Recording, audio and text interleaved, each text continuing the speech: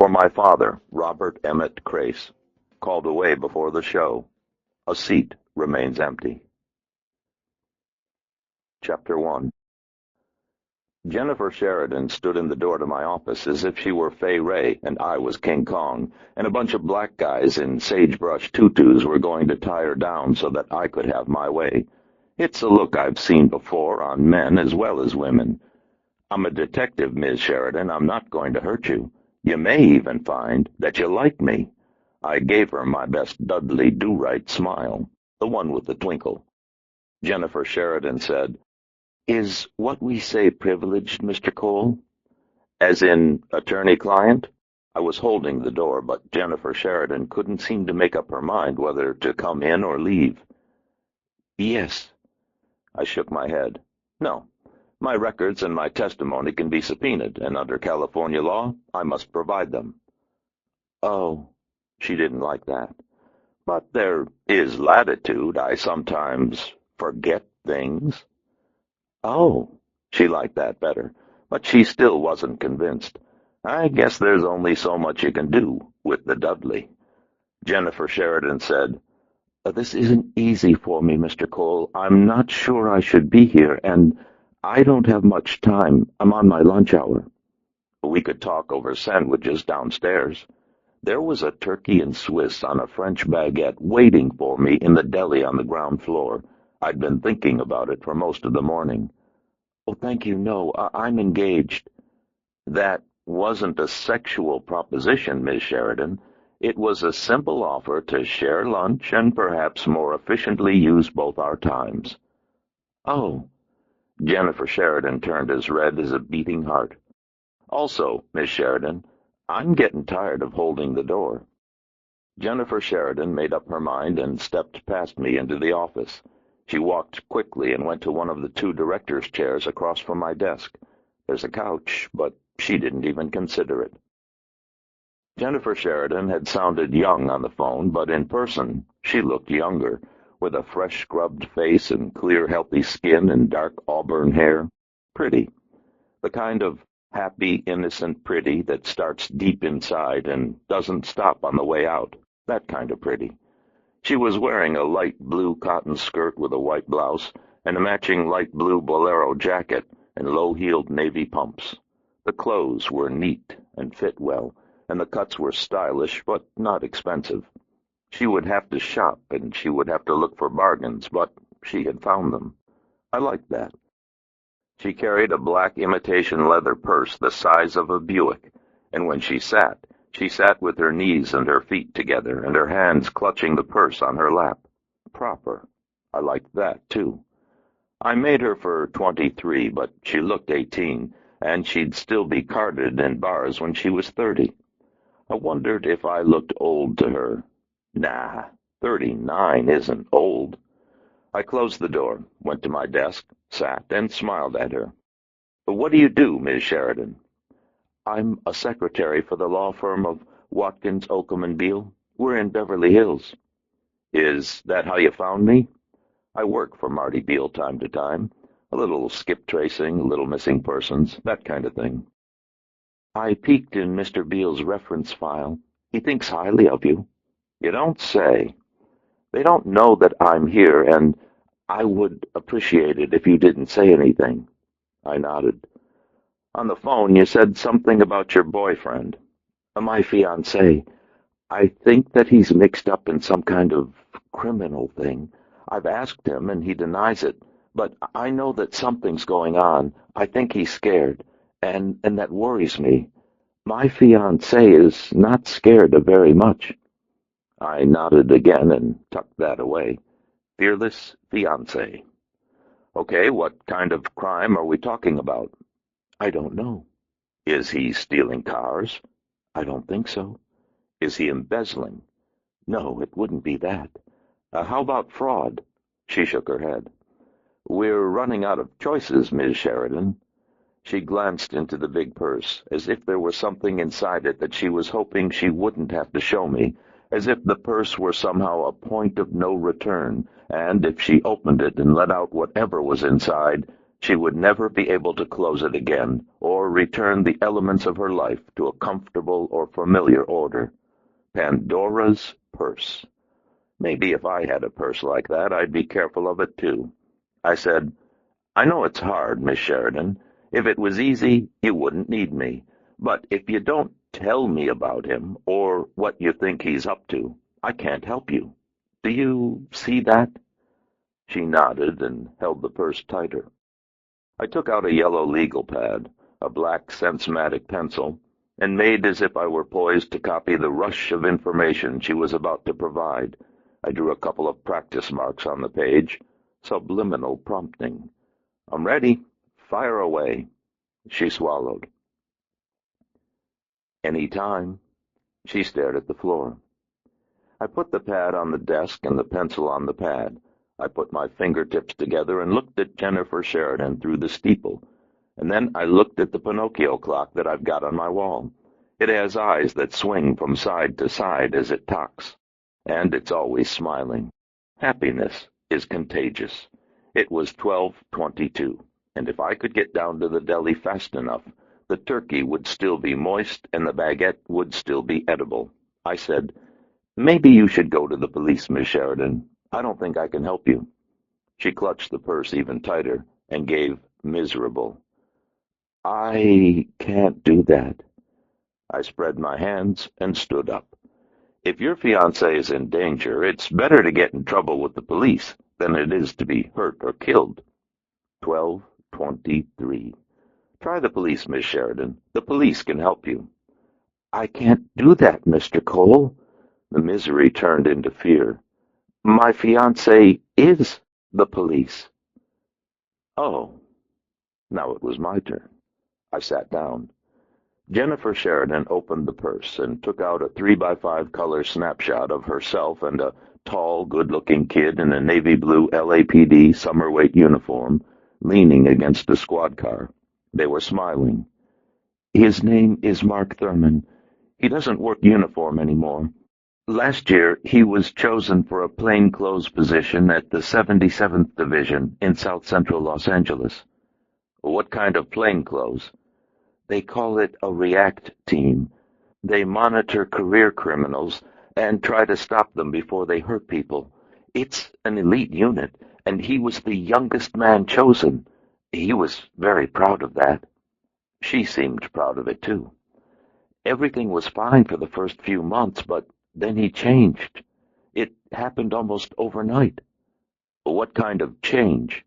I was thinking Kevin McCarthy, Invasion of the Body Snatchers. "He became anxious and scared and secretive.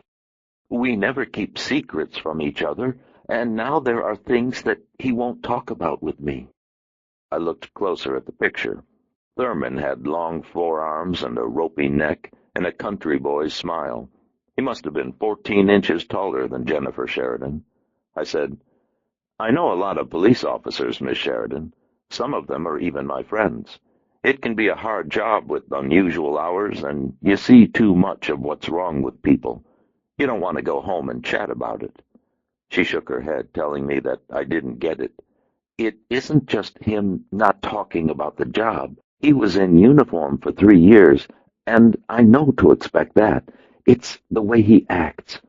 We used to talk about getting married and having children, but we don't anymore. I ask him what's wrong. He says nothing. I say, 'Tell me about your day.' He says that there's nothing to say. He was never like that before. He's become irritable and snappish." "Irritable. That's right. He's irritable, and that's why you think he's involved in crime?" She gave me exasperated. "Well, it isn't just that."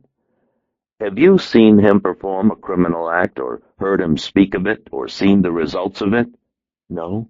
"Has he exhibited signs of an income other than his police salary?" "No." I tapped the desk. "Sounds like you think he's up to something because he's irritable." She gave me more of the impatience.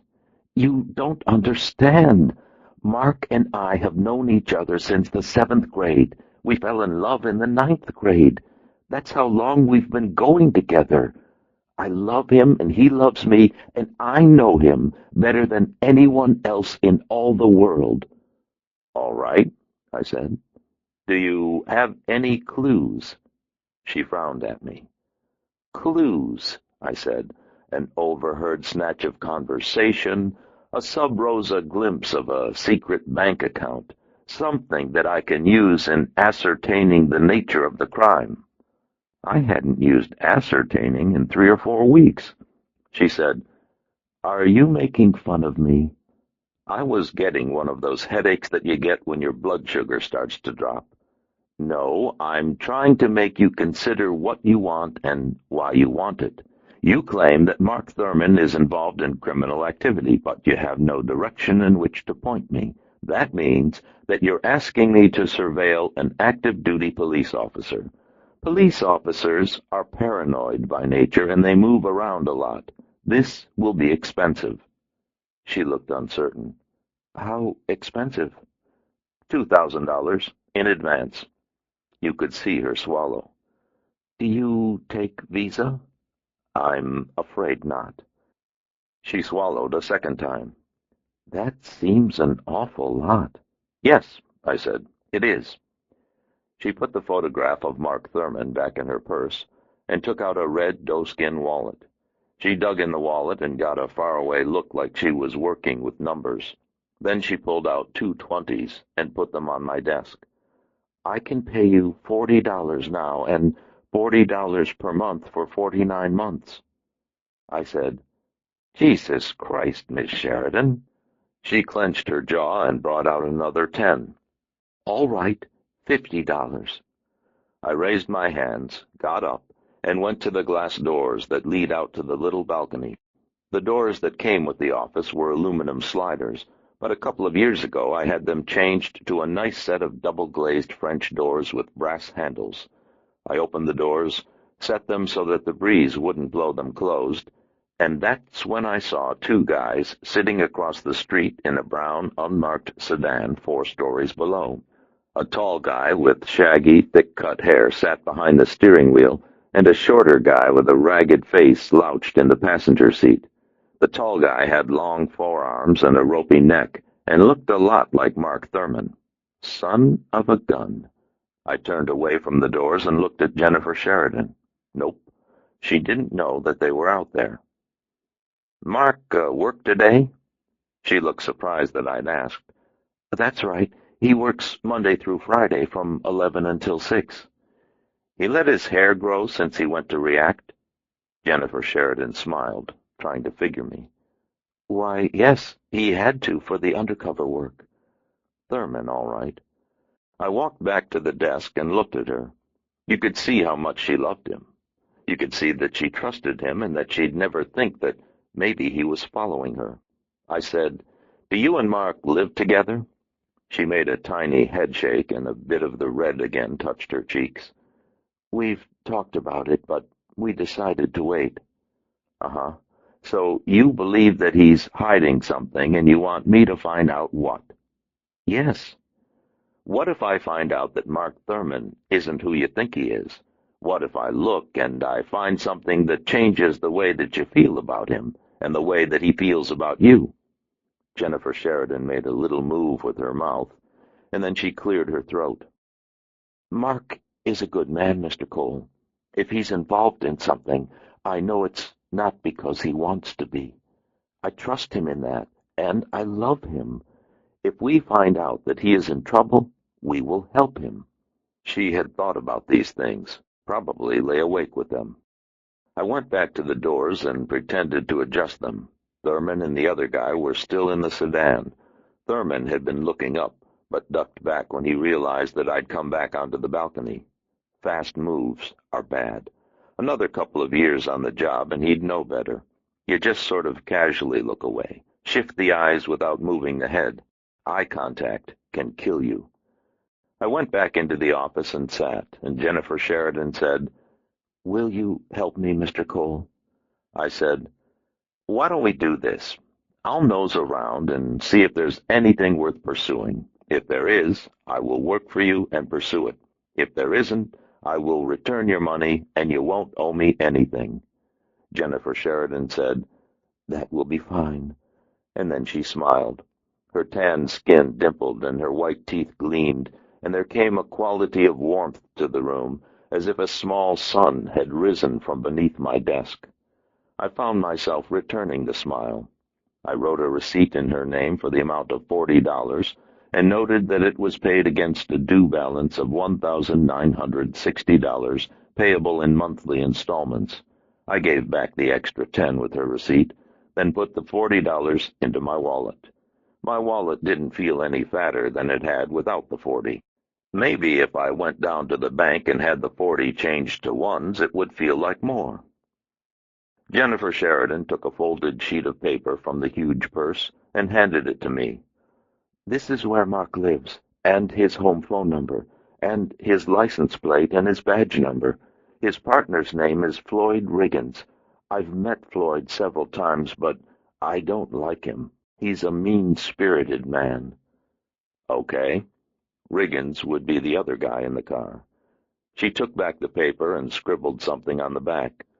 "This is where I live, and this is my work number. It's a direct line to Mr. Beale's office, and I answer his phone, so I'll be the one who picks up when you call." "Fine." She stood, and I stood with her. She put out her hand. I took it. I think we were in a contest to see who could smile the most.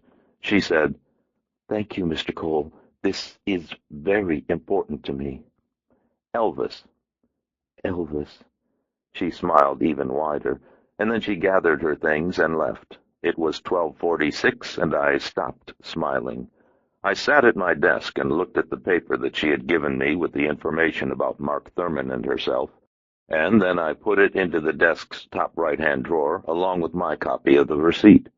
I leaned back and put my feet up, and I wondered why Mark Thurman and his mean-spirited partner Floyd Riggins were following Jennifer Sheridan while they were on duty. I didn't like the following, but I didn't have very long to wonder about it.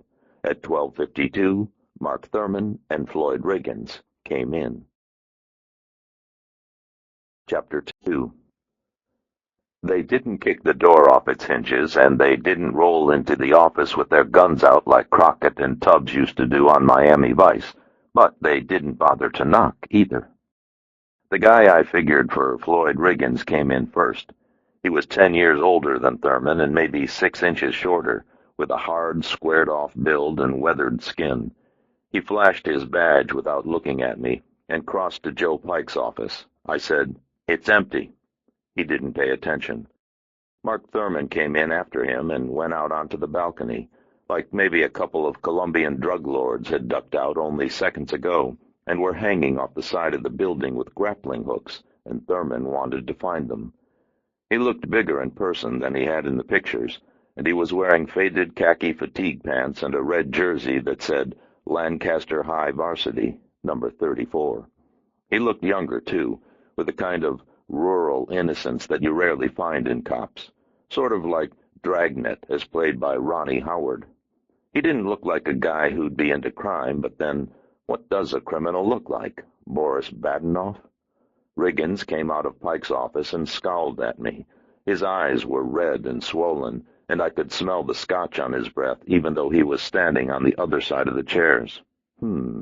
Maybe he didn't have the weathered look after all. Maybe he had the drunk look. Riggins said, "We need to talk about the girl." I gave him innocent. Girl?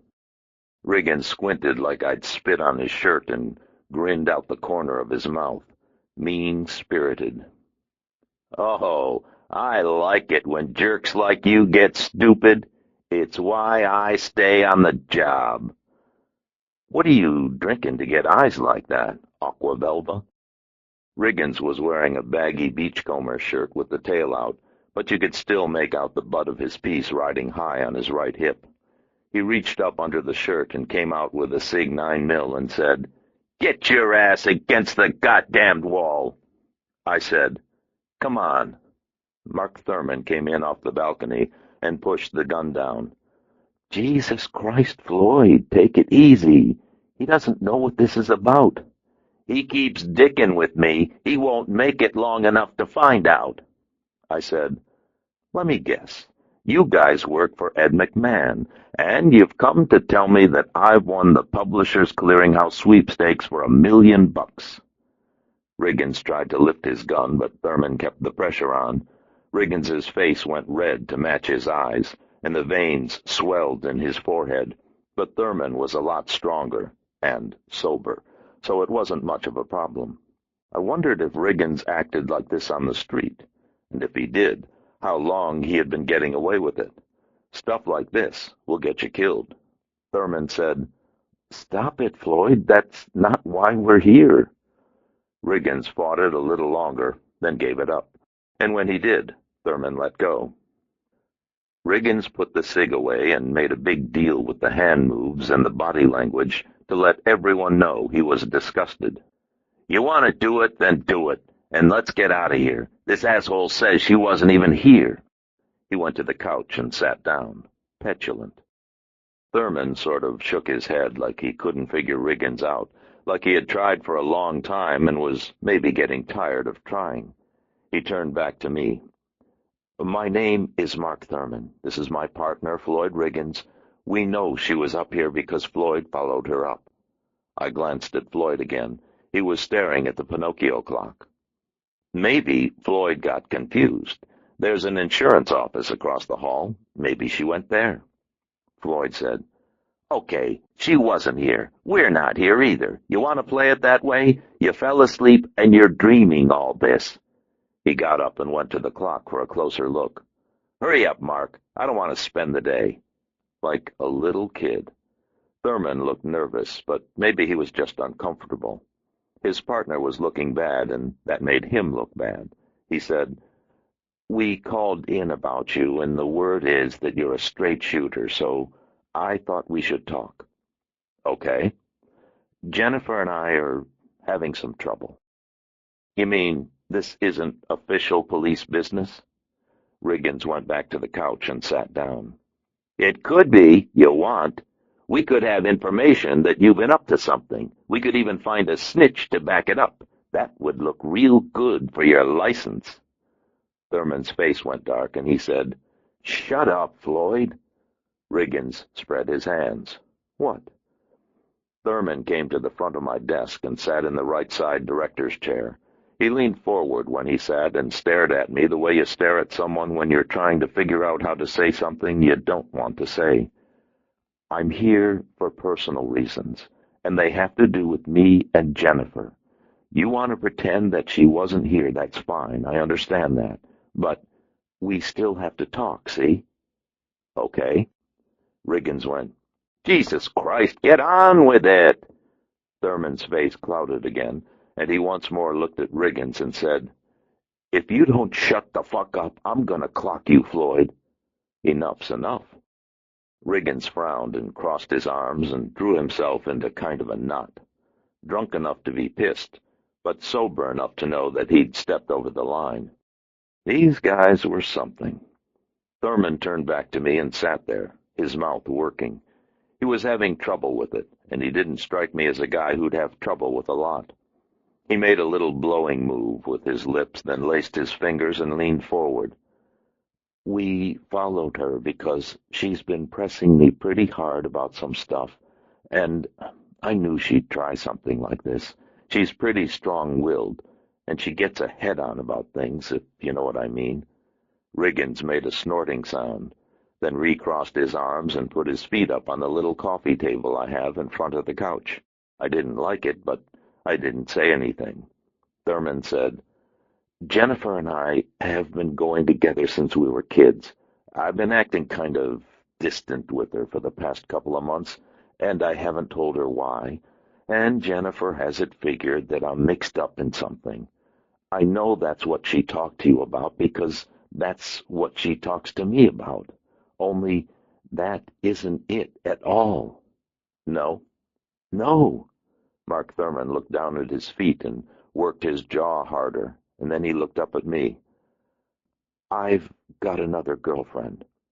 I stared at him. "I knew that if she hired someone, they'd find out and tell her, and I don't want that. Do you see?" I said, Another woman. He nodded. You've been seeing another woman, and Jennifer knows something is up, but she doesn't know what. And you're trying to head me off, so I won't blow the whistle. He nodded again. Riggins uncurled his arms and pushed up from the couch. You don't need to know anything else. The word is that you're a straight shooter, and we're looking for a break. It was me, I'd slap the bitch down and move on, but he doesn't want to play it that way. Why don't you give the kid a hand? I said, Jesus Christ, Riggins, why'd you come along? Moral support? Riggins said, No one's trying to muscle you, smart guy. Everyone's playing straight up. Riggins jerked his head toward Thurman. Tell him we're playing straight up.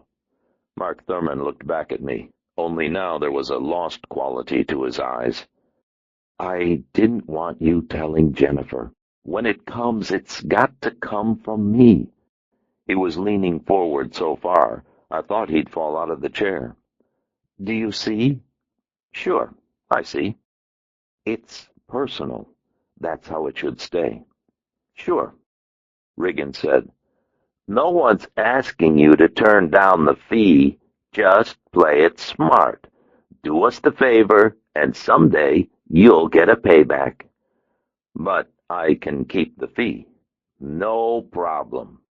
I looked at Thurman. Some right guy you've got as a partner, Thurman, saying it's okay for me to stiff your girlfriend. Riggins said, Fuck you, and banged out. Thurman sat in the director's chair, not saying anything, and then he pushed himself up. He was 24 years old, and he looked like a baby. When I was 24, I looked 1,000,000 years old, Vietnam. He said, You do what you want, Cole. No one's telling you what to do, but I'm asking you not to tell her what I said. I get ready. I should be the one who tells her, shouldn't I? Sure. I just gotta work this out. That's all I'm saying. Like he was in the principal's office. Like he had been caught throwing eggs at the class geek's house, and now he was ashamed of it. He went to the door. Riggins was already down the hall. I said, Thurman. He stopped and looked back at me with his right hand on the handle. Why don't you just tell her? He didn't answer. He stood there sort of staring like he didn't know what to say. Maybe he didn't. I said, She didn't say anything to me about crime. She said that she thought you were seeing another woman. She said that she always knew you were that way. Mark Thurman went as red as Jennifer Sheridan when I told her that I hadn't been making a pass. He stared at me with the sort of look you'd have if you were in a hurry one day and backed out your drive without looking and ran over a child, like someone had pushed an ice spike through your heart. He stared at me like that, and then he went out. He didn't close the door. I went to the little balcony and stood back from the rail and watched the street. Mark Thurman and Floyd Riggins came out of my building, climbed back into the brown sedan, and drove away. Neither of them spoke, as far as I could tell, and neither of them looked particularly happy. It was 6 minutes after 1, and it looked as if my case was solved. I closed the glass doors, sat on my couch, and thought about what I might say when I was inducted into the Detectives' Hall of Fame. Perhaps they would bill me as Elvis Cole, world's fastest detective. Wouldn't Jennifer Sheridan be pleased? She could say, I knew him when. At 6 minutes after 1, Jennifer Sheridan would be sitting in Marty Beale's outer office, not expecting a phone call in which the detective that she had hired only moments before would crush her heart with one fell blow. Service with a smile. Thank you, ma'am, and the bill is in the mail. Of course, since I had made such a big deal to Jennifer Sheridan about her lack of proof, she might inquire as to mine, and I had none. I had only Mark Thurman's word, and maybe he had lied. People do. I put aside my thoughts of the Hall of Fame and called a guy I know named Rusty Sweethagen. For 24 years he drove a black and white in and around the city of Los Angeles. Then his wife's father died, and he inherited a pretty nice restaurant in Venice, about 4 blocks from the beach. He likes it better than being a cop. He said, Rusty's. I made hissing and crackling noises into the phone. I'm calling from the new car phone. Pretty good, huh? Rusty Sweethagen said. Bullshit, you got a car phone. Then he yelled at someone in the background. Hey, it's the big-time op making like he's got a car phone. Someone said something, and then he came back on the line. Emma says hey. Hey back. I need to find out about an officer, and I don't want him to know. This guy active duty? Yeah. His name is Mark Thurman. He works a react team out of the 77th. Rusty didn't say anything. I guess he was writing. Then he said, Is this guy dirty? He didn't like asking. You could hear it in his voice. You ride the black and white for 24 years, and you don't like asking. I want to find out. Can you do this for me? Sure, Elvis. I'd do anything for you. You know that. I know. I'll be by in a couple of hours. That okay? Fine. Rusty Sweethagen hung up, and then I hung up. I took the shoulder holster out of my bottom left drawer and put it on. It's a nice brushed leather Bianchi rig that cost a fortune, but it's comfortable, and it's made for the Dan Wesson .38 revolver that I carry. Stylish detectives often carry automatics, but I've never been a slave to fashion. I took the Dan Wesson out of its drawer and seated it into the shoulder holster, and then I covered the works with a light gray cotton sport coat. It looks great over my black and maroon Hawaiian beach shirt, and is ideal for hiding firearms in L.A.'s summer weather. I took the Watkins, Oakham & Beale stationery out of my desk and put it in the inside pocket of my sport coat, then called the deli and asked them if they still had my turkey and Swiss on baguette. They did. I walked the 4 flights down to the deli, ate my sandwich at a little table that they have by the door, then left to find out whether or not LAPD officer Mark Thurman was telling the truth or telling a lie. Either way, Jennifer Sheridan wouldn't like it. Chapter 3. Driving along Santa Monica Boulevard through West Hollywood and Beverly Hills is a fine thing to be doing in late March, just at the end of the rainy season. It was warmer than it should have been, with highs in the mid-80s, and mare's tail cirrus streaking the sky with feathery bands, and there were plenty of men in jogging shorts and women in biking pants and day-glow headbands. Most of the men weren't jogging and most of the women weren't biking, but everyone looked the part. That's L.A. At a traffic light in Westwood, I pulled up next to a woman in pristine white biking pants and a white halter workout top, sitting astride a white Japanese racing bike. I made her for Jennifer Sheridan's age, but maybe she was older. The line of her back was clean and straight, and she leaned to the right, her right toe extended down to kiss the street, her left toe poised on its pedal. Her skin was smooth and tanned, and her legs and body were lovely. She wore a ponytail and bronze-tinted sunglasses. I gave her the big smile, a little Dennis Quaid, a little Kevin Costner. She stared at me through the bronze lenses and said, "No." Then she pedaled away. Maybe 39 is older than I thought. At the western edge of UCLA, I climbed the ramp onto the 405 freeway and headed north into the San Fernando Valley. In another week, the smog and haze would build, and the sky would be bleached and obscured.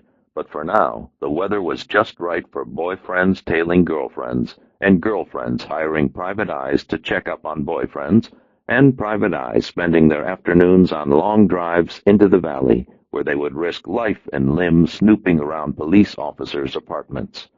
If Randy Newman were here, he'd probably be singing, "I Love L.A." I edged off the 405 at Nordhoff and turned west, cruising past the southern edge of Cal State, Northridge, with its broad open grounds and water-conscious landscaping and remnants of once great orange groves. In the pre-war years before freeways and superhighways, the valley was mostly orange trees, but after the war the orange groves began to vanish, and the valley became a bedroom community of low-cost family housing tracts.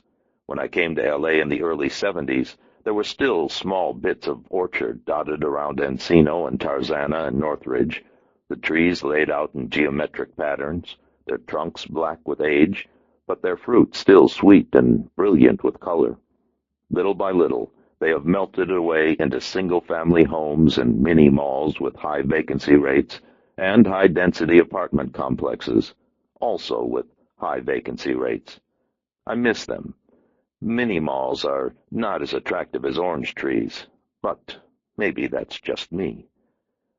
Mark Thurman lived in a converted garage apartment in the northwestern part of the San Fernando Valley, about a mile west of Cal State Northridge, in an older area with stucco bungalows and clapboard duplexes and mature landscaping. Though the structures are old, the residents are not, and most of the apartments are rented to college students or junior faculty from the university or kids out on their own for the first time.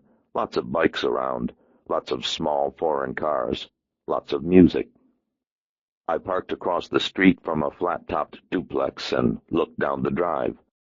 The sheet of Watkins Oakham stationery said that Thurman drove a 1983 blue Ford Mustang as his personal car, but the Mustang wasn't around, and neither was the dark brown copmobile. Still out fighting crime, no doubt, or tailing Jennifer Sheridan. A chain-link fence ran parallel to the drive along a row of 8-foot hedges. About halfway back, a little wrought-iron gate ran from the fence to the duplex, cutting the drive in half. Thurman's converted garage was in the rear yard behind the gate. Snuggled against the hedges, a set of sliding glass doors had been installed where the garage door used to hang, and someone had built a little sidewalk out of stepping stones that ran around the side of the place by the hedges. A curtain of vertical blinds was drawn across the glass doors and pulled closed. It was a nice, neat, well-kept place, but it didn't look like the kind of place a cop taking down heavy graft would keep. Of course, maybe Mark Thurman was smart, and the outward appearance of his home was just a dodge to throw off unsuspecting PIs. Maybe the inside of the place looked like Uncle Scrooge's money bin, and the walls were lined with cash and bricks of gold. Only one way to find out. I got out of the Corvette, strolled up the drive, and let myself through the little wrought-iron gate. A young German shepherd was lying by the gate beneath the hedges next door. He watched me come, and when I let myself through the gate, he lifted his head. I said, "Woof." He got up and walked with me. Police dog. If Thurman came home, I'd have to go over the fence. Hope he didn't bite. There were 3 young women lying on towels in the little yard that separated the duplex from the guest house. One was on her belly, the other 2 were on their backs, and the one nearest to me was up on an elbow, adjusting a radio. U2. Nobody was wearing very much in the way of clothes, and you could smell the suntan oil. The one with the radio saw me first and made a little gasping noise. I said, "Hi, ladies, is Mark around?" Elvis Cole, the smooth detective. The one with the radio relaxed, and the other 2 looked over. The one without the radio was wearing little round sunglasses, and the one on her belly smiled. The 2 on their backs were brunette, the one on her belly a blonde. The one with the radio said, "He's at work." I glanced at my watch and made a big deal out of looking disappointed. "He said he'd meet me here. I guess he got hung up." The one on her belly said, "Are you a cop, too?" I said, "Do I look like a cop?" The 3 of them nodded. I spread my hands. "I'd do great undercover, huh?" The one on her belly said, "I don't know. You might." The other 2 laughed. The one with the little round glasses covered her mouth and said, "Oh, my God, do you know who he looks like? He looks like Mel Gibson in Lethal Weapon. Don't you think so?"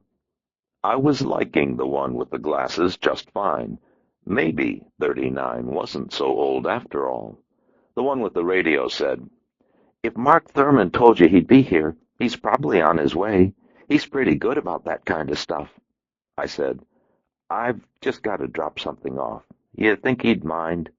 Radio said, "You could leave it with us." I couldn't do that. It's business-related, and it's sort of a surprise.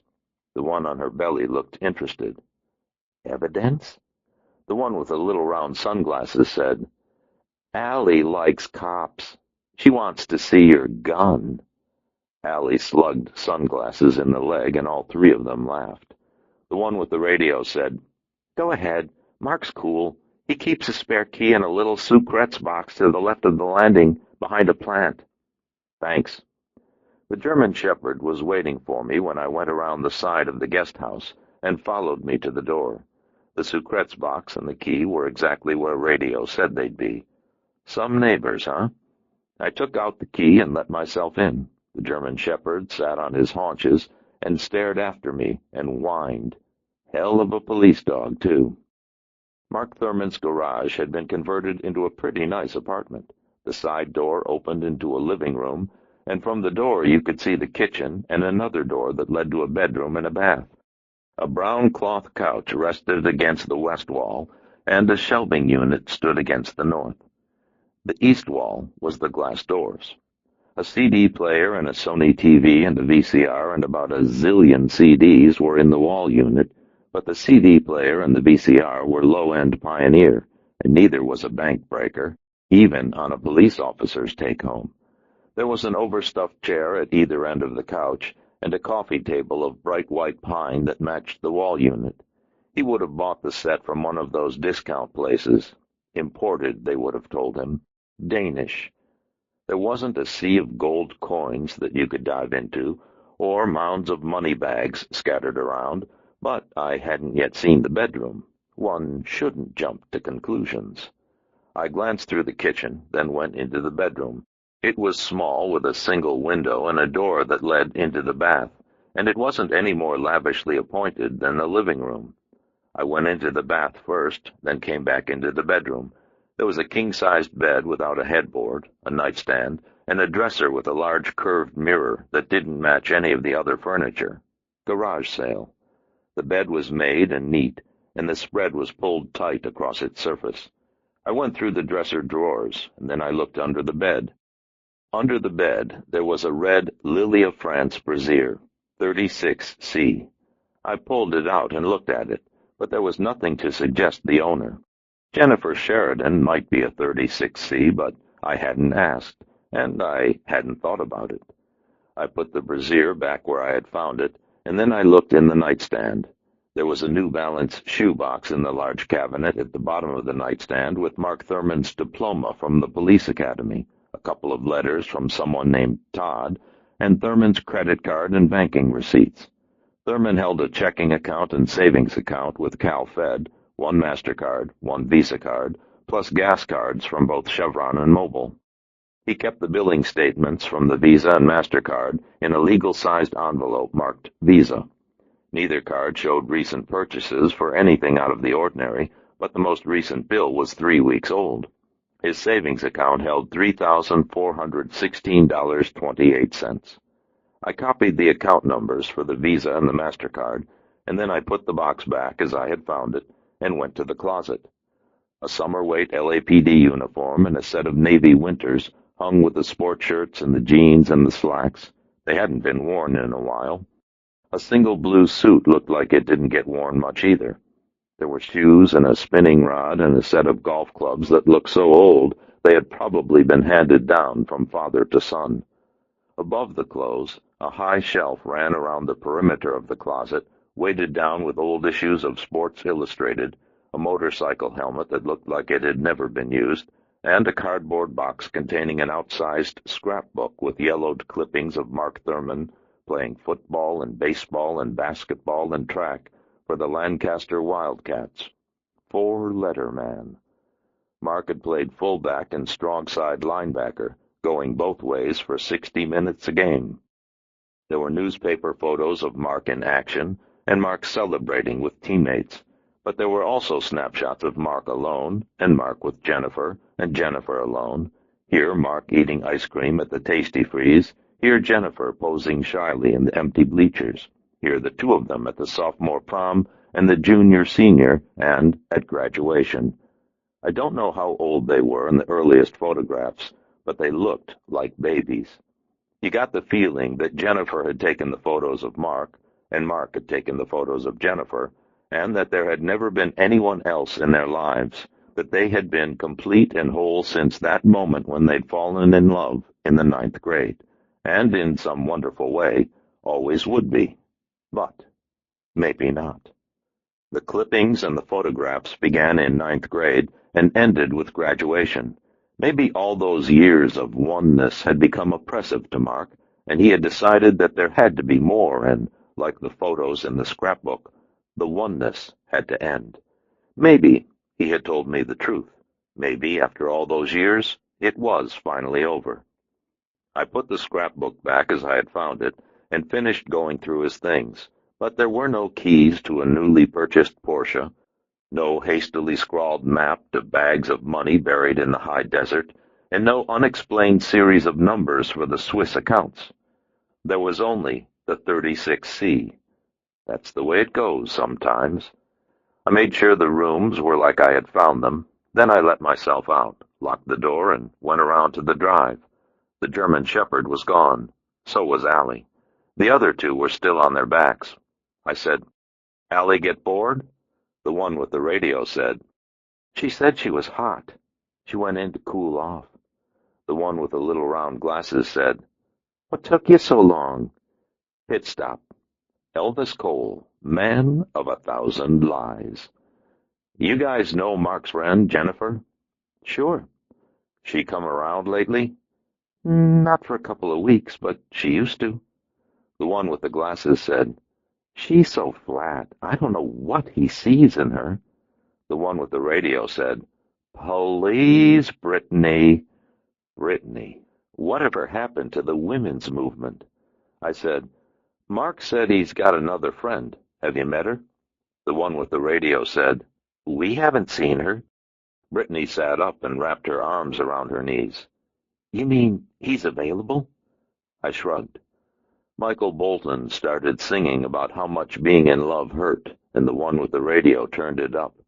Brittany lay back and stretched, making a thing out of lifting her ribs and showing her body. She looked thoughtful, making plans, no doubt, devising strategies. The one with the radio said, "Let me get Allie. She wanted to say goodbye." Then she got up and went into the house. Brittany was mumbling to herself, and Allie was probably mumbling too. I left before they got back. Women in heat are frightening to behold. Chapter 4. I let myself out through the little gate, walked back to my car, and drove 2 blocks to a 7-Eleven, where I used their payphone to call a friend of mine who works in the credit department at Bank of America. I gave her Mark Thurman's name, Social Security number, and account numbers from both his Visa and MasterCard. I told her that I wanted to know if the charge totals for the month exceeded $2,000, and if they did, how many separate purchases exceeded $500 and where and when they had been made. I also told her that I wanted to know if Thurman had applied for or received any additional credit cards during the past year. She asked me who the hell did I think I was, calling up out of the blue and asking for all of that. I told her that I was the guy who was going to take her to see Sting at the Greek Theater, then take her to dinner at Chinois on Main afterwards. She asked if tomorrow was okay, or did I want the information later tonight. She called me Chickie when she said it. I drove back to the 405, then went south, back across the floor of the valley, then through the Sepulveda Pass and into the basin, heading toward Venice and Rusty Sweethagen's place. I left the freeway at Wilshire and turned west to San Vicente Boulevard in Brentwood. It would have been faster to stay on the 405, but San Vicente was nicer, with interesting shops and elegant cafes and palatial homes that somehow seemed attainable, as if the people within them got there by working hard and were still the type of folks who would give you a smile if you passed them on the sidewalk, sort of like the Cleavers or the Ricardos. Bike paths bordered the east and westbound lanes, and an expansive center island with a row of mature coral trees divided the traffic. Bicyclists and joggers and power walkers flocked to San Vicente for its pleasant surroundings and 2 miles straight away from Brentwood to the ocean. Even at midday, the bike paths were crowded and runners pounded along the center island. A man who might have been Pakistani ran with a dust mask, and a red-haired woman with a Rottweiler stopped to let the dog piddle on a coral tree. The woman kept her legs pumping as she waited for the dog. Both of them looked impatient. Brentwood became Santa Monica, and the nice homes became nice apartment buildings, and pretty soon you could smell the ocean, and pretty soon after that you could see it. Santa Monica has rent control, and many of the apartment buildings had little signs fastened to their walls that said, People's Republic of Santa Monica, protest by the apartment owners. San Vicente ended at Ocean, which runs along a 60-foot bluff separating Santa Monica proper from the sand and the water and Pacific Coast Highway.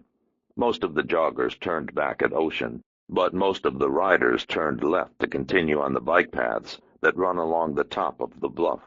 I turned with the riders. The top of the bluff sports green lawns and roses and a comfortable park-like setting. There are benches, and some of the time you can sit and watch the ocean and the volleyball games down below on the beach. The rest of the time, the benches are used by the thousands of homeless who flock to Santa Monica because of its mild climate. Santa Monica encourages this, the People's Republic. A block and a half up from the Venice boardwalk, I aced out a flower delivery van for a parking spot, fed the meter, and walked 2 blocks inland to Rusty Sweethagen's place, between a real estate office and an architectural firm where they specialized in building houses on unbuildable building sites. You could eat at Rusty's during the day, and people did, but mostly they went there to drink. The real estate salespeople were all politically correct women who believed in Liz Claiborne, and the architects were all young guys in their 30s who dressed in black and wore little round spectacles. Everyone was thin, and everyone looked good. That's the way it is in Venice. Rusty Sweethagen is a short, wide guy with a body like a bulldog and a head like a pumpkin. If you didn't know that he owned the place, you'd think he was there to rob it. Venice is like that, too.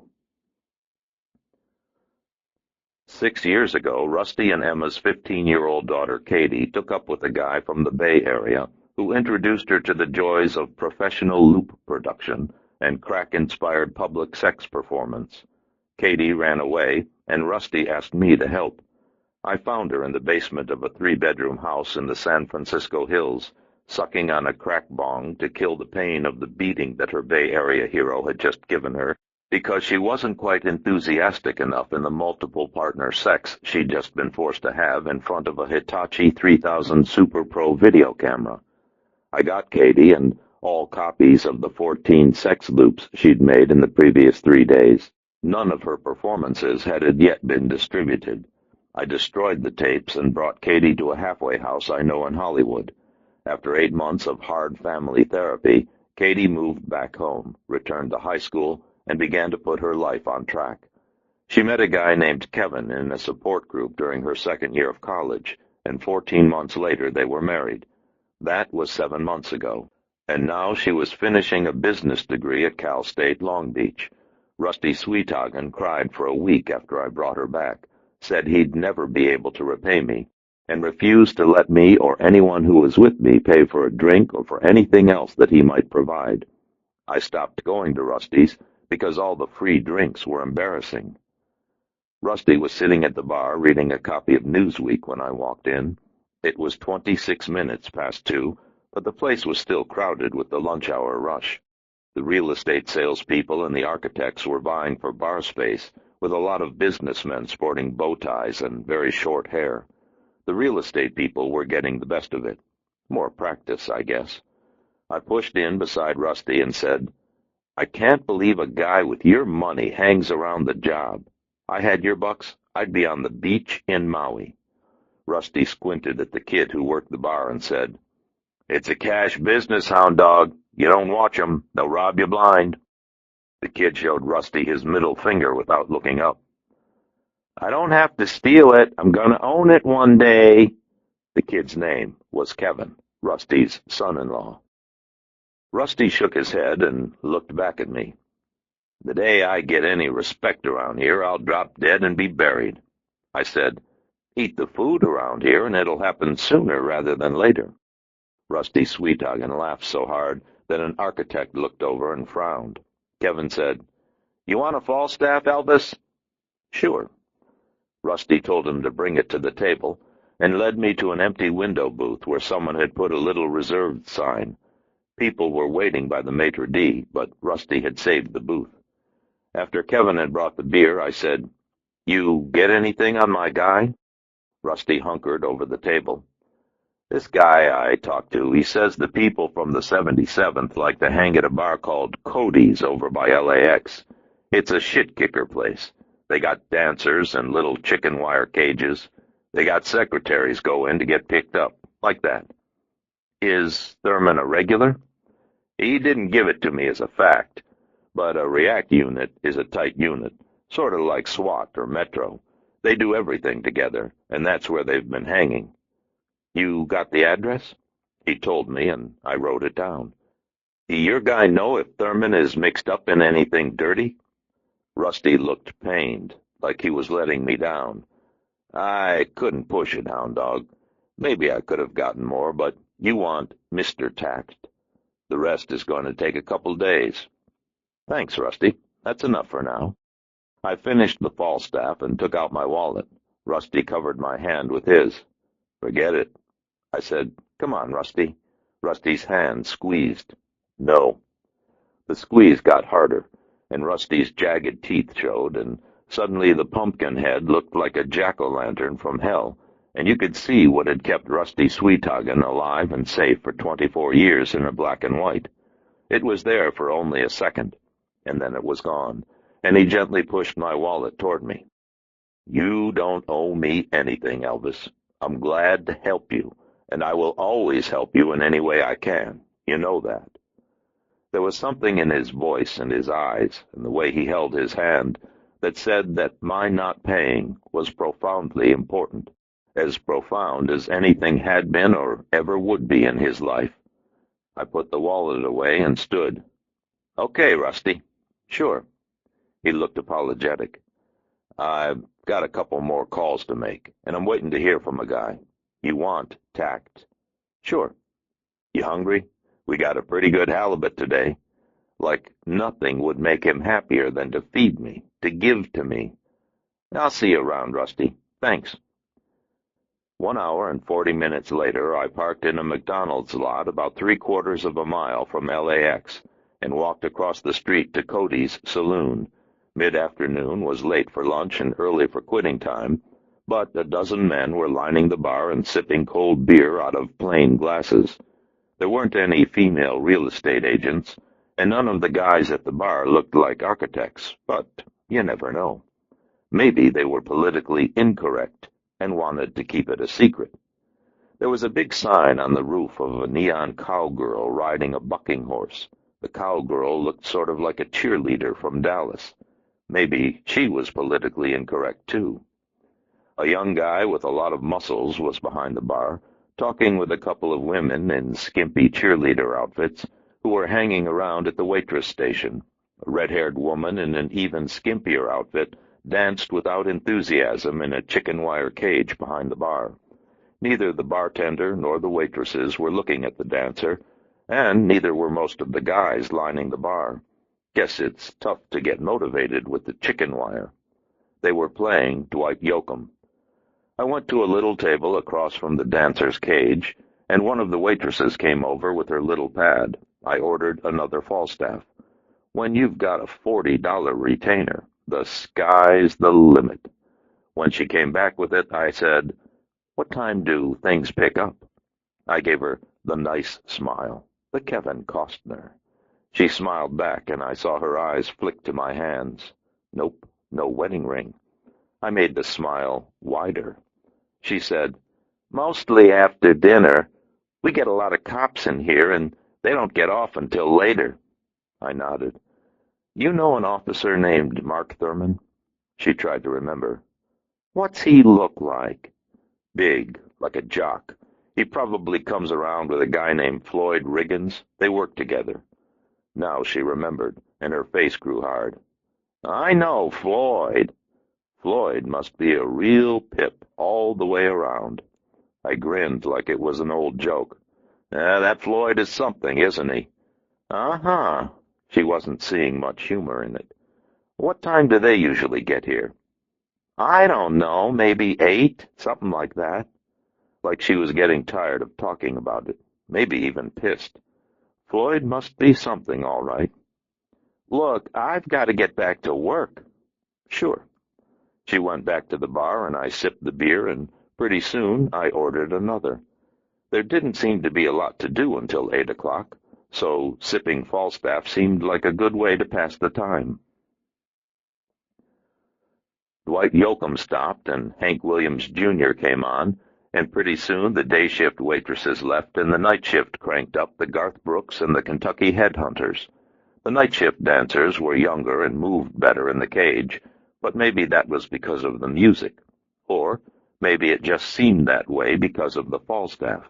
Maybe, if you drank enough Falstaff, your personal time scale would grind to a stop, and everyone around you would move faster and faster until they looked like a Chippendale cartoon running at fast forward, and you looked like a still picture frozen in time.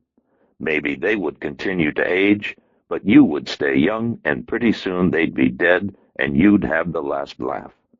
That Falstaff is something, isn't it? Maybe I was just drunk. Occupational hazard. By 7 o'clock, the crowd had grown, and I didn't want to be there if Riggins or Thurman walked in early. So I paid for the beer, went back to the McDonald's, and bought a couple of cheeseburgers to eat in the car.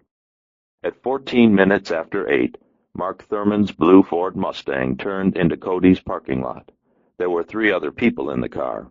A brown-haired woman was sitting in the front passenger seat beside Thurman. Riggins and an overweight blonde were shoehorned into the back. The overweight blonde was loud and laughing and pulling at Riggins's pants as they got out of the car. The brown-haired woman was tall and slender and looked like a 36C. They walked across the parking lot, Riggins and the blonde together, Thurman and the brunette together, and then the 4 of them went into the bar. I sat in my car for a long time after they disappeared, smelling the McDonald's and tasting the beer and watching the neon cowgirl blink.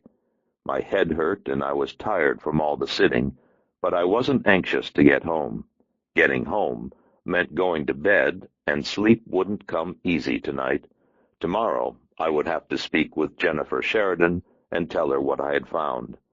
Sleep never comes easy when you're going to break someone's heart. Chapter 5. I woke the next morning with a dull ache behind my right eye and the sound of pinches on my deck. I have a little A-frame off Woodrow Wilson Drive in Laurel Canyon, in the hills above Hollywood. I don't have a yard because the A-frame is perched on a hillside, but I've got a deck and a nice view of the canyon. A woman I know gave me a build-it-yourself bird feeder kit for Christmas, so I built it and hung it from the eave of my roof high enough to keep the birds safe from my cat. But the birds scratch the seed out of the feeder, then fly down to the deck to eat the seed. They know there's a cat, but still they go down to pick at the seed. When you think about it, people are often like this too. I rolled out of bed, pulled on a pair of shorts, then went downstairs and out onto the deck. The finches flew away in a gray, fluttery cloud. I did 12 sun salutes from the Hatha Yoga to loosen my muscles, then moved to the Tai Chi, and then to the Taekwondo, first the tiger and crane katas, and then the dragon and eagle. As I worked, the finches returned to eat and watched as if I were now elemental to their world and no longer a threat. I worked for the better part of an hour, driving through the katas faster and faster, breathing deep to well my energy, then unloading that energy with long, explosive moves until my muscles burned and the sweat spotted the deck as if there had been a passing rain shower. I finished with another 12 sun salutes, and then I went in. Penance for the Falstaff. Or maybe just client avoidance. My cat was staring at the finches. He's large and he's black, and he carries his head sort of cocked to the side from when he was headshot by a .22. He said, "Meow." I shook my head. "Not now. Got a call to make." He followed me into the kitchen and watched while I called my friend at B of A. You know you're serious when you call after an hour's worth of katas before you shower. Good thing we don't have smellophones. I said, "You get anything out of the ordinary on Mark Thurman?" The detective makes a desperate last-ditch attempt at linking Mark Thurman to criminal activity. Doesn't look like it. Thurman's outstanding credit charges on both Visa and MasterCard appear typical. Also, he's not applied for higher credit limits nor additional credit cards through any facility in the state of California. The desperate attempt fails. That's it, huh? You sound disappointed. What's disappointment to a hard guy like me? Tell me about it. Are these good seats for Sting, or are we going to camp in the back of the house like last time? Did I mention that you're not aging well? She hung up. So did I. These dames. I took a deep breath, let it out, and then I called Jennifer Sheridan at Marty Beale's office. She answered on the second ring. Watkins, Oakham and Beale, Mr. Beale's office. This is Elvis Cole. I've uncovered some things, and we should speak. The cat came over and head-bumped me. Well, all right. She didn't sound happy about it, like maybe she could hear something in my voice. Can you tell me now? It's better if we meet for lunch. Kate Mantalini's is very nice. More of the pause. Is it expensive? I'll pay, Miss Sheridan. Well, I only have the hour. Nervous. I could pick up a couple of cheeseburgers and we could sit on the curb. Maybe the restaurant would be all right. It's only a few blocks from here, isn't it? 3 blocks. I'll make a reservation. I will pick you up in front of your building, or we can meet at the restaurant. Oh, I don't mind walking. Fine. I put the receiver down, and the cat looked up at me. He said it again. Meow. I picked him up and held him close. He was warm against me, and his fur was soft, and I could feel his heartbeat. It was good to hold him. He often doesn't like it, but sometimes he does, and I've found over the years that when I most need to hold him, he most often allows it. I like him for that. I think it's mutual. I scrambled 2 eggs, put them in his bowl, then went upstairs to shower and dress. At 7 minutes after 12, I walked into Kate Mantalini's and found Jennifer Sheridan already seated. The waiters were smiling at her, and an older woman at the next table was talking to her, and all the lights of the restaurant seemed focused on her. Some people just have lives like that, I guess. She was wearing a bright blue pantsuit with a large ruffled tie and black pumps with little bows on them, and she looked even younger than the first time I'd seen her. Maybe she wasn't 23. Maybe she was 17, and the people around us would think I was her father. If she looked 17 and I looked 38, that would work out. Bummer. She said, I hope this won't take long. It won't. I motioned to the waiter and told him that we were in a hurry and would like to order. He said fine and produced a little pad. I ordered the Niçoise salad with sesame dressing and an Evian water. Jennifer Sheridan had a hamburger and French fries and a Diet Coke. The waiter smiled at me when she ordered. Probably thought I was a lecher. When the waiter had gone, Jennifer Sheridan said, What have you found out, Mr. Cole? The Mr. What I have to tell you will not be pleasant, and I want you to prepare yourself for it. If you'd rather leave the restaurant so that we might go someplace private, we can do that. She shook her head. I said, Typically, when an officer is profiting from crime, it shows up in his lifestyle. He'll buy a boat or a timeshare, or maybe a high-end sound system, something like that. She nodded. Mark hasn't. In fact, I checked his bank balances and his credit card expenses, and there's no indication that he has received any undue or inordinate sums of money. She looked confused. What does that mean? It means that he's not been acting strangely because he's involved in crime. There's a different reason. He's seeing another woman. Jennifer Sheridan made a little smile and shook her head as if I'd said 3 + 1 is 5, and she was going to correct me. No, that's not possible. I'm afraid that it is. Where's your proof? angry now. The older woman at the next table looked over. She frowned when she did. She had a lot of hair, and the frown made her look like one of those lizards with the big frill. I said, 5 minutes after you left my office yesterday, Mark came to see me. He had been following you. He explained to me that he was seeing someone else and that he had not been able to bring himself to tell you. He asked me not to tell you this, but my obligation and my loyalty are to you. I'm sorry. The detective delivers the death blow. Jennifer Sheridan didn't look particularly devastated, but maybe that was just me.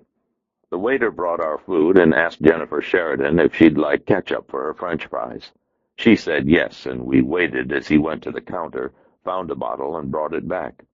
Neither of us said anything, and Jennifer Sheridan didn't look at me until he had gone away. He seemed to know that something was wrong, and frowned at me, too. The woman with the big hair was keeping a careful eye on our table. When the waiter was gone, Jennifer Sheridan ate 2 French fries, then said, "For Mark to come to you and make up a story like this, he must be in bigger trouble than I thought." I stared at her. "You think he's making it up?" "Of course." I put down my fork, and I looked at the niçoise. It was a good-looking salad with freshly grilled ahi tuna, and I think I would have enjoyed eating it. Jennifer Sheridan had asked me for proof, and I told her about my visit from Mark Thurman, but I hadn't told her the rest of it, and I hadn't wanted to. I said, "He's not making this up." "Yes, he is. If you knew Mark, you'd know that, too." Confident. I nodded, and then I looked at the salad again. Then I said, "What size bra do you wear?" She turned a deep shade of crimson. "Now you're being ugly. I put you at a 34B. I went into Mark's apartment to look through his bank papers, and I found a 36C cup brassiere." She looked shocked. "You broke into his apartment? You went through his things?" "That's what private detectives do, Miss Sheridan." She put her hands in her lap. "It isn't real." It was a red lily of France brassiere. I held it. It was real. She shook her head. "That's not what I mean. They knew you would look, so they planted it there to make you think he was seeing another woman. What do they call it? A false lead?" Later that evening, I staked out a country and western bar called Cody's. It's a place where the police officers who work with Mark tend to gather. At a little bit after 8 last night, Mark and his partner Floyd Riggins arrived. Mark was with a tall woman with dark brown hair. I felt bad telling her, and the bad feeling was oily and close, but there didn't seem to be any other way. "And?" "I wish I had better news, but there it is. I've looked into the matter, and this is what I have found. I think my work here is done." "You mean you're quitting?" "The case is solved. There's nothing left to do." Jennifer Sheridan's eyes welled, and her mouth opened, and she let out a long, loud wail and began to cry. The woman with the big hair gasped and looked our way, and so did most of the other people in the restaurant. I said, "Maybe we should leave." "I'm all right." She made loud whooping sounds like she couldn't catch her breath, and the tears rolled down her cheeks, making dark tracks from the mascara. The waiter stormed over to the maitre d' and made an angry gesture. The woman with the big hair said something to an elderly man at an adjoining table, and the elderly man glared at me. I felt 2 inches tall. Try to see it this way, Jennifer. Mark being involved with another woman is better than Mark being involved in crime. Crime gets you in jail. Another woman is a problem you can work out together. Jennifer Sheridan wailed louder. "I'm not crying because of that." "You're not?" "I'm crying because Mark's in trouble and he needs our help, and you're quitting. What kind of crummy detective are you?" I spread my hands. The maitre d' said something to the waiter, and the waiter came over. "Is everything all right, sir?" Everything is fine, thank you. He looked at Jennifer Sheridan. She shook her head. He's a quitter. The waiter frowned and went away. The woman with the big hair made a tisking sound like she thought they should have done something. Jennifer said, I want to be sure, that's all. If he's seeing this other woman, then who is she? Do they work together? Does he love her? Did you follow them home? No. Then you don't know, do you? You don't know if they slept together. You don't know if he kissed her good night. You don't even know if they left the bar together. I rubbed my brow. No. The woman with the big hair whispered again to the elderly man, then stood and went to three women sitting in a window booth. One of the women stood to meet her. Jennifer Sheridan was crying freely, and her voice was choking. He needs us, Mr. Cole. We can't leave him like this. We can't. You've got to help me. The woman with the big hair shouted, Help her, for God's sake! The three women at the window booth shouted, Yeah! I looked at them. Then I looked back at Jennifer Sheridan. She didn't look 17 anymore. She looked 15 and homeless. I dropped my napkin into the niçoise. I'd had maybe 3 bites. You win. Jennifer Sheridan brightened. You'll stay with it? I nodded. You see how it's possible, don't you? You see that I'm right about this. I spread my hands. The defeated detective. She said, Oh, thank you, Mr. Cole, thank you. I knew I could depend on you. She was bubbling now, just like Judy Garland in The Wizard of Oz. She used her napkin to dry her eyes, but all she did was smear the mascara. It made her look like a raccoon. The woman with the big hair smiled, and the elderly man looked relieved. The waiter and the maitre d' nodded at each other.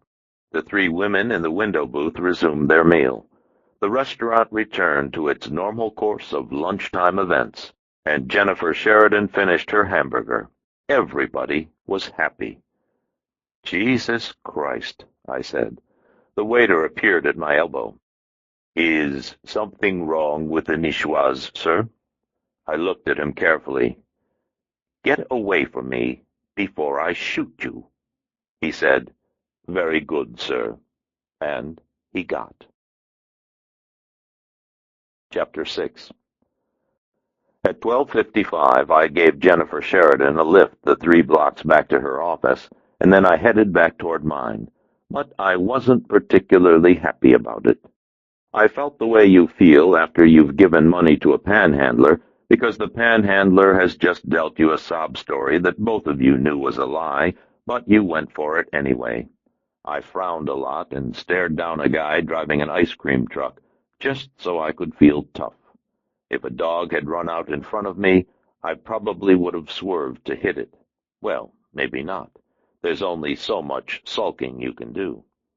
The problem was that Jennifer Sheridan wasn't a panhandler, and she wasn't running a number on me.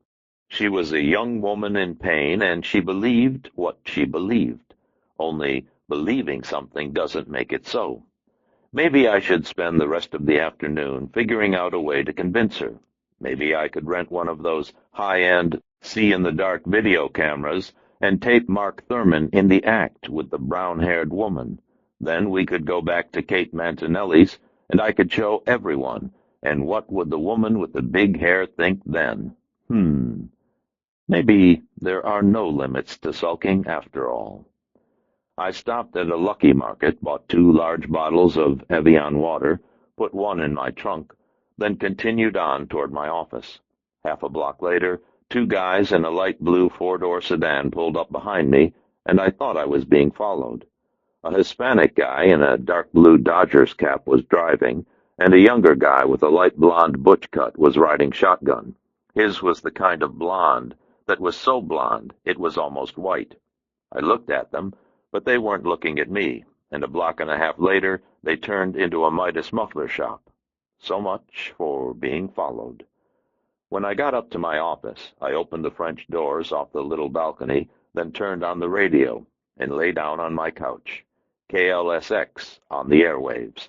Howard Stern all morning, classic rock all afternoon. We were well into classic rock, and I liked it just fine. Lynyrd Skynyrd, what could be better than that? It was a cool, clear afternoon, and I could be at the beach, but instead I was here. Portrait of a detective in a detective's office. When a detective is in a detective's office, shouldn't he be detecting? One of life's imponderables. The problem was that I didn't suspect Mark Thurman of a crime, and crime still didn't look good to me as the answer to Jennifer Sheridan's problems. If you're talking cops and crime, you're talking motive, and I didn't see it. I had been in Mark Thurman's home, and I had talked to his fiance and his neighbors, and the crime part just didn't fit. When you're talking cops and crime, you're talking conspicuous consumption. Cops like to buy cars, and they like to buy boats, and they like to buy vacation homes, and they explain it all by saying that the wife came into a little money. Only Thurman didn't have a wife, and as near as I could tell, he didn't have any of the other things either. Of course, there could always be something else. Debt and dope are popular motives, but Thurman didn't seem to fit the profile on those either. I had witnessed events and gathered evidence, and an examination of same had led to certain conclusions, which seemed fair to me, but not to the client. Maybe the client was crazy. Maybe I was crazy.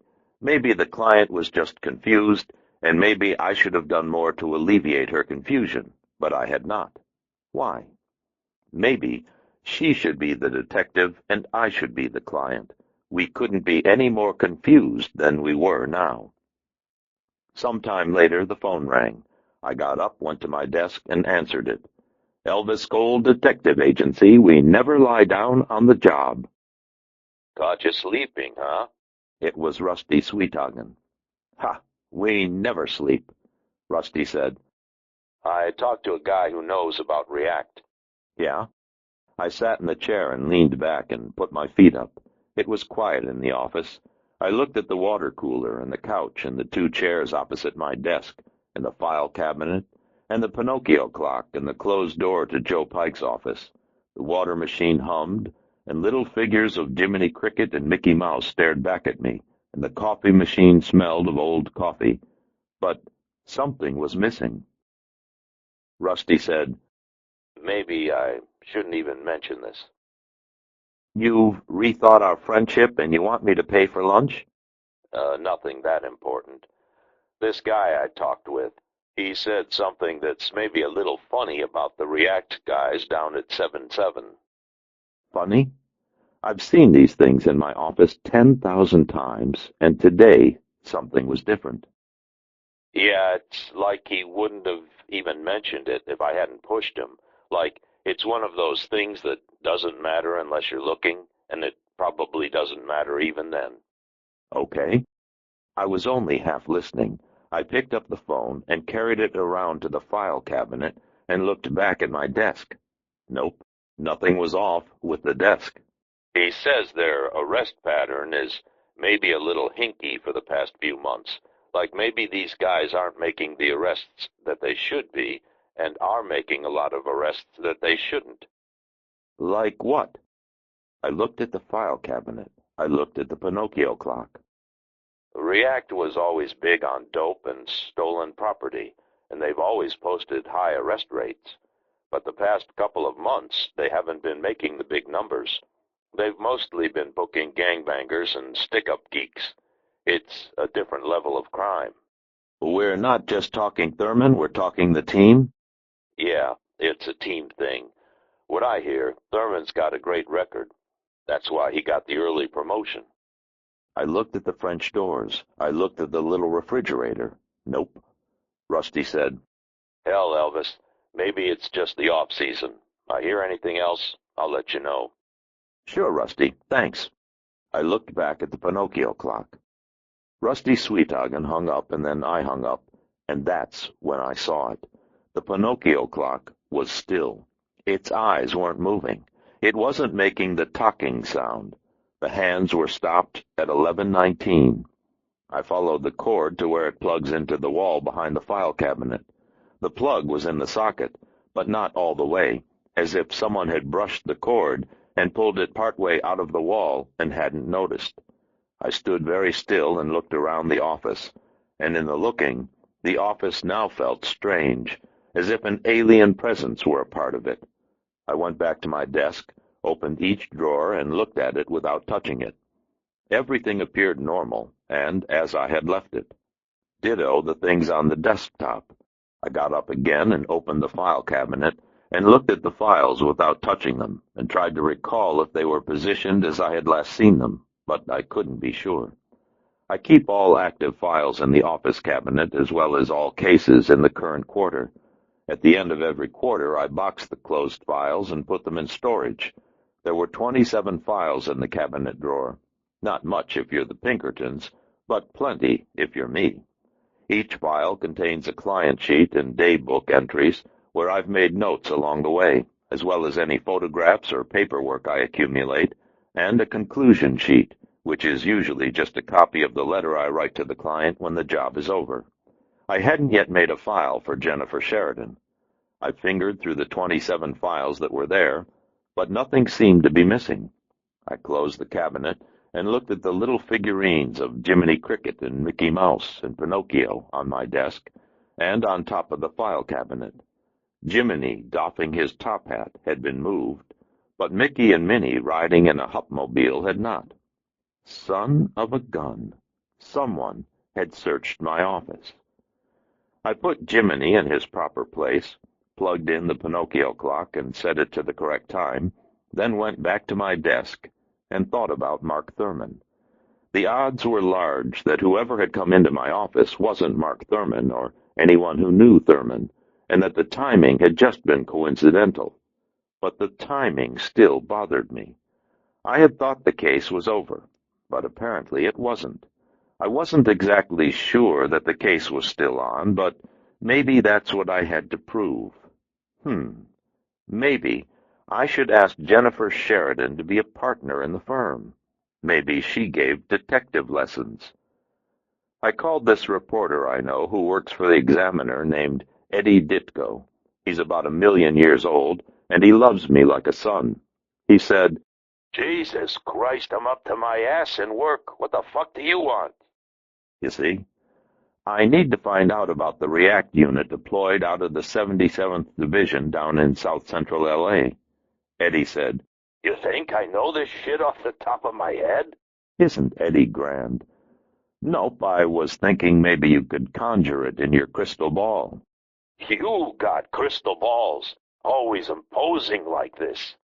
Eddie went into a coughing fit and made a wet, hacking noise that sounded like he was passing a sinus. "You want I should call 911? "That's it. Be cute." I could hear keys tapping on his VDT. "This'll take some time. Why don't you swing around in a little while? I might have something by then." "Sure." I put on my jacket, looked around my office, then went to the door and locked up. I had once seen a James Bond movie where James Bond pasted a hair across the seam in the door jamb so he could tell if anyone opened the door while he was gone. I thought about doing it, but figured that someone in the insurance office across the hall would come out while I was rigging the hair, and then I'd have to explain, and they'd probably think it was stupid. I'd probably have to agree with them. I forgot about the hair and went to see Eddie Ditko. Chapter 7. The Los Angeles Examiner is published out of a large weathered red brick building midway between downtown L.A. and Chinatown, in a part of the city that looks more like it belongs in Boston or Cincinnati than in Southern California. There are sidewalks and taxis and tall buildings of cement and glass, and nary a palm tree in sight. Years ago, enterprising developers built a nest of low-rise condominiums, foolishly believing that Angelenos wanted to live near their work and would snap the places up to avoid the commute. What they didn't count on is that people were willing to work downtown, but no one wanted to live there. If you're going to live in Southern California, why live in a place that looks like Chicago? I put my car in the lot across the street, crossed at the light, then took the elevator up to the 3rd floor, and the pretty black receptionist who sits there. Elvis called to see Eddie Ditko. He's expecting me. She looked through her pass list and asked me to sign in. He's in the city room. You know where that is? Yep. She gave me a peel and stick guest badge and went back to talking into the phone. I looked at the badge and felt like I was at a PTA meeting. Hello, my name is Elvis. I affixed the badge to my shirt and tried not to look embarrassed. Why risk the hall police? I went through a pair of leather-upholstered swinging doors, then along a short hall that opened into the city room. 20 desks were jammed together in the center of the room, and maybe a dozen people were hanging around the desks, most of them typing as fast as they could, and the rest of them talking on the phone. Eddie Ditko had the desk on the far left corner, about as close to the editor's offices as you could get without being one of the editors. A woman in her late 20s was working at a terminal next to him. She was wearing huge round glasses and a loud purple dress with very wide shoulders and a little purple pillbox hat. It was the kind of clothes you wore when you were establishing your identity as a retro-hip urban intellectual. Or maybe she was just odd. She glanced up once as I approached, then went on typing. Eddie was chewing on an unlit Grenadier's cigar and scowling at his VDT when I got there. He had to be 40 years older than her. He didn't bother glancing up. Hey, Eddie, when are they going to make you an editor around here and get you off the floor? Eddie jerked the cigar out of his mouth and spit a load of brown juice at his wastebasket. He never lit them. He chewed them. Soon's I stop saying what I think and start kissing the right ass, like everybody else around here. He said it loud enough for most of the room to hear. The purple woman glanced over, then went on with her typing. Tolerant. Eddie grimaced and rubbed at his chest. Geez, I got chest pains. I'm a goddamned walking thrombo. Lay off the fats and exercise a little. What are you, my fucking mother? Eddie leaned to the side and broke wind. Classy. I pulled up a chair and sat on it backwards, hooking my arms over its back. What'd you find on the React guys? Eddie clamped the wet cigar in his teeth, leaned toward the VDT, and slapped buttons. The little VDT screen filled with printing. I put together some stuff from our morgue files, but that's about it. React is an elite surveillance unit, and that means the cops block their files. They can't do their jobs if everybody knows who they're surveilling. How many guys we talking about? 5. You want the names? Yeah. He hit a couple of buttons, and a little printer beside his VDT chattered and spit out a page. He handed it to me. 5 names were listed in a neat column in the center of the page. Lieutenant Eric Dees, Sergeant Peter Garcia, Officer Floyd Riggins, Officer Warren Pinkworth, Officer Mark Thurman. I looked over the names. They meant nothing. They any good? Eddie grinned like a shark with his eye on a fat boy in baggy shorts. They wouldn't be a React team if they weren't any good. They target felons, and they've got a 99.7% conviction rate. Dees has been down there almost 6 years, along with Garcia and Riggins. Pinkworth joined a couple of years back, and they picked up Thurman a year ago. He's the baby. How'd Thurman make the squad? Eddie hit more buttons, and the printing on the screen changed. Same as everybody else. Top 10 of his academy class, a string of outstandings in his quarterly evaluations, Officer of the Month 4 times. You remember that nut pulled a gun on the RTD bus and threatened to start killing people unless Madonna gave him a blowjob? Sort of. The purple woman looked over, interested. Hell, I wrote about that one. Guy stops the bus in the middle of Hollywood Boulevard, and Thurman and a guy named Palmetta were the first cops on the scene. Thurman was, maybe 22, 23 years old? The purple woman shrugged. Yeah, he was just a kid. That was part of the story, anyway. The nut shoots this fat guy in the leg to make his point, then grabs this 9-year-old girl and starts screaming he's going to do her next. He wants Madonna, right? Palmetta puts the call in for a hostage negotiator. and the SWAT team. But Thurman figures there ain't time. He takes off his gun and goes into the bus to talk to the guy. The nut tries to shoot him twice, but he's shaking so bad both shots miss. So he puts the gun to the girl's head. You know what happened then? The purple lady was leaning forward, frowning because she wanted to know. Eddie said, Thurman tells the guy he's had Madonna, and Madonna's a lousy lay, but he knows Rosanna Arquette, and Rosanna Arquette is the best blowjob in town. Thurman tells the guy if he puts down the gun, as soon as he's out on bail, he'll set it up with Rosanna Arquette, 'cause she owes him a couple of favors. The purple woman said, And he went for that? Eddie spread his hands. Here's a nut believes he's gonna get Madonna? Why not? The guy says, only if she blows him twice. Thurman says, okay, she'll do it twice, but not on the same day. She's got a thing about that. The nut says that's okay with him, 'cause he's only good for once a week anyway, and puts down the gun. The purple lady laughed, and she didn't look so odd anymore. Eddie was smiling too. That was, a couple years ago? Thurman gets the Medal of Valor, and 6 months later he wins the early promotion to plainclothes and the React team.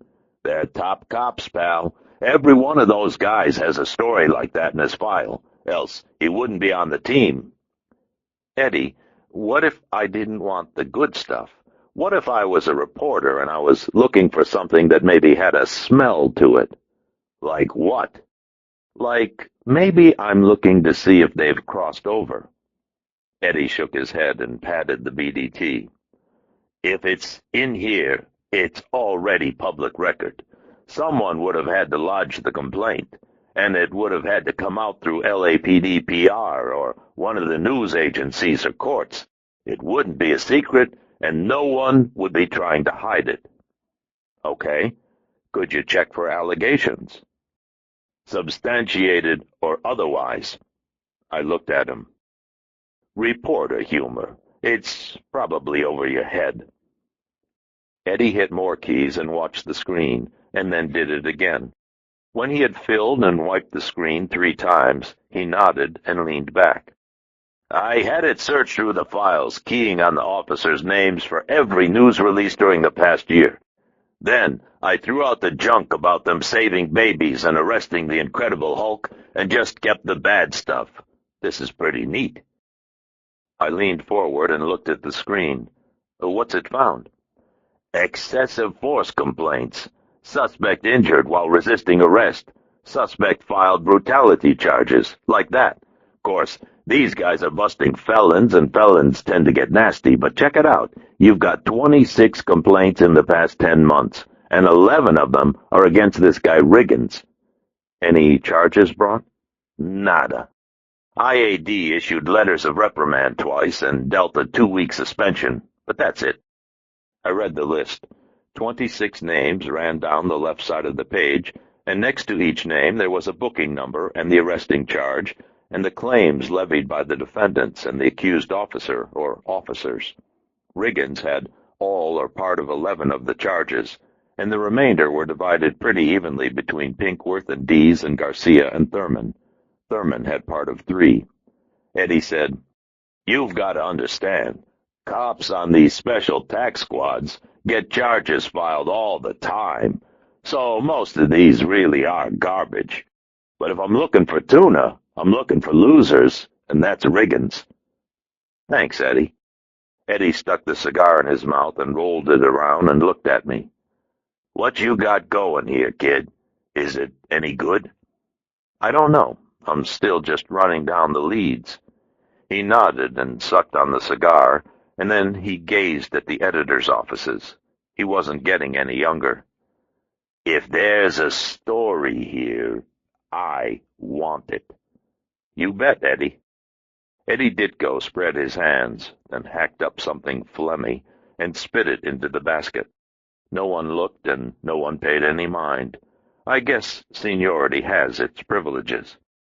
I went back the way I came, took the elevator down to the lobby, then used the payphone there to call Jennifer Sheridan in Marty Beale's office. I asked her for Floyd Riggins's address. She said, "Which one?" "What do you mean, which one?" "He's divorced. He used to live in La Cañada, but now he's got a little apartment somewhere." I told her that if she had them both, I'd take them both. She did. She also told me that Riggins's ex-wife was named Margaret, and that they had 3 children. When I had the information that I needed, I said, "Jennifer, "Yes?" did Mark ever complain to you about Floyd?" There was a little pause. "Mark said he didn't like having Floyd as a partner. He said Floyd scared him. Did he say why? He said Floyd drank a lot. Do you think Floyd is involved in this?" I don't know, Jennifer. I'm going to try to find out. We hung up, and I went out of the building and across the street to my car.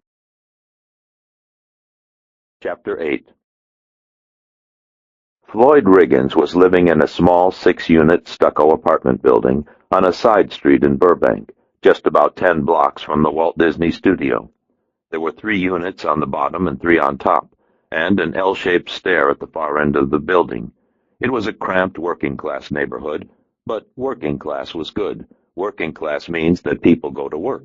When people go to work, it makes things easier for private eyes and other snoopers who skulk around where they shouldn't. I parked 3 houses down, then walked back. Riggins had the front apartment on top, number 4. None of the units seemed to belong to a manager, which was good, but the front door was open on the bottom center unit, which was bad.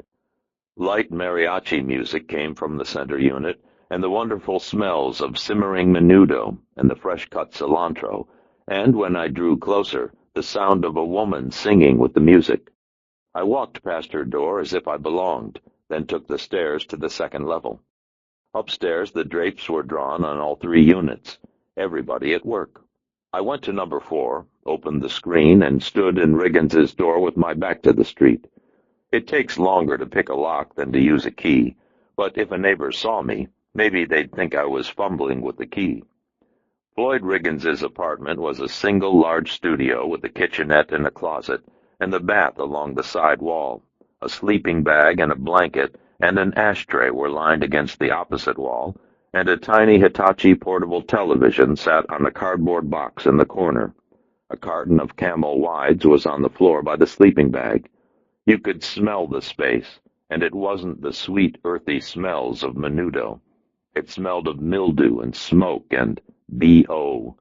If Floyd Riggins was pulling down graft, he sure as hell wasn't spending it here.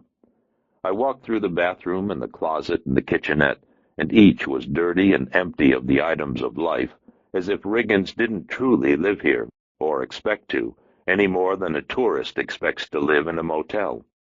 There was a razor and a toothbrush and deodorant and soap in the bathroom, but nothing else. The sink and the tub and the toilet were filmed with the sort of built-up grime that comes of long-term inattention, as if Riggins used these things and left, expecting that someone else would clean them, only the someone never showed, and never cleaned. There were 4 shirts and 3 pants hanging in the closet, along with a single navy dress uniform. Underwear and socks and 2 pairs of shoes were laid out neatly on the floor of the closet, and an empty gym bag was thrown in the far back corner. The underwear and the socks were the only neat thing in the apartment. An open bottle of J&B Scotch sat on the counter in the kitchenette, and 3 empties were in a trash bag on the floor. The smell of Scotch was strong. A couple of Domino's pizza boxes were parked in the refrigerator, along with 4 styrofoam Chicken McNuggets boxes and half a quart of low-fat milk. An open box of plastic forks and a package of paper plates sat on the counter beside the sink. The sink was empty, but that's probably because there were no pots or pans or dishes.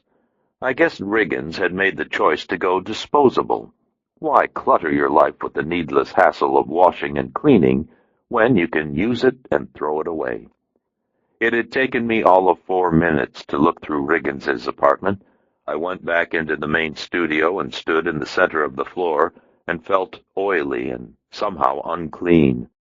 I don't know what I expected, but it wasn't this, and it left me feeling vaguely depressed, as if this place wasn't a place where someone lived, but more a place where someone died. I went to the sleeping bag and squatted. A photograph had been push-pinned to the wall. It was an older picture and showed Riggins with a plain woman about his age and 3 kids, a boy and 2 girls. The boy looked maybe 14 and sullen. The oldest girl was maybe 12, and the youngest girl was a lot younger, maybe 4. She was tiny compared to the others, with a cute round face and a mop of curly hair, and she was holding up a single bluegill on a nylon cord. She looked confused. Riggins was smiling, and so was his wife, Margaret. They were standing in front of the bait shop at Castaic Lake, maybe 20 miles north of L.A. in the Santa Susana Mountains. The picture looked worn around the edges, as if it had been handled often. Maybe it had. Maybe Riggins lived here, but maybe he didn't. Maybe he brought his body here and drank and slept. But while the body was here, he looked at the picture a lot and let his mind go somewhere else. Castaic, maybe, where people were smiling. I closed the apartment as I had found it, went down the stairs, and picked up the Ventura Freeway east through the Glendale Pass and into La Cañada in the foothills of the Verduga Mountains. It was mid-afternoon when I got there, and knots of junior high school kids were walking along the sidewalks with books and gym bags, but no one looked very interested in going home or doing homework. Margaret Riggins lived in a modest ranch-style home with a poplar tree in the front yard and the flats at the base of the foothills. It was one of those stucco and clapboard numbers that had been built in the mid-50s when a developer had come in with one set of house plans and an army of bulldozers, and turned an orange grove into a housing tract to sell affordable housing to veterans come to L.A. to work in the aerospace business. The floor plan of every house on the block would be the same as every other house. The only differences would be the colors and the landscaping and the people within the houses. I guess there is affordability in sameness. I parked at the curb across the street as a girl, maybe 13, with limp blonde hair, walked across the Rigginses' front lawn and let herself into their home without knocking. That would be the oldest daughter. A white Oldsmobile Delta 88 was parked in the drive. It needed a wash. The house looked like it needed a wash, too. The stucco was dusty and the clapboard part was peeling and needed to be scraped and painted. I crossed the street, then went up the drive to the front door and rang the bell. It would have been shorter to cut across the lawn, but there you go. A tired woman in a sleeveless sun shirt and baggy shorts opened the door. She was smoking a Marlboro. I said, "Hello, Ms. Riggins." "Pete Simmons, Internal Affairs, LAPD. I took out my license and held it up. It would work, or it wouldn't. She would read the ID, or she wouldn't. Margaret Riggins said, "What'd that son of a bitch do now?" Guess she didn't bother to read it. I put the license away.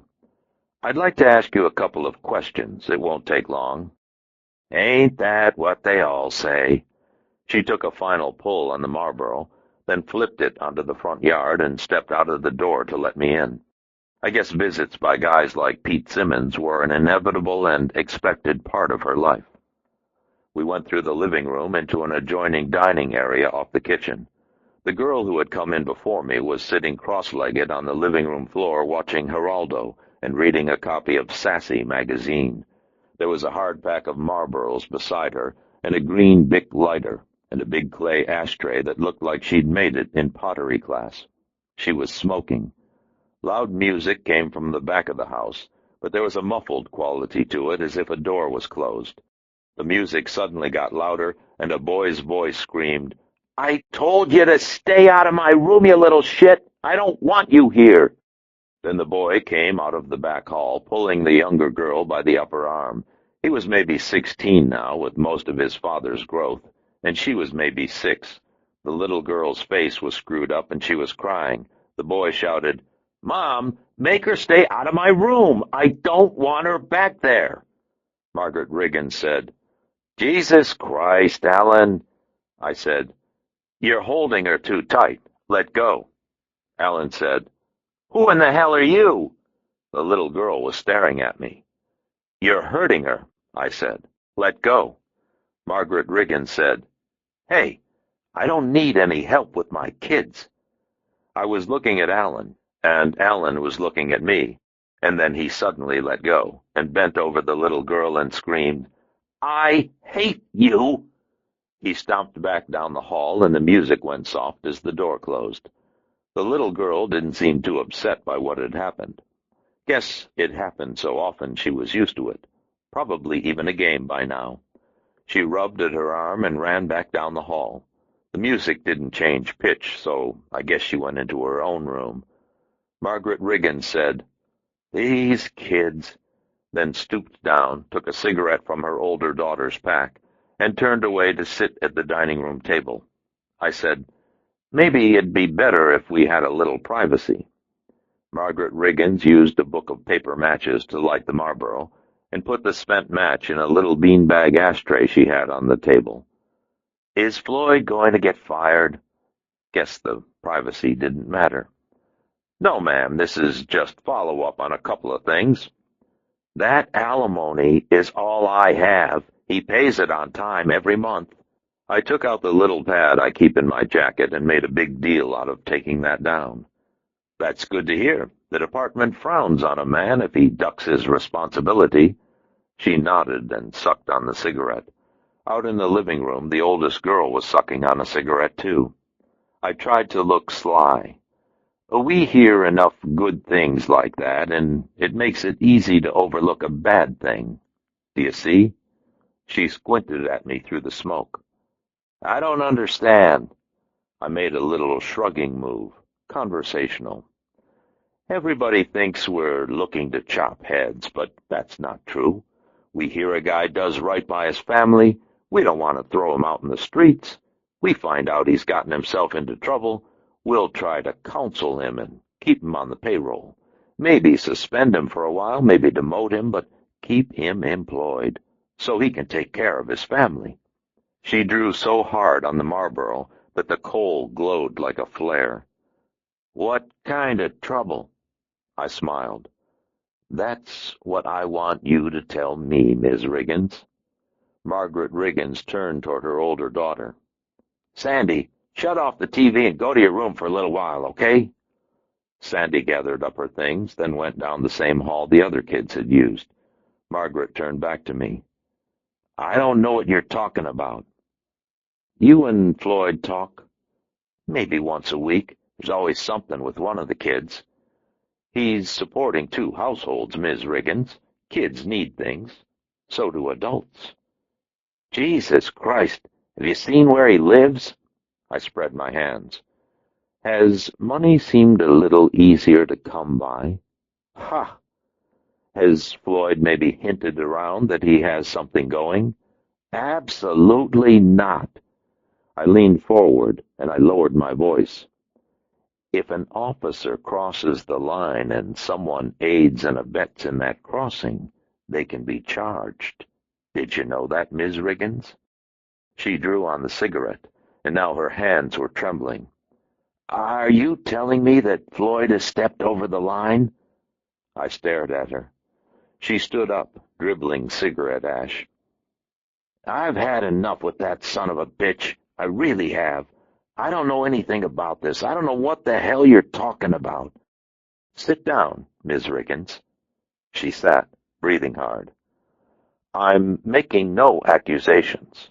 I'm just curious. Floyd has a problem with the drinking. Floyd has a problem with the excessive force complaints. Floyd has money problems. Pretty soon problems become a way of life. You see how these things add up." She crushed out the cigarette in the little beanbag ashtray and lit another. The first continued to smolder. "I'm not accusing Floyd, and I'm not accusing you. I'm just wondering if maybe you've heard anything or noticed a change in Floyd's behavior. That's all." She nodded, calmer now, but with eyes that were still frightened and weak. The look in her eyes made me feel small and greasy, and I wanted to tell her it had all been a mistake and leave, but you don't learn things by leaving, even when the staying smells bad. She said, He's been out of his mind ever since that guy died. The past couple of years have been tough, but since then, he's been the worst. That's when he went back to the bottle. I nodded like I knew what she was saying. He was in AA before that, and he was getting better, too. He'd come over sometimes. We'd have dinner, like that. But then the guy died. She rolled her eyes. Well, everyone's still thinking about Rodney King, and this black guy dies when they're trying to arrest him, and then the family files a lawsuit, and it was awful. Floyd started drinking worse than ever. He was angry all the time, and he'd blow up over the tiniest thing. They told me it was a stress reaction. About how long ago was that? She gestured with the cigarette. What was it? 3 or 4 months ago? I nodded. Did Floyd feel responsible? She laughed. Floyd doesn't feel responsible for hitting the bowl in the morning. I thought he was worried about the suit, but then the suit went away, and I thought he'd relax. You know those suits cost a fortune. But he still stayed drunk all the time. Eric would call and check on him to make sure he was holding it together, things like that. Eric was a godsend. Eric Dees. I nodded. Floyd hasn't been acting right since then. If he's gotten himself mixed up in something, I'll bet that's why. I'll bet it's all part of the stress reaction. Maybe so. That should qualify for disability, shouldn't it? There were about 10 million questions I wanted to ask, but I couldn't ask them without tipping her that I wasn't from LAPD. I patted her hand and tried to look reassuring. That'll be fine, Miss Riggins. You've been a big help, and that will be in the record. Why don't you people make him go back to AA? When he was in AA, he was doing a lot better. Let's just keep this our little secret, all right, Miss Riggins? That way, it looks better for you all the way round. She crushed out the cigarette into the overfull ashtray and pushed ashes out onto the table. Look, I don't know what Floyd's mixed up with, and I don't want to know. I'm not aiding and abetting anything. I got enough to worry about. Sure. Thank you for your time. I got up and went to the door. Margaret Riggins stayed at the table and lit another Marlboro and drew the smoke deep off the match and stared out through the windows into her shabby backyard. You could hear the kids screaming over the loud bass throbbing of the music, and I imagined that it went on without end, and that her living hell wasn't a whole lot different from Floyd's. Out in the living room, there was an upright Yamaha piano that looked like it hadn't been played in a long time. A school bag was sitting on one end of it, and a half a dozen wilting yellow roses were floating in a glass jar on the other end. Between the two was a framed picture of Floyd and Margaret Riggins standing together at his police academy graduation. They were 15 years younger, and they were smiling. It was a photograph very much like the one that Jennifer Sheridan had, only Jennifer and Mark still looked like the people in their picture, and Floyd and Margaret didn't. I guess romance isn't for everyone. Chapter 9. When I pulled away from the house that Floyd Riggins once shared with his wife and children, the sun was low in the west, and the ridge line along the Verdugo Mountains was touched with orange and pink. I worked my way across the valley, letting the rush-hour traffic push me along, and enjoyed the darkening sky. I wondered if Margaret Riggins found much in the mountains or the sky to enjoy, but perhaps those things were too far away for her to see. When you're hurting, you tend to fix your eyes closer to home. I cut across the northern edge of Burbank and Pacoima, and then dropped down to Coldwater to a little place I know called Mazzarino's that makes the very best pizza in Los Angeles. I got a vegetarian with a side of anchovies to go, and when I pulled into my carport 15 minutes later, the pizza was still warm. I opened a Falstaff and put out the pizza for me and the anchovies for the cat, only the cat wasn't around. I called him and waited, but he still didn't come. Off doing cat things, no doubt. I ate the pizza and I drank the beer, And I tried watching the TV, but I kept thinking about Margaret Riggins, and that maybe I had come at all of this from the wrong direction. You think crime, and then you think money. But maybe that wasn't it. Maybe Mark Thurman had gotten himself involved in another type of crime. And maybe it wasn't Mark alone. Maybe it was Mark and Floyd. Maybe it was the entire React team. For all I knew, it was the full and complete population of the state of California, and I was the only guy left out of the loop. Me and Jennifer Sheridan. I was still thinking about that when I fell asleep. At 10:06 the next morning, I called this cop I know who works in North Hollywood. A voice answered the phone with, "Detectives?" "Is that you, Griggs?" It was this other cop I know, Charlie Griggs. "Who's this?" "Yes." Griggs hung up. Some sense of humor, huh? I called back, and Griggs answered again. I said, "Okay, I'll give you a hint. I'm known as the king of rockin' detectives, but I wasn't born in Tupelo, Mississippi." "I knew it was you. I just wanted to see if you'd called back." That's the way Griggs laughs. Let me speak to Lou.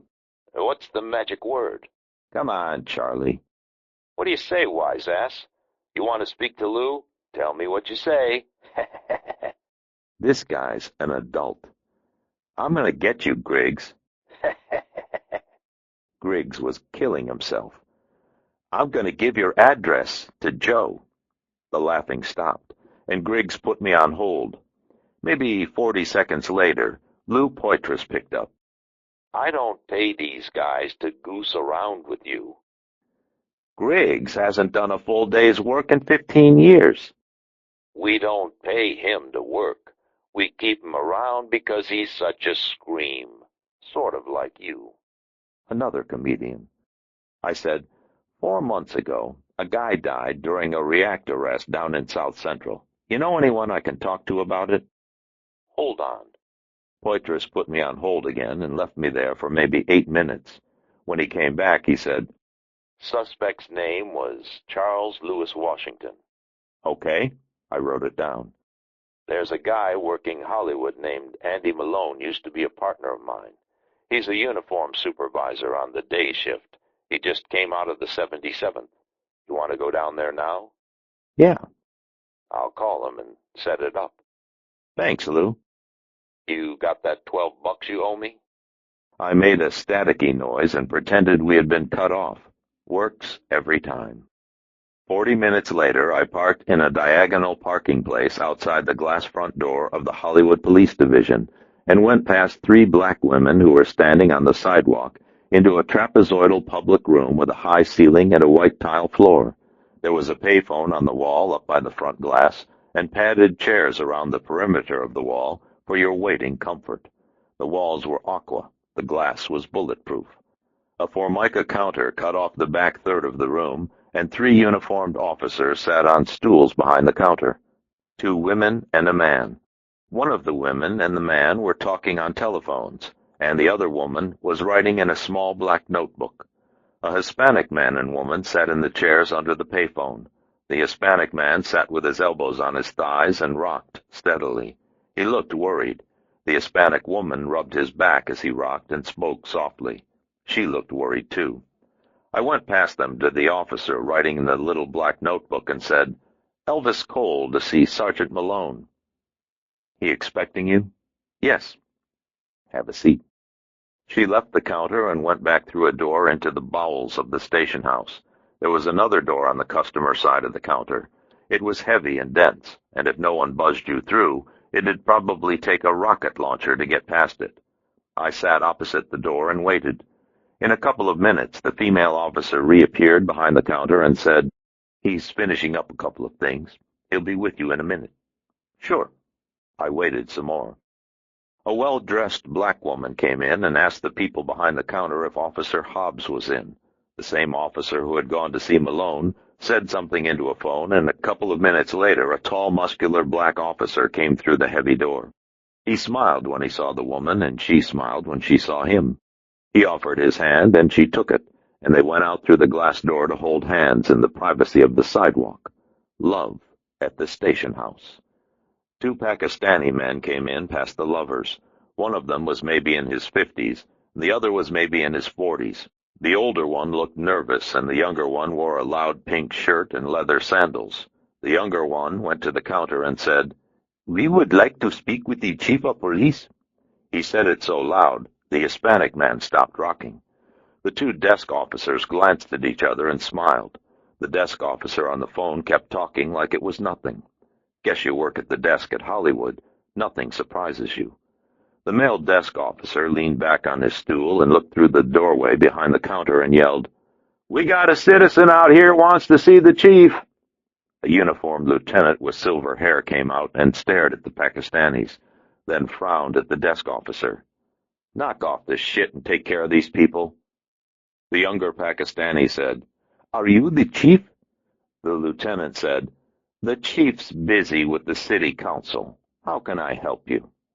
Just as he said it, the heavy door opened, and a hard-shouldered uniformed sergeant looked out at me. "You Cole?" "Yeah."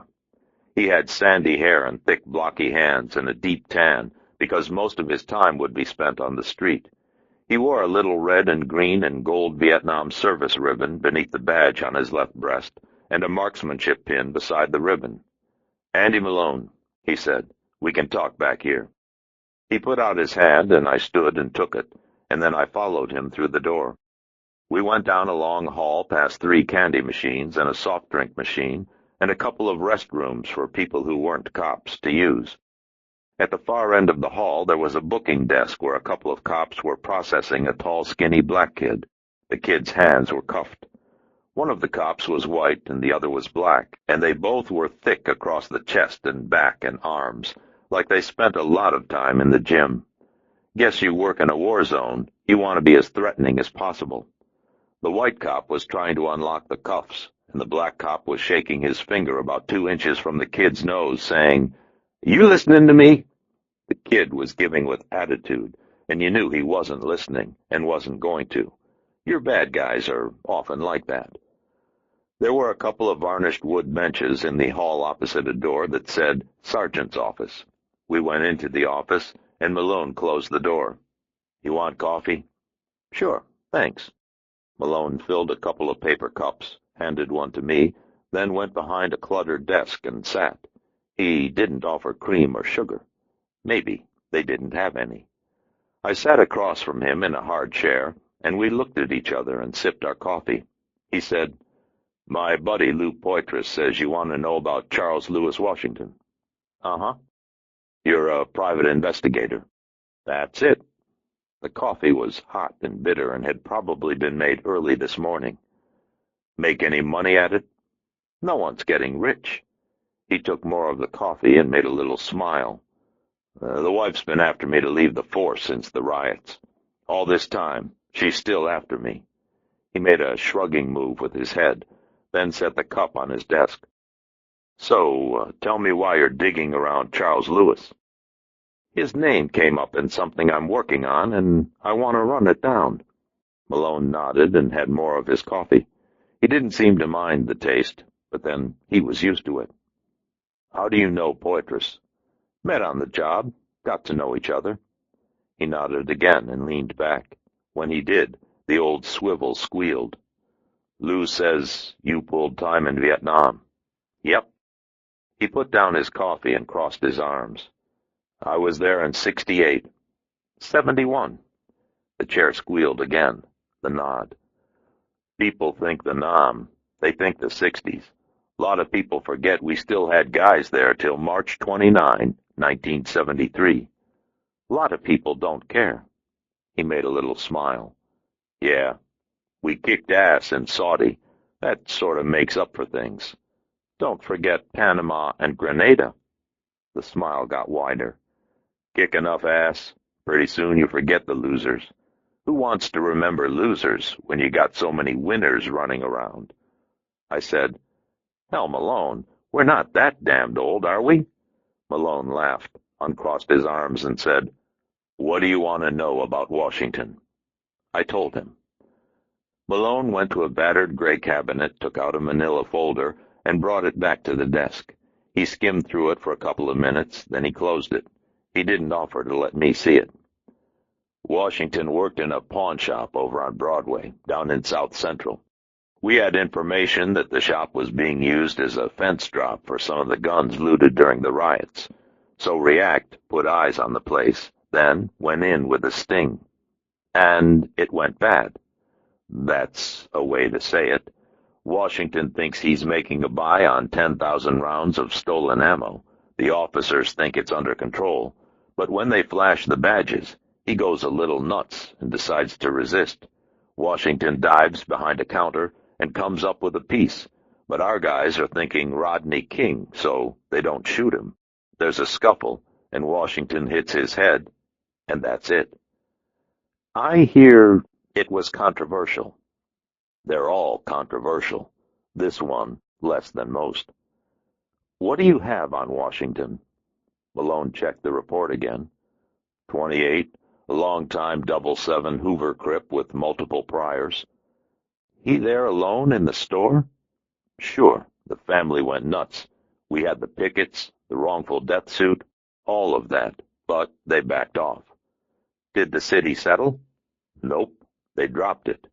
Hell, Cole, it was a righteous shooting. Even the goddamn TV people said so, and you know how those bastards are. Conflict is news, and they'll do anything to encourage conflict. Can I read the report? Malone stared at me for a while, and you could tell he didn't like it. Then he shrugged and shoved it across the desk at me. Here in my presence, I can't let you copy it, and I can't let you take it. Sure. I read the report. It told me what Malone had told me, only with more words. Lieutenant Eric Dees, the React team leader, had written the report. Garcia and Pinkworth and Riggins had gone in to front the sale, and Thurman and Dees were the outside men. When it was clear that the transaction would be consummated, Garcia identified himself as a police officer, told Washington that he was being placed under arrest, and Dees and Thurman entered the premises. As the cuffs were being applied, Washington broke free from Pinkworth and Riggins and lunged for a weapon. The officers attempted to subdue the suspect without the use of deadly force, and Pinkworth and Riggins received substantial injuries. Washington was struck repeatedly by all officers involved, but refused to succumb, and died when team leader Eric Dees tackled him, causing his head to strike the corner of a metal display case. Dees assumed full responsibility. There were copies of the IAD investigation report and a letter of final disposition of the case. The letter of disposition released the officers involved from any wrongdoing. Copies of the death report, the coroner's findings, and Charles Lewis Washington's arrest record were appended to the finding. What about Riggins? What can I say? Riggins has his problems, but you read the report. It was a team effort. I said, Does it seem odd to you that 5 officers couldn't apprehend this guy without letting him kill himself? Hell, Cole, you know what it's like out there. Shit happens. This kid was a felon gangbanger, and he picked the wrong time to pull a gun. Our guys tried to do the right thing, but it went wrong. That's all there is to it. Nobody wants another Rodney King. I nodded. Mind if I copy down Washington's address? No problem. Any idea why they dropped the suit? Malone shrugged. People down there are tired. I spent 4 years in South Central. God knows I can tell you we are. He made the shrug again. Nobody ever drops a wrongful death against LAPD. Too many shysters are willing to take the case on a contingency, and the city council's always ready to settle out, but who can tell? Yeah, who can tell? Thanks, Malone. I appreciate it. I handed back the file and went to the door. He said, Cole. Yeah? I know the kind of press South Central gets, but the people down there, most of the people down there, are good people. That's why I stayed the 4 years. Most folks everywhere are good people. He nodded. I don't know what you're doing or where you're going, but watch yourself around the gangs. LAPD owns the streets, but the gangs keep trying to take them away. You understand? More than I want. I showed myself out, picked up my car, and took the long drive down to South Central Los Angeles, home of the body bag. Chapter 10. I dropped down through West Hollywood in the southwest corner of Beverly Hills through La Cienega Park to the I-10 freeway, then picked up the 10 East to the harbor, then went south on the harbor past USC and Exposition Park and into South Central. Even on the freeway, the world begins to change. The cinder block sound walls and ramp signs show more graffiti, and if you know how to read it, you can tell that it isn't just young Hispanic taggers out to get famous all over town. It's gangbangers marking turf and making challenges and telling you who they've killed and who they're going to kill. Just the thing you want to see when you're looking for an exit ramp. I left the freeway at Florence, looped under to Hoover, then turned south to 82nd Street. Broadway and Florence show liquor stores and neighborhood groceries and gas stations and other businesses, but Hoover and the cross streets are residential. Up by the businesses, you get out-of-work men hanging around and a lot of graffiti, and it looks sort of crummy. But the residential streets will surprise you. Most of the houses are stucco or clapboard bungalows, freshly painted and well-maintained, with front yards as neat and pretty as anything you'd find anywhere. Elderly people sat on porches or worked in yards trimming roses, and here and there small children played on tricycles. Satellite dishes sprouted from poles like black aluminum mums, and clean American cars sat in the drives. There were a lot of the dishes, and they looked identical, as if a satellite dish salesman had gone door to door and found many takers. There was no graffiti on the houses, and there was no litter in the streets or the yards, but every house had heavy metal bars over windows and door fronts, and sometimes the bars encircled a porch.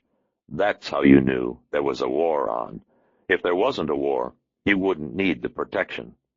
According to the police report, Charles Lewis Washington had lived with his mother in a rose-colored bungalow on 82nd Street, just west of Hoover. His mother, Ida Lee Washington, still lived there. It was a nice-looking place with a satellite dish on a tower in their backyard and a well-kept Buick LeSabre in the drive. An open-air front porch was boxed in by a redwood trellis and bright yellow vine roses. The vine roses were healthy and vibrant. I parked at the curb in front of their home, went up the narrow walk and onto the porch. The roses threw off a heavy scent and smelled wonderful. The front door opened before I got there, and a slender young black man looked out at me. I could hear music, but it was coming from another house, not this one. He said, "May I help you?" I gave him the card.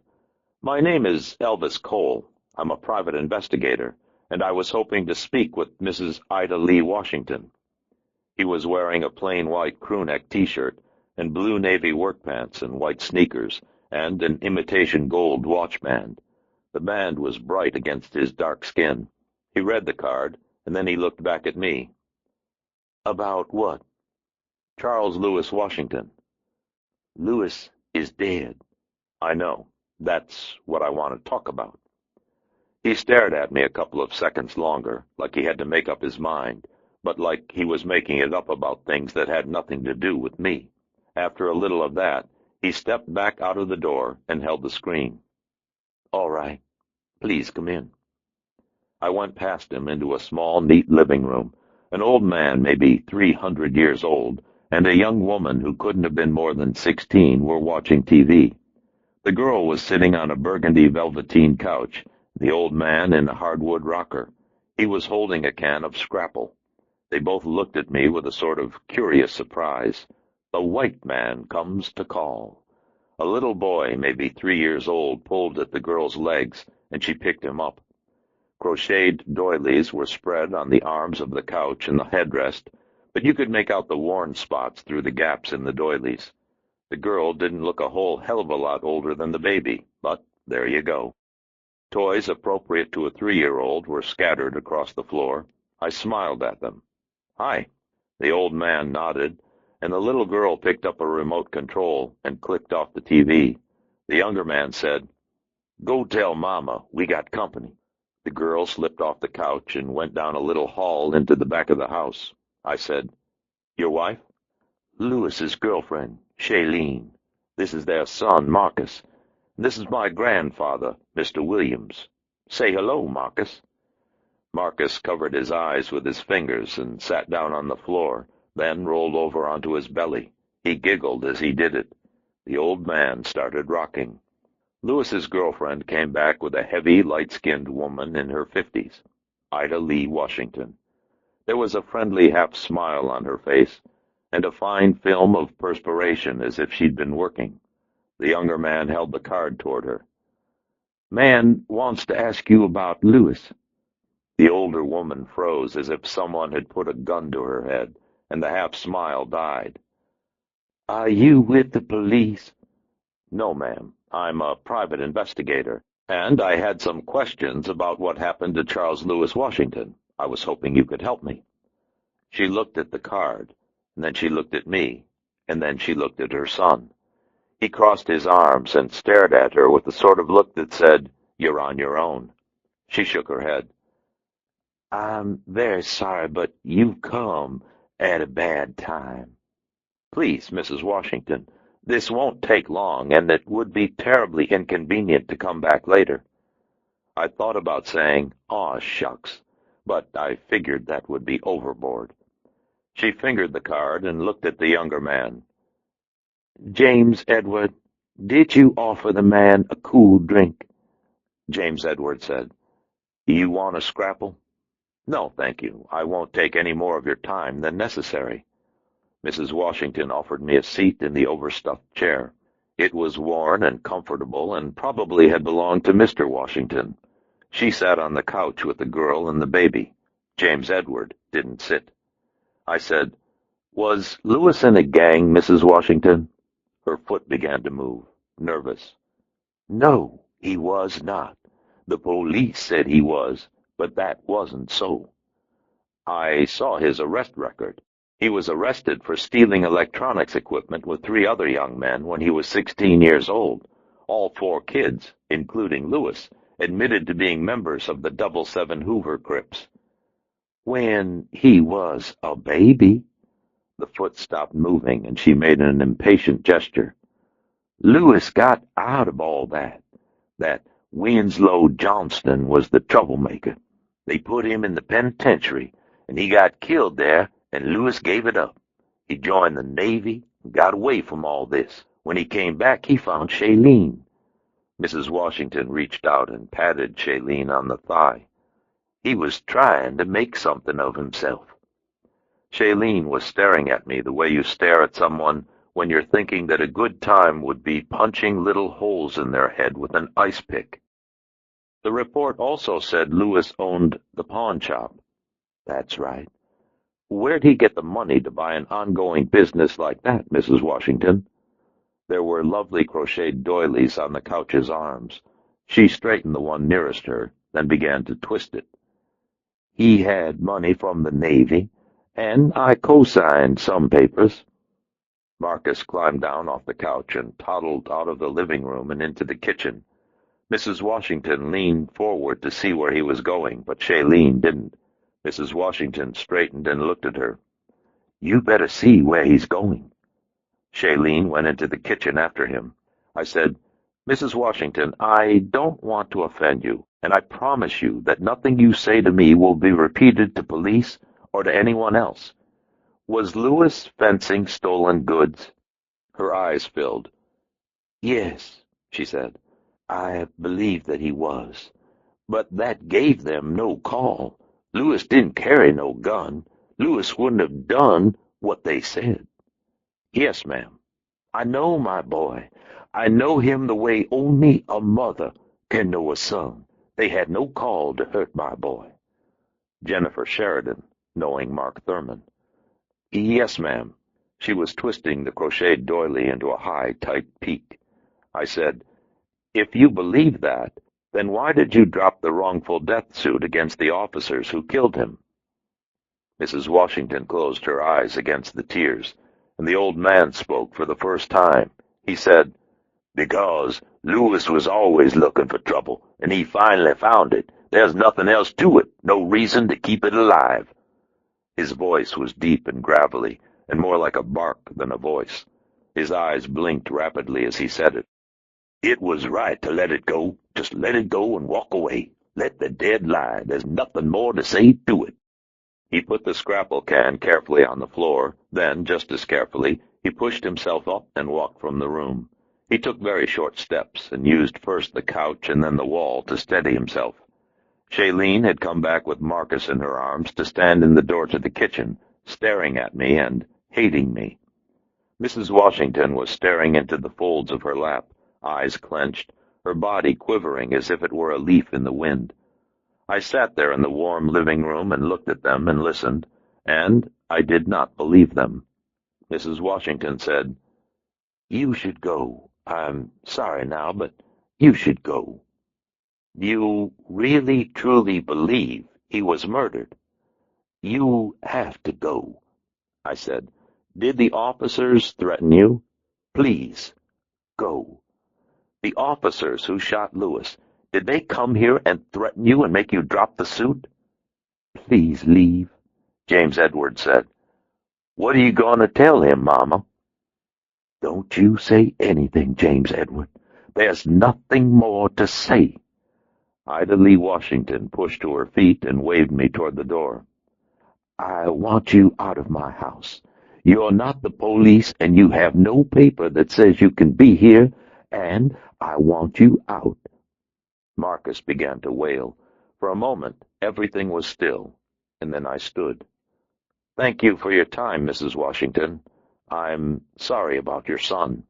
James Edward went to the door and followed me out. Mrs. Washington hurried after us, but stopped in the door. "Don't you go out there with him, James Edward. They'll see you out there." James Edward said, "It's all right, Mama."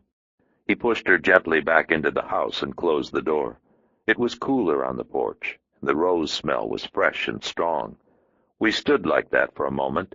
Then James Edward went to the edge of the porch and peered out between the roses and looked at his neighborhood. He said, "I wasn't here when it happened." "The Navy?" He nodded. "Missed the riots, too. I was away for 4 years, first in the Med, then the Indian." "How long have you been out?" 5 weeks, 4 days, and I gotta come back to this." He looked at me. "You think it's the cops, huh?" I nodded. He gave, disgusted, and moved into the shade behind the trellis. "The cops killed my brother, but a nigger named Akeem Demur made him drop the suit." I gave him, stupid. "Who's Akeem Demur?" "Runs a gang called the 8 Deuce Gangster Boys." "A black gang made your family drop the suit?" I was taking stupid into unexplored realms. "You're the detective? I've been away for 4 years." He turned from the street and sat on the glider, and I sat next to him. "So why's a black gang force a black family to drop a wrongful death suit against a bunch of white cops?" He shook his head. "Can't say, but I'm going to find out. There has to be some kind of connection. Man, you must be Sherlock fucking Holmes.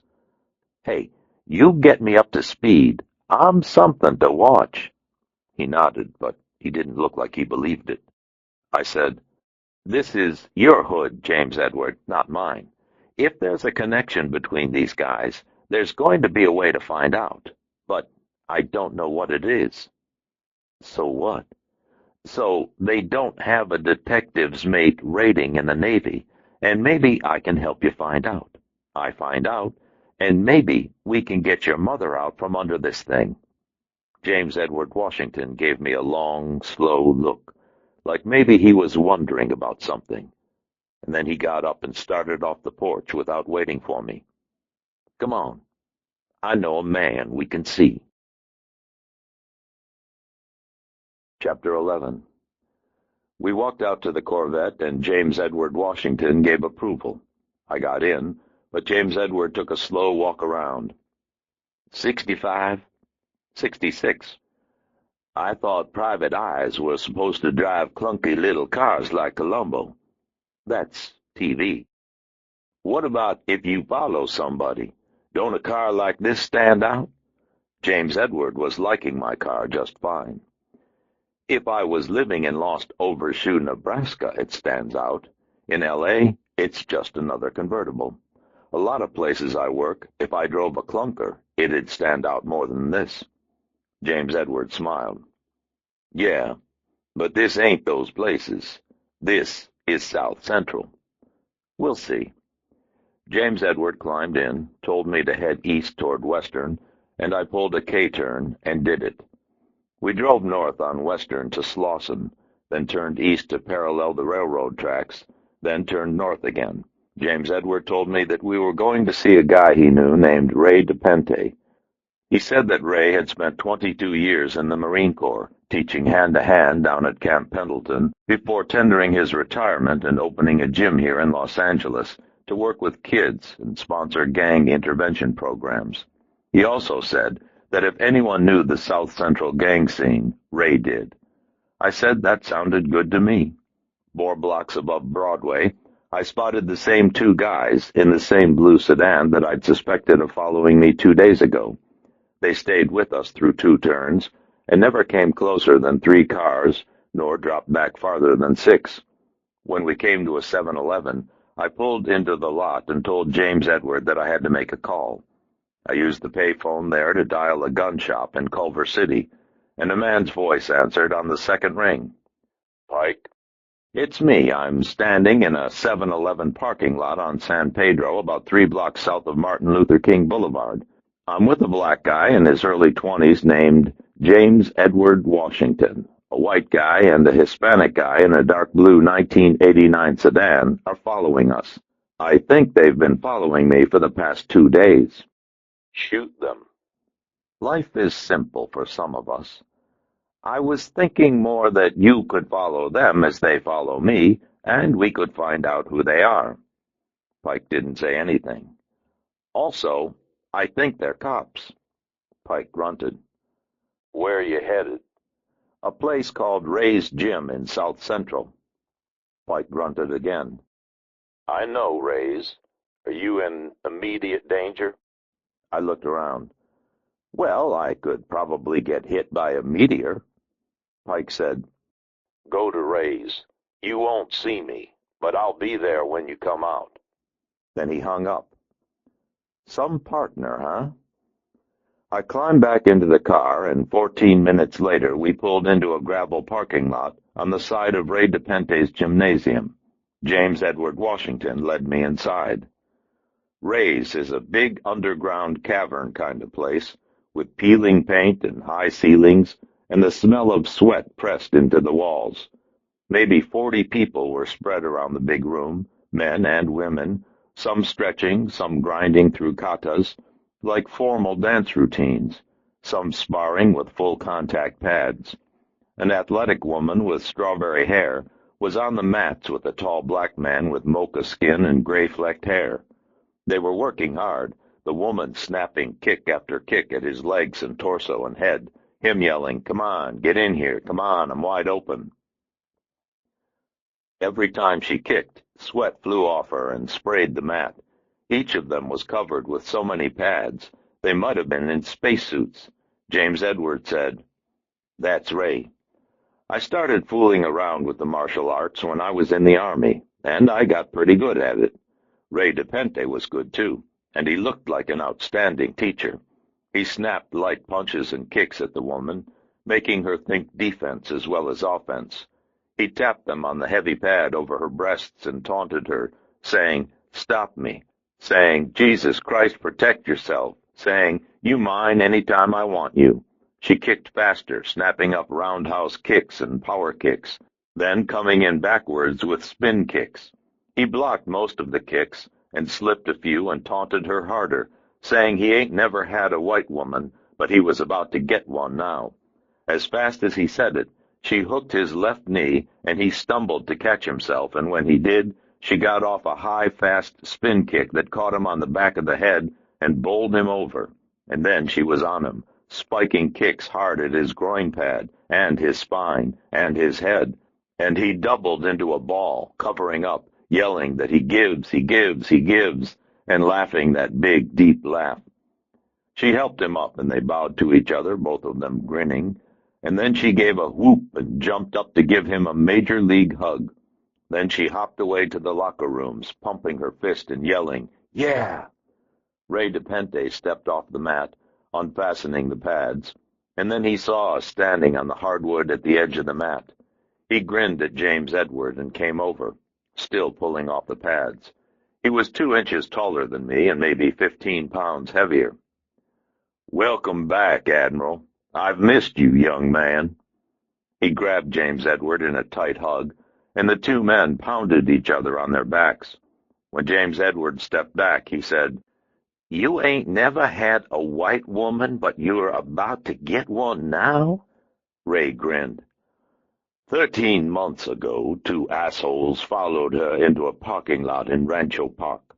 One of them raped her in the back seat of her MB. The second one was just getting ready to mount up when a couple of women came along and scared him off. What you think would happen if those guys came back today? Testicular transplant? Uh-huh. I said, "She's come along fast." Motivation, baby. Motivation is all. James Edward said, "Ray, this is Elvis Cole. He's a private investigator." "Do tell."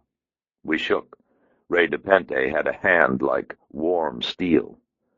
"What do you investigate?" "I'm working with something that's bumped up against a gang called the 8 Deuce Gangster Boys. James Edward says that you know about those guys."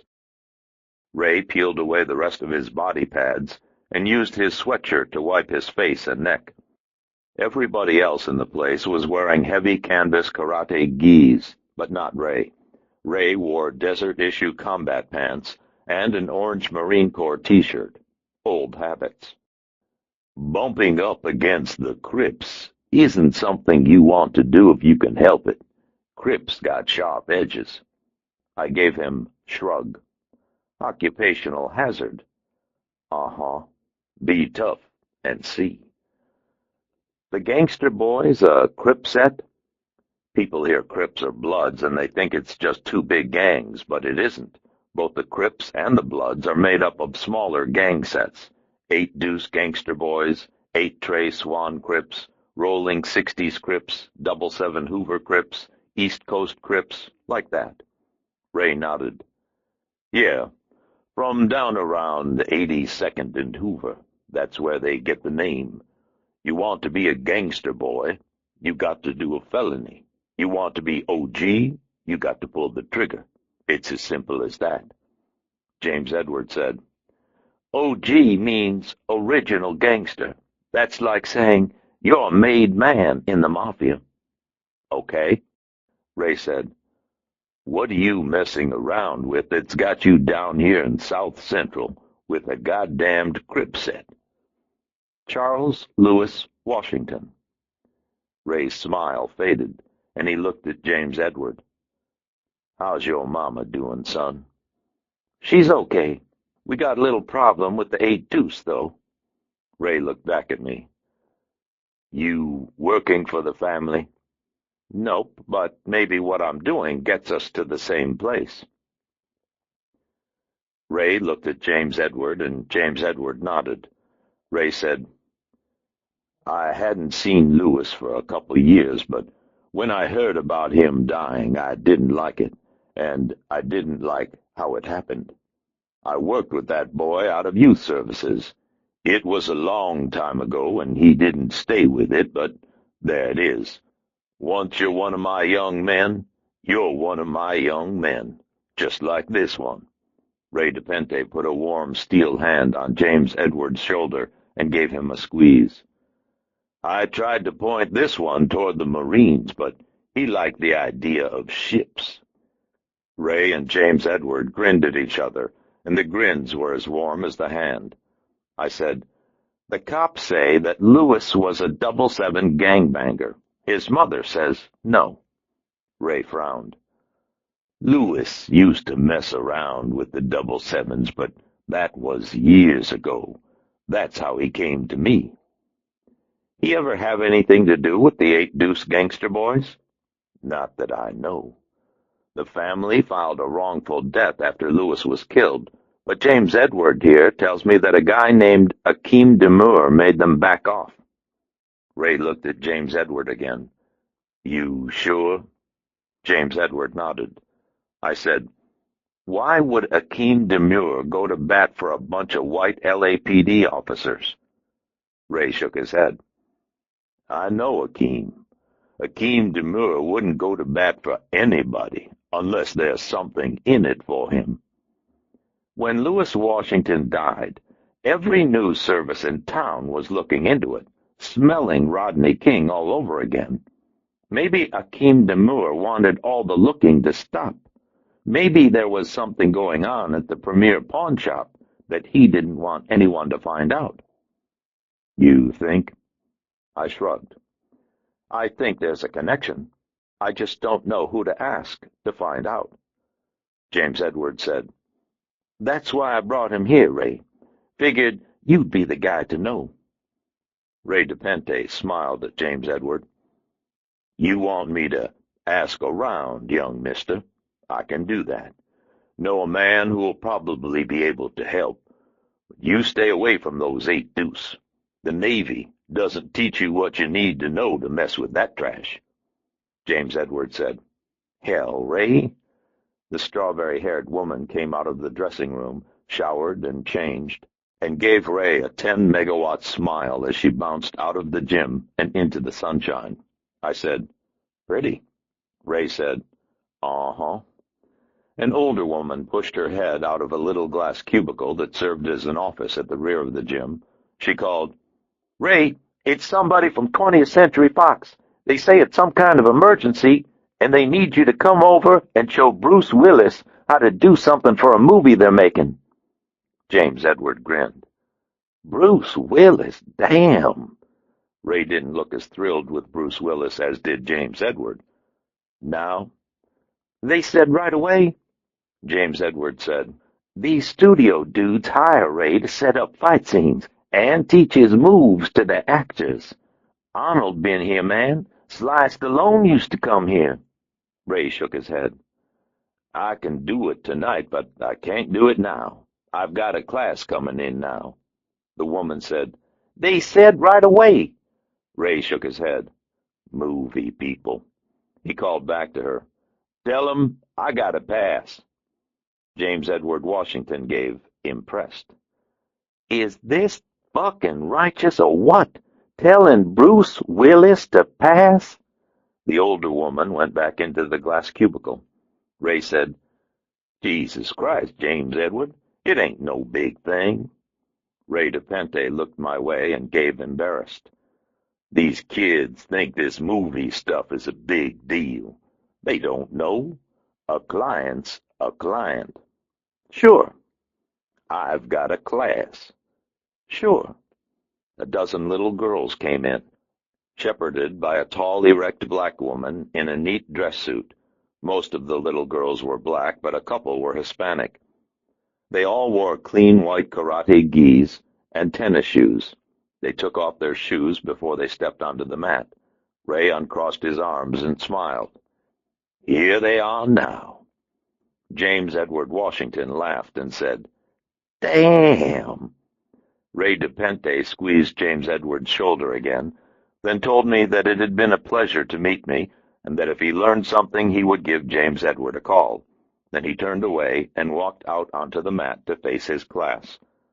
The little girls formed a neat line as if they had done it 1,000 times before, and bowed toward Ray DePente and shouted, Kun Hei, with perfect Korean inflection. Ray said something so quietly that I could not hear, and then he bowed to them. Ray DePente gets $500 an hour from movie stars, but some things are more important. Chapter 12. James Edward Washington wanted to chill with Ray for a while, so he stayed, and I walked out to my car, making a big deal out of taking off my jacket so that I could look up and down the street and across the intersections. Joe Pike drives an immaculate red Jeep Cherokee, and I was hoping to spot him or the blue sedan, But I saw neither. Of course, maybe they weren't there. Maybe the blue sedan hadn't really been following me, and I was making a big deal with the jacket for nothing. Elvis Cole, existential detective.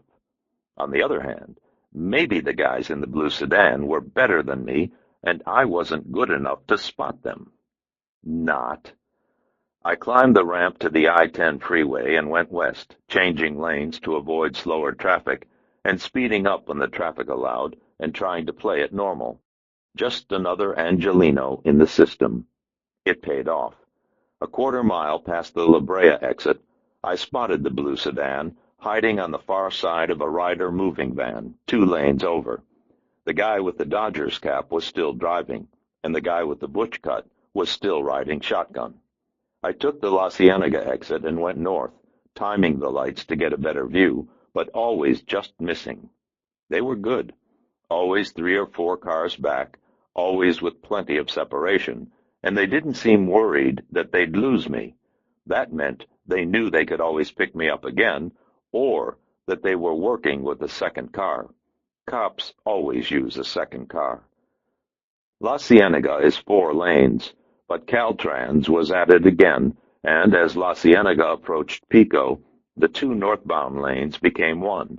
There's a 20/20 video in a large shopping center on the northeast corner, and the closer I got to the 20/20, the slower I drove. By the time I cleared the work in the intersection, a guy behind me in a Toyota 4x4 had had enough and roared past, giving me the finger. I stayed in the right lane as I crossed Pico, and the remaining 2 cars behind me turned. Then there was just me and the blue sedan. The driver swung right, making the turn with the 2 other cars, as if they had never intended anything else. And that's when I picked up the slack car. Floyd Riggins was driving his dark brown sedan 2 cars back, sitting in traffic behind a couple of guys on mopeds. My. I stayed north on La Cienega, and 3 blocks later the blue sedan sat at a side street ahead of me waiting. As soon as they made the turn onto Pico, they must have punched it like an F-16 going into afterburner, then swung north on a parallel side street to come in ahead of me. Floyd would have radioed that he still had me in sight, and that we were proceeding northbound, and that's how they'd know where to wait. Floyd hung back, and after I passed, the blue sedan pulled in behind me again, right where I wanted them. I turned east on Beverly, then dropped down Fairfax past CBS Television City to the Farmers Market.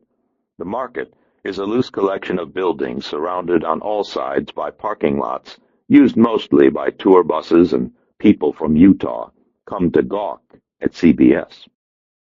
I turned into the north lot and made my way past the buses and about 1 million empty parking spots toward the east lot. Most of the traffic stays in the north lot, but if you want to get from the north lot to the east, you have to funnel through a cramped drive that runs between a couple of buildings where people sell papayas and framed pictures of Pat Sajak. It's narrow and it's cramped, and it's lousy when you're here on a Saturday and the place is jammed with tourists. But it's ideal for a private eye looking to spring an ambush. When I was clear of the little drive, I pulled a quick reverse and backed my car behind a flower truck. A teenaged girl in a white Volkswagen Rabbit came through the gap after me, and a few seconds later, the blue sedan followed. It came through at a creep, the guy in the passenger seat pointing to the south, and the driver sitting high to see what he was pointing at. Whatever he saw, he didn't like it, because he made an angry gesture and looked away, and that's when they saw me. I jumped the Corvette into their path and got out of my car with my hands clear so they could see I had no gun. The kid with the butch bounced out and started yelling into a handy-talkie, and the Hispanic guy was running toward me with his badge in one hand and a Browning 9mm in the other. Floyd Riggins was roaring toward us from the far end of the lot. Thurman wasn't with him. Thurman wasn't anywhere around. The Hispanic guy yelled, "Get your hands up! Out and away from your body!" When the guns come out, there's always a lot of yelling. The guy with the butch ran over and patted me down with his free hand. I made him for Pinkworth, the other guy for Garcia. While Pinkworth did the shakedown, some of the people from the tour buses began to gather on the walk and look at us. Most of the men were in Bermuda shorts, and most of the women were in summer-weight pantsuits, and just about everyone held a camera. Tourists. They stood in a little group as they watched, and a fat kid with glasses and a Des Moines sweatshirt said, "Hey, neat." Maybe they thought we were the CBS version of the Universal Stunt Show. Garcia said, "Jesus Christ, we've got a goddamn crowd." I smiled at him. "My fans." Pinkworth looked nervous and lowered his gun like someone might see it and tell. Garcia lowered his, too. Riggins's car screeched to a stop and he kicked open the door. His face was flushed and he looked angry. He also looked drunk. "Stay the fuck away from my wife!" Garcia yelled. "Floyd!" But Floyd wasn't listening. He took 2 long steps forward, then lunged toward me with his body sort of cocked to the side like he was going to throw a haymaker and knock me into the next time zone. He swung, and I stepped outside of it and snapped a high roundhouse kick into the side of his head that knocked him over sideways. The fat kid said, "Look at that!" And the fat kid's father aimed a Sony video camera at us. When Riggins fell, Garcia's gun came up, and Pinkworth started forward, and that's when Joe Pike reared up from behind their car, snapped the slide on a 12-gauge Ithaca riot gun, and said, "Don't." Garcia and Pinkworth froze. They spread their fingers off their pistol grips, showing they were out of it. The crowd went, "Ooh, some show, all right." Joe Pike stands 6'1" and weighs maybe 190, and he's got large red arrows tattooed on the outside of each deltoid, souvenirs from his days as a Force Recon Marine in Vietnam. He was wearing faded blue jeans and Nike running shoes and a plain gray sweatshirt with the sleeves cut off and government-issue sunglasses. Angled the sun on him just right, and sometimes the tattoos seemed to glow. I think Pike calls it his apparition look. I said, "Gee, and I thought you'd got lost in traffic." Pike's mouth twitched. He doesn't smile, but sometimes he'll twitch. You get a twitch out of Pike, he's got to be dying on the inside. In tears, he's got to be. I took Garcia's and Pinkworth's guns, and Pike circled the blue sedan, finding a better angle to cover Riggins. When he moved, he seemed to glide, as if he were flowing over the surface of the earth, moving as a panther might move. To move was to stalk. I'd never seen him move any other way. Garcia said, "Put down that goddamn gun! We're LAPD officers, goddammit!" Pike's shotgun didn't waver. An older woman with a lime-green sun hat and a purse the size of a mailbag looked at the other tourists and said, "Does the bus leave after this?" I pulled Riggins's gun, and then I went back to Pinkworth and Garcia and checked their IDs. Pinkworth said, "You're marked fuck for this, asshole. You're going down hard." Uh-huh. Riggins moaned and sort of turned onto his side. His head was bleeding where it had bounced on the tarmac, but it didn't look bad. I took the clips out of the 3 police guns, tossed them into the blue sedan's back seat, then went back to Riggins. "Let me see." Riggins pushed my hand off and tried to grab away, but he didn't do much more than flop onto his back. "Fuck you," Pinkworth said. "You're in a world of shit. You just assaulted a Los Angeles police officer." I said, "Call it in and let's go to the station.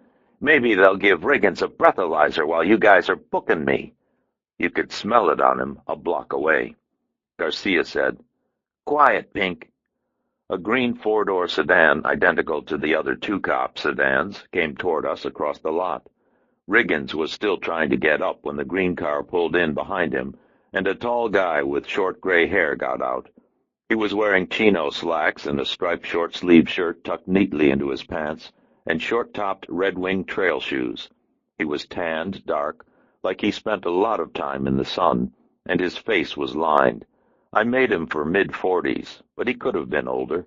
He looked at Riggins, then the 2 cops by the blue sedan, and then at Joe Pike. He wasn't upset, and he wasn't excited, like he knew what he'd find when he got here, and when he got here, he knew that he could handle it. When he saw Joe Pike, he said, "I didn't know you were in on this." Pike nodded once. I gave them surprised. "You guys know each other?" Pike said, "Eric Dees." Eric Dees looked at me, then looked back at Pike. "Pike and I rode a black and white together for a couple of months, maybe 1,000,000 years ago." Pike had been a uniformed LAPD officer when I'd met him. "Put away the shotgun, Joe. It's over now. No one's going to drop the hammer." Pike lowered the shotgun. Pinkworth craned around and stared at Pike. "This son of a bitch is Joe Pike, the Joe Pike?" Pike had worn the uniform for almost 3 years, but it hadn't ended well. Riggin said, "Who?" He was still having trouble on the ground. Dees said, "Sure, you've just been jumped by the best." Pinkworth glowered at Pike, like he'd been wanting to glower at him for a long time. "Well, fuck him." Joe's head sort of whirred 5 degrees to line up on Pinkworth, and Pinkworth's glower wavered. There is a machine-like quality to Joe, as if he had tuned his body the way he might tune his Jeep. And as the Jeep was perfectly tuned, so was his body. It was easy to imagine him doing 1,000 push-ups or running 100 miles, as if his body were an instrument of his mind, as if his mind were a well of limitless resource and unimaginable strength. If the mind said start, the body would start. When the mind said stop, the body would stop. And whatever it would do with precision and exactness. Dees said, "Long time, Joe. How's it going?" Pike's head whirred back, and he made a kind of head shrug. "Talkative as always." Dees looked at the people from Des Moines. "Pink, move those people along. We don't need a crowd." Pinkworth gave me tough, then pulled out his badge and sauntered over to the crowd. The fat kid's father didn't want to move along and made a deal out of it. Dees turned back to me. "You're this close to getting stepped on for obstruction and for impersonating an officer, Cole. We drop the hammer, your license is history." I said, "What's your connection with Akeem Demur and the 8 Deuce gangster boys?" Dees blinked once, then made a little smile, like maybe he wasn't smiling at me, but at something he was thinking. "That's an official police investigation. That's what I'm telling you to stay away from. I'm also telling you to stay the hell out of Mark Thurman's personal life. You fuck with my people, you're fucking with me, and you don't want to do that. I'm a bad guy to fuck with." Riggins made a sort of coughing sound, then sat up, squinted at me, and said, "I'm gonna clean your ass, you fuck." He got most of his feet under himself, but then the feet slipped out, and he sort of stumbled backwards until he rammed his head into the green sedan's left front wheel with a thunk. He grabbed at his head and said, "Jesus!" Dees stared hard at me for another moment, then went to Riggins. "That's enough, Floyd." Floyd said, "He hit me, Eric. The fuck's taking the ride." There was blood on Riggins's face. Dees bunched his fingers into Riggins's shirt and gave a single hard jerk that almost pulled Riggins off the ground and popped his head back against the sedan. "No one's going in, Floyd." Riggins got up, took out a handkerchief, and dabbed at his head. The handkerchief came back red. "Shit." I said, "Better get some ice." "Fuck you." Dees made a little hand move at Garcia. "Pete, take Floyd over there and get some ice." Floyd said, "I don't need any goddamn ice. I'm fine." Dees said, "You don't look fine. You look like a lush who got outclassed."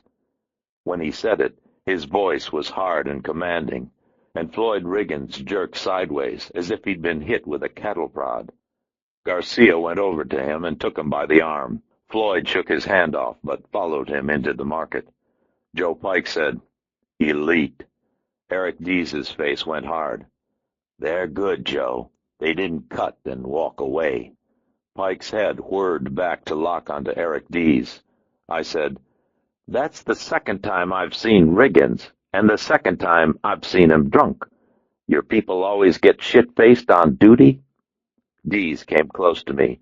He was a little bit taller than me, and wider, and maybe 6 or 8 years older. He reminded me of a couple of senior NCOs that I had known in the Army, men who were used to leading men and taking care of men, and exercising authority over men. He said, I take care of my people, asshole. You'd better worry about taking care of you. Joe Pike said, Easy, Eric. Eric Dees said, Easy what, Joe? He looked back at me. This is your wake-up call, and you're only going to get one. The little girl's problems with Mark are going to be solved. She's not going to need you anymore. That means you're off the board. Is that why 4 LAPD officers have nothing better to do than follow me around? We followed you to talk to you. It was either talk to you or kill you. I'm shaking, Dees. The detective plays it tough. What did Akeem Demur have to do with Lewis Washington's death? When I said Lewis Washington, Dees's eyes went hard, and I wondered if I'd pushed too hard. I'm trying to play square with you, Cole. Maybe because of Joe, or maybe because I'm a square guy. But if you're not smart enough to listen, there are other ways I can solve the problem. Where's Mark Thurman? You give him the day off? Dees looked at the ground like he was trying to think of the magic word, and then Pinkworth came back with Riggins and Garcia. As soon as Pinkworth turned away, the crowd came back. The fat kid's father was smiling. Riggins got into his sedan, and Pinkworth and Garcia went back to the blue. Dees looked up at me with eyes that were profoundly tired. You're not helping the girl, Cole. You think you are, but you're not. Maybe she has nothing to do with it anymore. Maybe it's larger than her. Maybe it's about Lewis Washington and Akeem Demur, and why 5 LAPD officers are so scared of this that they're living in my shorts. Dees nodded, like he knew it was coming, but he wasn't especially glad to see it arrive. It's your call, Bubba. Then he went back to his car and drove away. Riggins cranked his sedan and took off after him with a lot of tire squealing. Garcia fired up the blue, and as they pulled out after Riggins, Pinkworth gave me the finger. When he gave me the finger, the fat kid in the Des Moines sweatshirt laughed and shook his dad's arm so that his dad would see. A Kodak moment. Chapter 13. 35 minutes later, I pulled up the little road to my house and saw Pike's red Jeep Cherokee under the elm by the front steps. I had left the farmer's market before Pike, and I had made good time. But when I got home, there he was, as if he had been there for hours, as if he had been both here and there at the same time. He does this a lot, but I've never been able to figure out how. Teleportation, maybe. Pike was holding the cat, and the two of them were staring at something across the canyon, looking for more cops, no doubt. I said, How'd you beat me? Pike put down the cat. I didn't know it was a race. You see how he is? I turned off the alarm and led us into the kitchen through the carport. I was uncomfortable moving into and through the house, as if I expected more cops to be hiding in a closet or behind the couch. I looked around and wondered if they'd been in the house. People have been in my house before. I didn't like it then, and I liked it even less now. Pike said, We're clear. 1 minute, he's across the room. The next, he's right behind you. How do you know? Went down to the end of the road, checked the downslope and the upslope, walked through the house before you got here. He made a little shrug. We're clear. A $6,000 alarm, and it's nothing to Pike. He said, You want to tell me about this?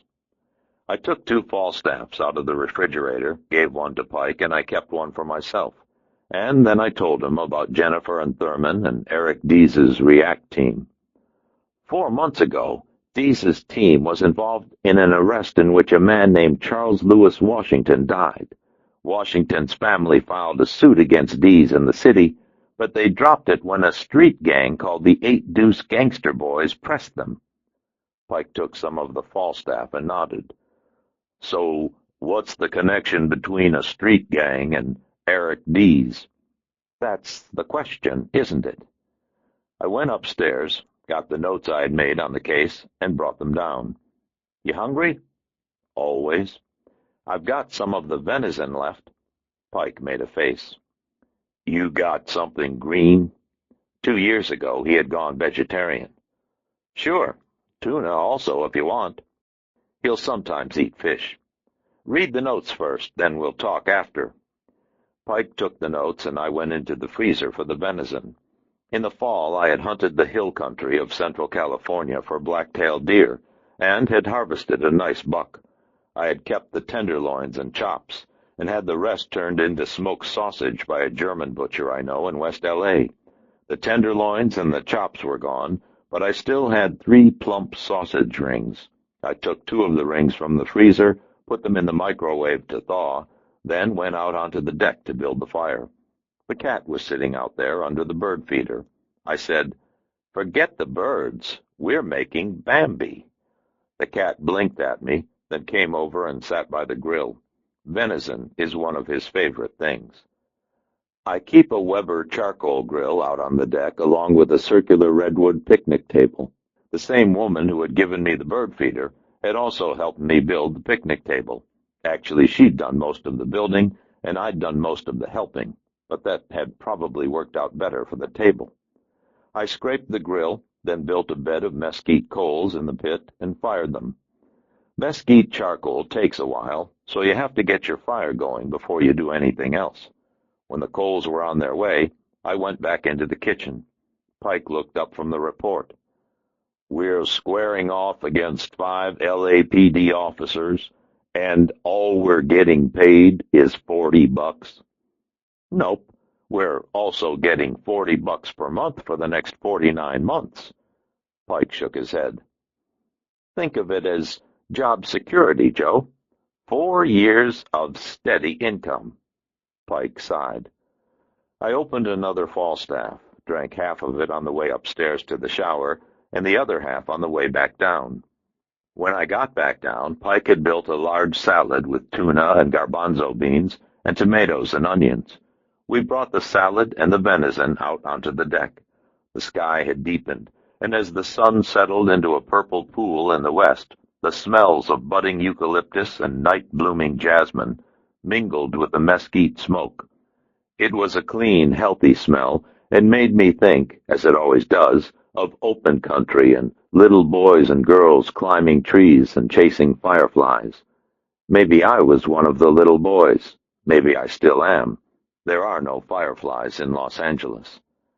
I put the venison on the grill, then sat with Pike at the table and told him about Charles Lewis Washington and the Washington family, and what I had learned from Ray DePente about Akeem Demur and the Eight Deuce Gangster Boys.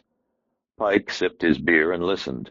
When I finished, he said, "You think the family was telling the truth about Charles Lewis going straight?" They believed it. Then where'd a guy like that get the cash to buy a solvent business? There is that, yes. Maybe he had a partner. I nodded. Demur funds the pawn shop to front a fence operation, and Lewis is working for Demur. I can see that, but why does Demur front off the Washington family from pressing their lawsuit? The pawn shop is shut down. The fence operation is history. If there's a suit, there's an investigation. There was something else there that he wants to hide. Something that Eric Deese knows? Pike shrugged. If Deese knows about it, it's not hidden. Pike angled his head around and stared at me.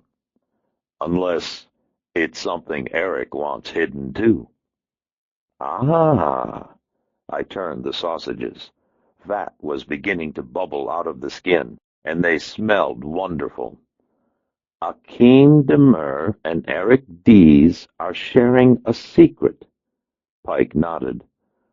The question arises, how far will they go to protect it? Pike stared at me for a moment, then got up and went into the house. I heard the front door open, then I heard his Jeep's door, and then he came back out onto the deck. When he came back, he was wearing his pistol. It's a Colt Python 357 with a 4-inch barrel. Eternal vigilance is the price of freedom. I said, guess that means they'll go pretty far.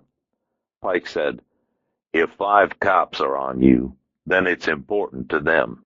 If they're with you, then they're not doing the work they're supposed to be doing, and that's not easy to cover. Dees's people can't just go to the beach. He has to account for their time to his boss, and he has to produce results with whatever cases they're working. And all 5 guys have to be on board with it. Pike nodded. Everybody has to be on board. I turned the sausages again. The skins were taking on a crunchy texture, and the cat had hopped up on the rail that runs around the edge of the deck, so he could be as close to the sausage as possible. Any closer, and we could serve barbecued cat.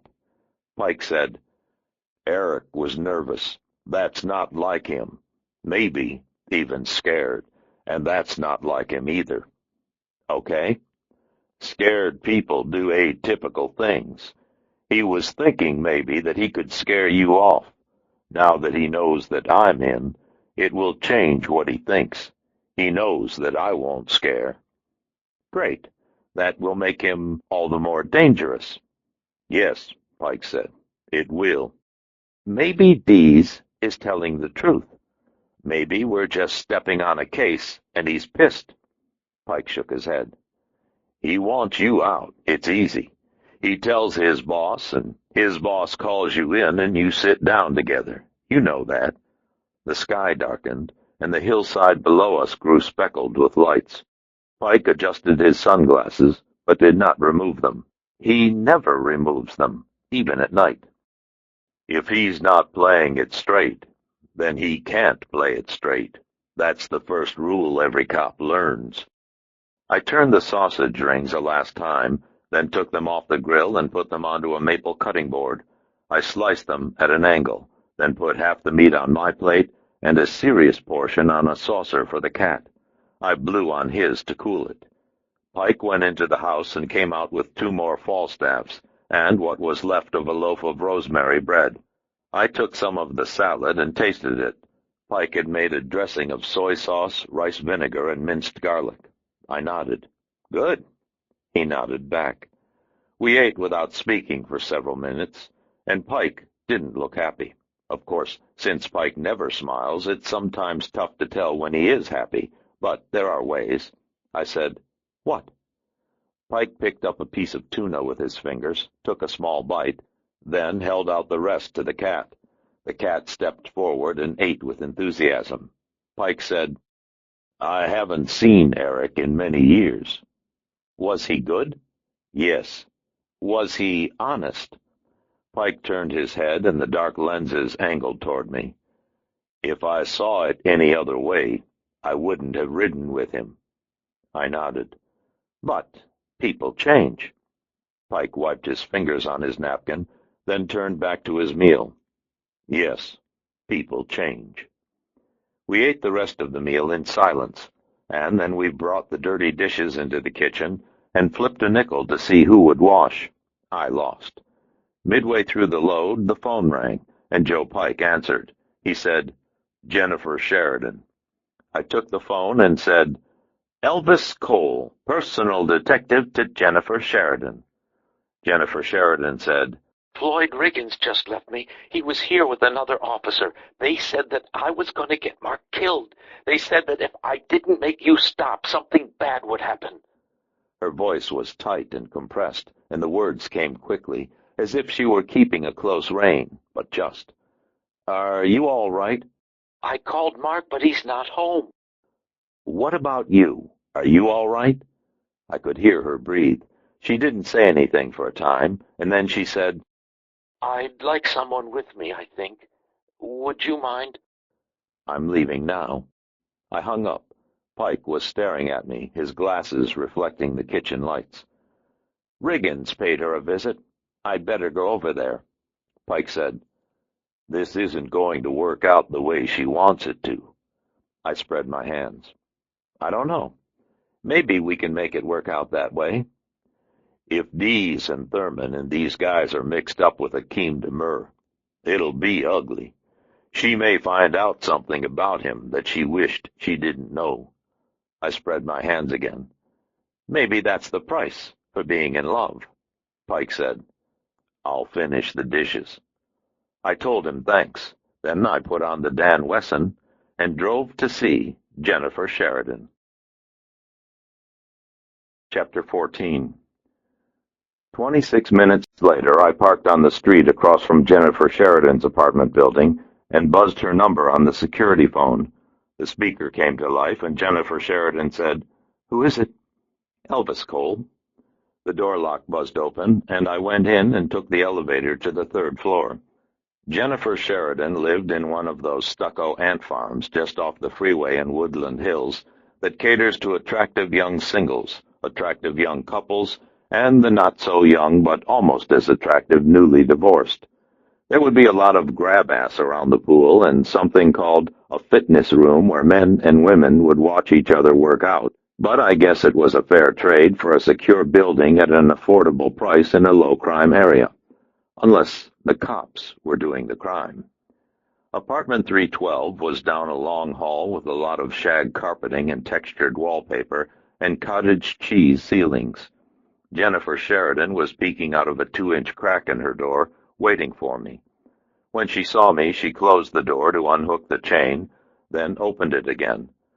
"I'm sorry for calling you like that, but I didn't know what else to do. I feel so silly." I gave her the benevolent detective smile. "It's no trouble, and you did the right thing by calling me." Maybe it was the 6-pack of Falstaff smile. She stepped out of the door and led me through an entry past her kitchen and into the living room. She was wearing an oversized white sweatshirt that hung low over black tights and white Keds tennis shoes. Comfortable. Just the kind of thing to be lounging around in the apartment when Floyd Riggins came to call. She said, "I tried calling Mark again, but there's still no answer. I left a message on his machine." "Okay." "There was another man with Floyd, but I don't know his name. He was a police officer also." "What did he look like?" "Bigger than Floyd, very short hair, blonde." "Pinkworth." She nodded. "Yes, that's right. Floyd called him Pink, but I didn't realize that was a name." She was trying to be brave, and she was doing a good job. "Did Floyd threaten you?" She nodded. I said, "Did they hurt you?" "Not really." She made an uneasy smile, as if she didn't want to say anything that would cause trouble. "He sort of grabbed me a little, that's all. I think he'd been drinking." When she said it, she sort of brushed at her right arm. She wore the sweatshirt with the sleeves pushed above her elbows, and on her forearm where she brushed, there were angry red marks, the way there might be if someone grabbed hard and twisted. I touched her forearm and turned it to look at the marks, and a sharp pain throbbed behind my eyes. I said, "Floyd." She took her arm back and made a sort of dismissive laugh. I don't think he meant to. It just surprised me, that's all." Of course. The throbbing pain was worse. It was a nice apartment, with inexpensive oak furniture and the kind of large overstuffed couch and matching chairs that you would buy on sale at IKEA or Home Club. A Sony television sat on a long white Formica table opposite the couch, along with a lot of plants and a portable CD player. A little forest of photographs stood between the plants, and Mark Thurman was in most of the photographs. Many of the shots were duplicates of ones I'd seen in Mark Thurman's album, but many were not. An enormous stuffed Garfield stood sentry by the dining room table, and a half-dozen smaller stuffed animals rested on the couch. Everything was neat and clean and in its proper place. I said, "Why don't you sit, and I'll get something for us to drink. Then we can figure out what to do." She shook her head. "I'm not helpless. Besides, the activity is good. Would you like a Diet Coke or a glass of wine? I've got a Pinot Grigio."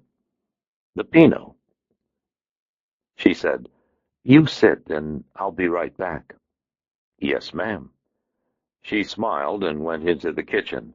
There was a pass-through between the kitchen and the living room, so you could see from one into the other. I sat in the overstuffed chair at the far end of the living room and watched her get the wine. Jennifer Sheridan stood on her toes to reach 2 flute glasses out of her cupboard, then put them on the counter beside her sink. She opened the fridge, took out the bottle of Pinot, and worked out the cork. The Pinot had been opened earlier and was missing maybe a glass. She worked with her back to me.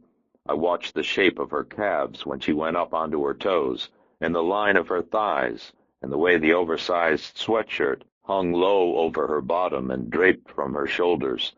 She didn't look so young from the back, and I had to turn away to make myself stop looking at her. Jesus Christ, Cole. Portrait of the detective as a ledger. I looked at the pictures on the white table instead. Mark Thurman, watching me. I crossed my eyes and made a face at him. "Screw you, Mark." I looked at the Garfield instead. "Maybe you shouldn't drink a 6-pack of Falstaff before you visit a client." Jennifer Sheridan came out with the 2 glasses of wine, handed one of them to me, and went to the couch. She must have seen me looking at the Garfield. "Mark won that for me. Isn't it cute?" "How nice." I smiled. "Tell me about Riggins and Pinkworth. Tell me everything they said. Don't leave anything out." She shook her head. "The other guy didn't say very much. He just stood by the door, and every once in a while said something like, 'You ought to listen to him,' or 'We're only trying to help.'" "Okay, then tell me about Floyd." She sipped her wine and thought about it, as if she wanted to be very careful and get it right. As she told me, she picked up a stuffed lion from the couch and held it. "He told me that Mark didn't know they were here, but that he was Mark's partner, and he said that someone had to straighten me out because I was going to get Mark killed. I asked him to tell me what was going on, but he wouldn't.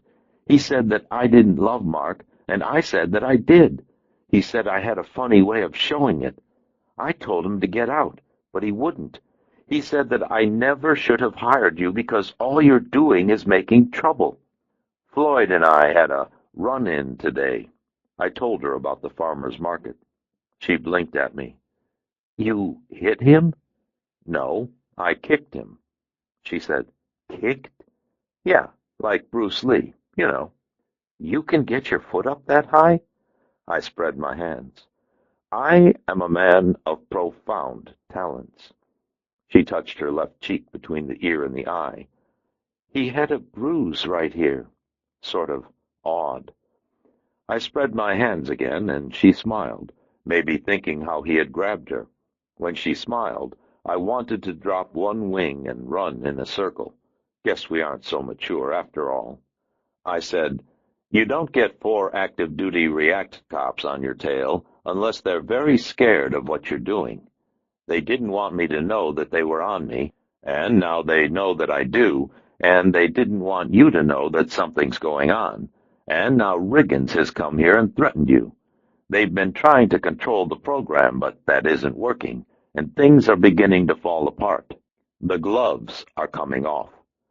She nodded and looked thoughtful, like maybe whatever she was thinking wasn't easy to think about. She said, "Was Mark there, at the market?" "No." I was watching her. The thing that was hard to think about was even harder to say. "He said Mark was in trouble.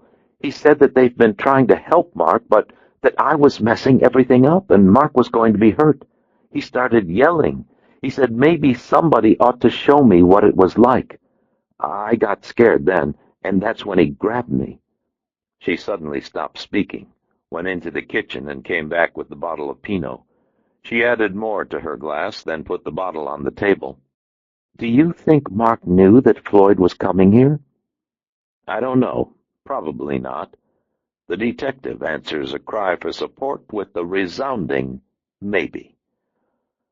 I asked him why he was doing this. I asked him to tell me what had happened or what was going on. I told him I would help. He thought that was funny. He said that I didn't want to know. He said that Mark had done bad things and now they were fucked. I said Mark wasn't like that, and he said I didn't know anything about Mark. She stopped as if someone had pulled her plug and stared into the forest of photographs. I said, "And you're scared he's right?" She nodded. "You're scared that you don't know anything about Mark, and that if you find out, you might not love him anymore." She pursed her lips and shook her head, then looked directly at me. "No, I will always love him, no matter what. If he did something, it's because he believed he had to. If I can help him, then I will help him. I will love him even if he no longer loves me." She blinked hard several times and then took more wine. I watched her drink, and I wondered what it would be like to have someone love me with that commitment and that intensity. And in that moment, I wished that it were me. I said, "Jennifer, did Mark ever mention someone named Lewis Washington?" "No." "It might have been 3 or 4 months ago." "Maybe he said the name in passing and I wasn't paying attention, but I don't think so." I said, 4 months ago, Mark's React team went into a place called the Premier Pawn Shop to arrest Lewis Washington for fencing stolen goods. There was a struggle, and Lewis Washington died of massive head injuries." She stared at me. "The React team's statement is that Washington pulled a gun, and the head injuries resulted accidentally when team members tried to subdue Washington without the use of firearms. Washington's family said that Lewis didn't own a gun and was trying to go straight. The Washingtons sued the city and the LAPD, claiming wrongful death. The LAPD investigated but found that there had been no wrongdoing." Jennifer Sheridan didn't move. She was staring at the far pictures. Mark and Jenny at the prom, Mark and Jenny after the big game. See them smile, see them laugh. "Was it Mark?" The React team's statement was that it was a combination of all 5 officers present, though Eric Dees, the team leader, took responsibility. She took a deep breath. "Mark never told me any of that." "How about the name Akeem Demur?" "No." Akeem Demur is a gangbanger in south-central Los Angeles. He bosses a street gang called the 8 Deuce Gangster Boys. Lewis Washington's family dropped their lawsuit because Akeem Demur told them that he'd kill them if they didn't. "He didn't tell me any of this. You think Mark has something to do with these people?" "I don't know if these 2 things are connected or not. Maybe they're not. Maybe Mark didn't tell you about Akeem Demur because he doesn't know." "He didn't tell me about any of this." She was shaking her head. "This isn't going to be easy, Jennifer. What we find out about Mark might be a bad thing, just like Riggin said. It might be something that you'll wish you didn't know, and what you find out might change forever what you feel about Mark, and about you with Mark. Do you see that?" "Are you telling me that we should stop?" "I'm not telling you one way or the other. I want you to know what you're dealing with, that's all." She turned away from me and looked at the pictures on the white formica table, the pictures that had charted her life from the 9th grade until this moment. Her eyes turned pink, and she rubbed at them. "Damn it, I didn't want to cry anymore. I'm tired of crying." She rubbed her eyes harder. I leaned forward and touched her arm, the arm that Riggins had hurt. I said, "Crying is dangerous. It's wise of you to avoid it this way." She said, "What?" confused. "First there's the dehydration, and then the lungs go into sob lock." She stopped the rubbing. "Sob lock?" I nodded. A form of vapor lock induced by sobbing. The lungs lose all capacity to move air, and asphyxiation is only moments away. I've lost more clients to this than gunshot wounds. Maybe, she said, that doesn't so much speak to the clients as to the detective. I slapped a hand over my chest. Ouch. Jennifer Sheridan laughed, forgetting about the tears. You're funny. Nope, I'm Elvis. You get me on a roll, I am murder. She laughed again and said, Say something else funny. Something else funny. She laughed again and made a big deal out of giving me exasperated. No, I meant for you to say something funny. Oh, well, waiting. You want me to say something funny? Yes, something funny. Jennifer Sheridan threw the stuffed lion at me, but then the laughter died, and she said, Oh, my God, I am so scared. I know. I've got a college education. I have a good job. You're supposed to go out a lot, but I don't do that. You're supposed to be complete and whole all by yourself, but if I can't have him, I feel like I'll die. You're in love. People who say the other stuff are saying it either before they've been in love or after the love is over and it hasn't worked out for them. But no one says it when they're in the midst of love. When you're in love, there's too much at stake. She said, I've never been with anyone who makes me feel the way that he makes me feel. I've never tried to be. Maybe I should have. Maybe it's all been a horrible mistake. It's not a mistake if it's what you wanted. I was breathing hard, and I couldn't get control of it. She stared down into her flute glass, and she traced her fingertip around its edge, and then she stared at me. She didn't look 16 now. She was lean and pretty, and somehow available. She said, I like it that you make me laugh. I said, Jennifer. She put down the flute glass. You're very nice.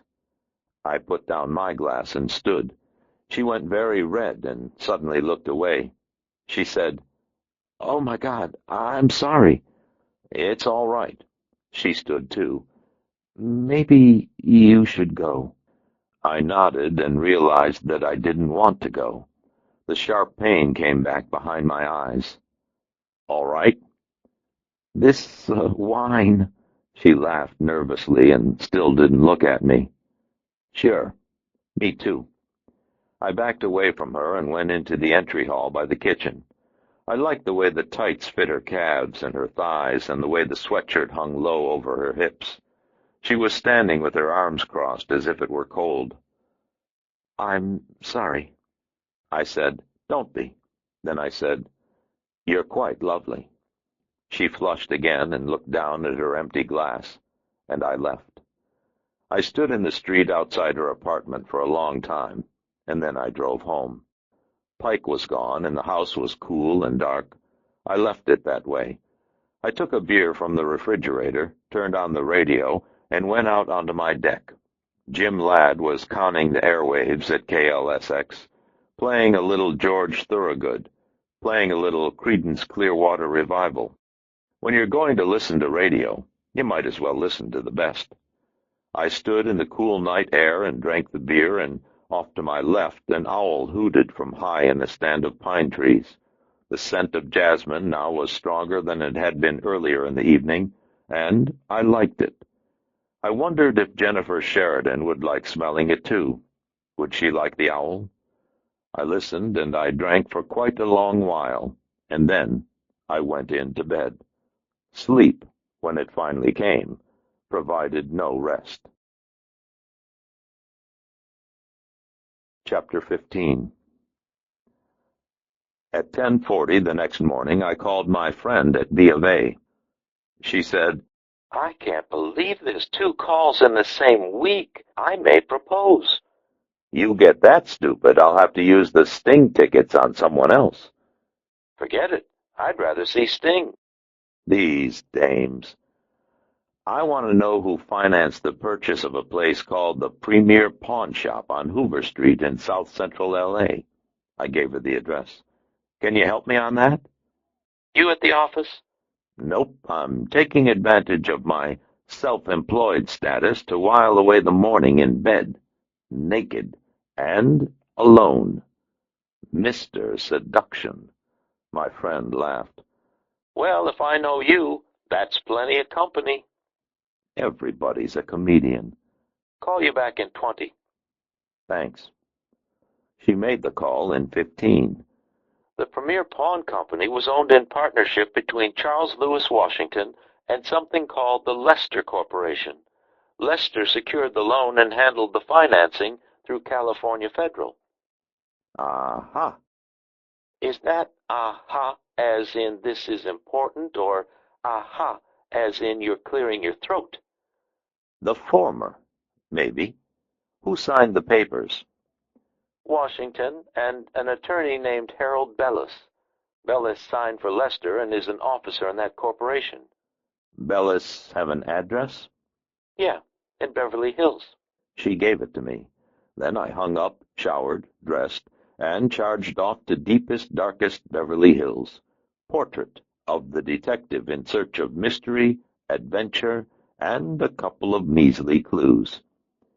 The law offices of Harold Bellis were on the third floor of a newly refurbished three-story office building a half-block off Rodeo Drive, and about 1,000,000 light-years from south-central Los Angeles. I found a parking space between a Rolls-Royce Corniche and an $80,000 Mercedes two-seater in front of a store that sold men's belts starting at $300. Business was brisk. I went into a little glass lobby with a white marble floor and a lot of gold fixtures, and took the elevator to the third floor. Harold Bellis had the front half of the building, and it looked like he did very well. There was a lot of etched glass and glossy furniture and carpet about as deep as the North Atlantic. I waded up to a receptionist seated behind a semicircular granite desk and gave her my card. She was wearing one of those pencil-thin headphones, so she could answer the phone and speak without having to lift anything. Elvis called to see Mr. Bellis. I don't have an appointment. She touched a button and spoke to someone, then listened and smiled at me. There was no humor in the smile, nor any friendliness. She said, "We're sorry, but Mr. Bellis's calendar is full. If you'd like an appointment, we can schedule a time next week." I said, "Tell him it's about the Premier Pawn Company. Tell him I have a question about the Lester Corporation." She said it into the microphone, and a couple of minutes later a rapier-thin woman with prominent cheeks and severely white skin came out and led me through a long common office where secretaries and aides and other people sat in little cubicles, and then into her office, and then into his. Her office held a bank of designer file cabinets and fresh-cut tulips, and the entrance to his office. You want to see him, you've got to get past her, and she wouldn't be easy to beat. She'd probably even like the fight. Harold Bellis had the corner office, and it was big. She said, "This is Mr. Cole." Harold Bellis stood up and came around his desk, smiling and offering his hand. He was short and soft, with pudgy hands, and a fleshy face and thinning gray hair that looked as soft as mouse fur. Sort of like the Beverly Hills version of Howdy Doody. "Thanks, Martha." "Harold Bellis, Mr. Cole. Martha tells me you're interested in the Premier Pawn Shop. Would you like to buy it?" He sort of laughed when he said it, like it was an obvious joke, and we both knew it. Ha, ha. "Not today, Mr. Bellis. Thanks." Martha looked down her nose at me and left. Harold Bellis's handshake was limp, and his voice was sort of squeaky, but maybe that was just confidence.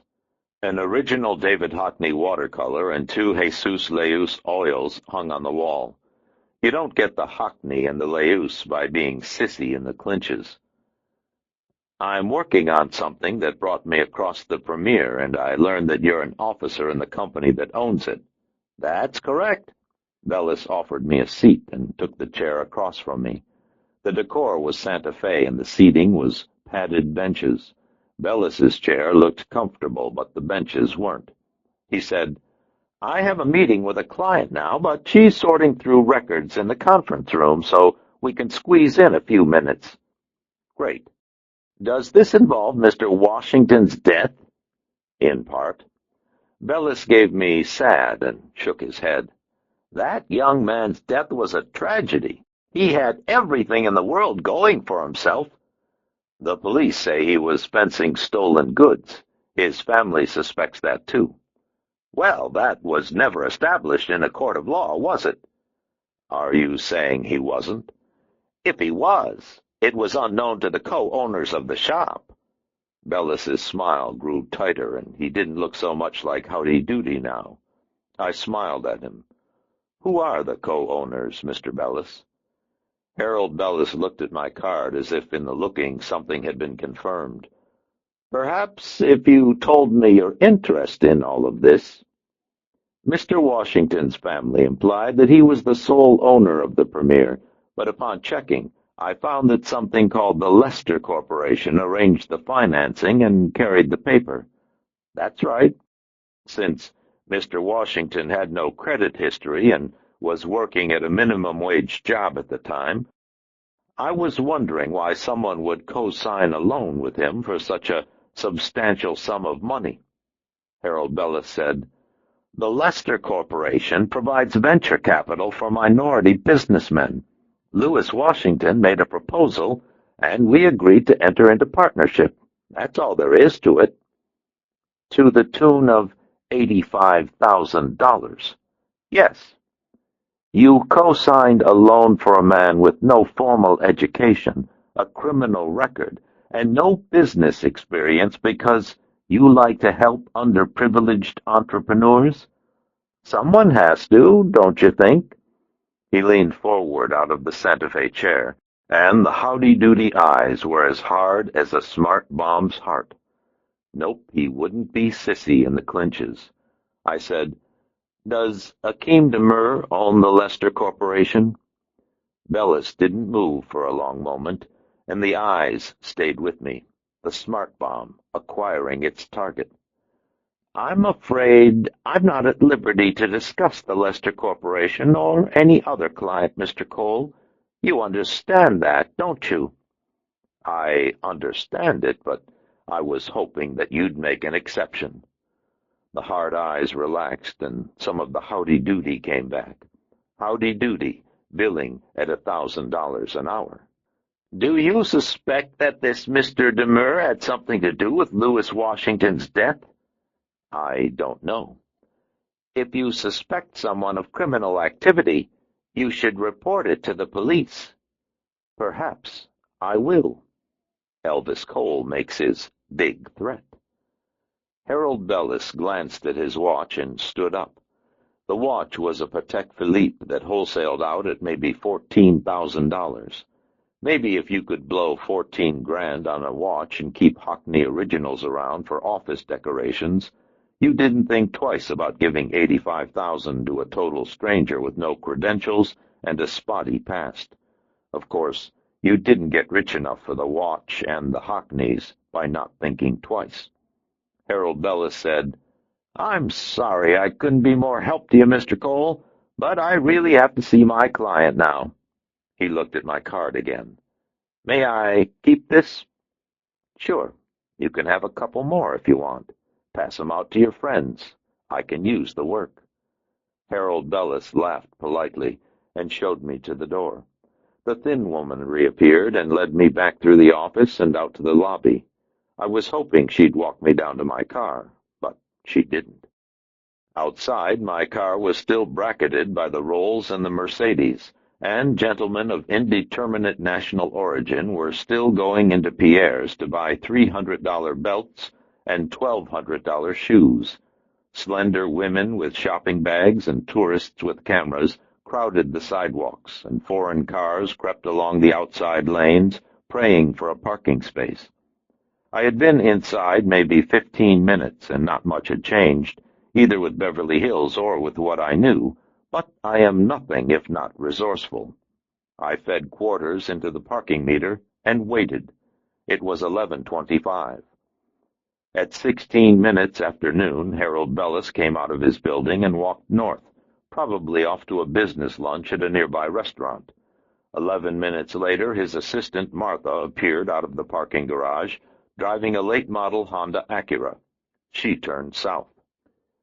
I ran back across the street, rode the elevator up to Bellis's floor, and hurried up to the receptionist, giving her the "Christ, my day is going to hell" smile. "Hi, Martha said she'd leave my calendar with you." She gave me confused. Excuse me? When I was here this morning, I left my date book in Harry's office. I called, and Martha said she'd leave it with you for me." The receptionist shook her head. "I'm sorry, but she didn't." I gave miserable. "Oh, man, I am screwed. It's got all my appointments and my account numbers. I guess it just slipped her mind. You think it'd be okay if I ran back there and checked?" I gave her expectant, and just enough of the little boy so that she'd know my fate in life rested squarely on her shoulders. "Sure, you know the way?" "I can find it." I went back past the assistants and the cubicles to Martha's office. It was open. I went in and closed the door, then looked over the files until I found the client index. It took maybe 3 minutes to find the client index, and 20 seconds to find the Lester files. The articles of incorporation of the Lester Corporation, a California corporation, were among the first documents bound in the Lester Corp files. The president of the Lester Corporation was listed as one Akim Demur. Demur's address was care of the law offices of Harold Bellis, attorney at law. Son of a gun. I flipped through the files and found records of the acquisitions of 9 investment properties throughout the south central Los Angeles area, as well as 2 properties in Los Feliz and an apartment building in Simi Valley. The purchases included 2 bars, a laundromat, and the pawn shop. The rest were residential. I guess the weasel dust business pays. The premier pawn shop location was purchased 9 months and 2 days prior to Charles Lewis Washington's death. There was a contract with a property management firm for 6 of the businesses, as well as receipts from contractors for maintenance and renovation work performed on 7 of the businesses. Each property had a separate file. The premier showed plumbing and electrical work, as well as a new heating and air conditioning unit, and there was also a receipt from something called Atlas Security Systems for the installation of an autonomous monitoring system, as well as a perimeter security alarm. Similar systems had also been purchased for the 2 bars. I wasn't sure what an autonomous monitoring system was, but it sounded good. The cost of these things and their installation was $6,518.22, and there had been no mention of them in the police reports. I wrote down the phone number of Atlas Security Systems, then closed the file, and borrowed Martha's phone to call them. I told a guy named Mr. Walters that I was a friend of Harold Bellis's, that I owned a convenience store in Laguna Niguel, and that I was thinking of installing a security system. I told him that Harold had recommended Atlas and something called an autonomous monitoring system, and I asked if he could explain it. Mr. Walters could. He told me that the autonomous monitoring system was perfect for a convenience store or any other cash business because it was an ideal way to keep an eye on employees who might steal from you. The AMS was a hidden video camera timed to go on and off during business hours, or whenever a motion sensor positioned to my specifications told it to. He gave me cost and service information, and then I thanked him and told him that I'd get in touch. I hung up the phone, returned the files to their cabinets, left the door open as I had found it, then walked out past the receptionist and drove to my office. As I drove, I thought about the video equipment. No one shot at me on the way, but maybe they were saving that for later. Chapter 16. When I got to my office at 5 minutes past 1, there was a message on my machine from James Edward Washington asking me to call. I did. James Edward said, "You know a taco stand called Raul's on 65 and Broadway?" "No." 65 and Broadway. I'm going to be there in an hour with a guy who knows about what's going on. Ray came through. "I'll meet you there." I hung up, then called Joe Pike. He answered on the first ring. "Pike?" "I'm going to meet James Edward Washington at a place called Raul's on 65 and Broadway in about 1 hour. He says he's got a guy who maybe knows something." "I'll be there." There's more. I told him about the Lester Corporation and Harold Bellis and the contract with Atlas Security. I told him about the video equipment. Pike grunted. "So, Hakeem Demur saw what happened to Charles Lewis." "It's possible." "And maybe it shows something different than the police report claims." "Yeah, but if that's the case, why doesn't Hakeem use it to fry these guys? Why is he protecting them?" Pike fell silent. "Joe?" "Watch your ass out there, Elvis. It's getting too hot for these guys to sit by. They're going to have to move." "Maybe that's how we finally crack this. Maybe we make it so hot that they've got to move, and when they move, we'll see what they're doing." "Maybe. But maybe their idea of a move is to take us out." Nothing like a little inspiration. 32 minutes later, I exited the freeway and turned north on Broadway, past auto repair shops and take-out rib joints, and liquor stores that had been looted in the riots and not yet rebuilt. Raul's Taco was a cinder block stand on the west side of Broadway between a service drive and an auto parts place that specialized in remanufactured transmissions. You ordered at a little screen window on one side of the stand, then you went around to the other side to wait for your food. There was a tiny fenced area by the pickup window with a couple of picnic benches for your more elegant sit-down diners and a couple of little stand-up tables on the sidewalk for people in a rush. A large sign over the order window said, "We have Soul Man Tacos." An hour before noon, and the place was packed. I drove up to 64th, pulled a U-turn at the light, then swung back and parked at the curb in front of the transmission place. James Edward Washington and a young black guy, maybe Washington's age, were sitting across from each other at one of the picnic tables, eating tacos. The second guy was wearing a neon orange hat with the bill pointed backwards, heavy Ray-Ban sunglasses, and a black Los Angeles Raiders windbreaker, even though it was 90 degrees. Washington saw me and nodded toward the table. The other guy saw him nod and turned to watch me come over. He didn't look happy. Most of the other people in Raul's were watching me too. Guess they didn't get many white customers. Washington said, "This is the guy Ray was talking about. Cool T, this is the detective." Cool T said, "You say his name Elvis? I thought he was a brother." I said, "I am. Amazing what a Marcel and skin lightener will do, isn't it?" Cool T shook his head and gave disgusted. "And he think he funny, too." Cool T started to get up, but Washington put a hand on his forearm and held him down. "He's white, but he's trying to help about Lewis. That means he can be all the funny he wants."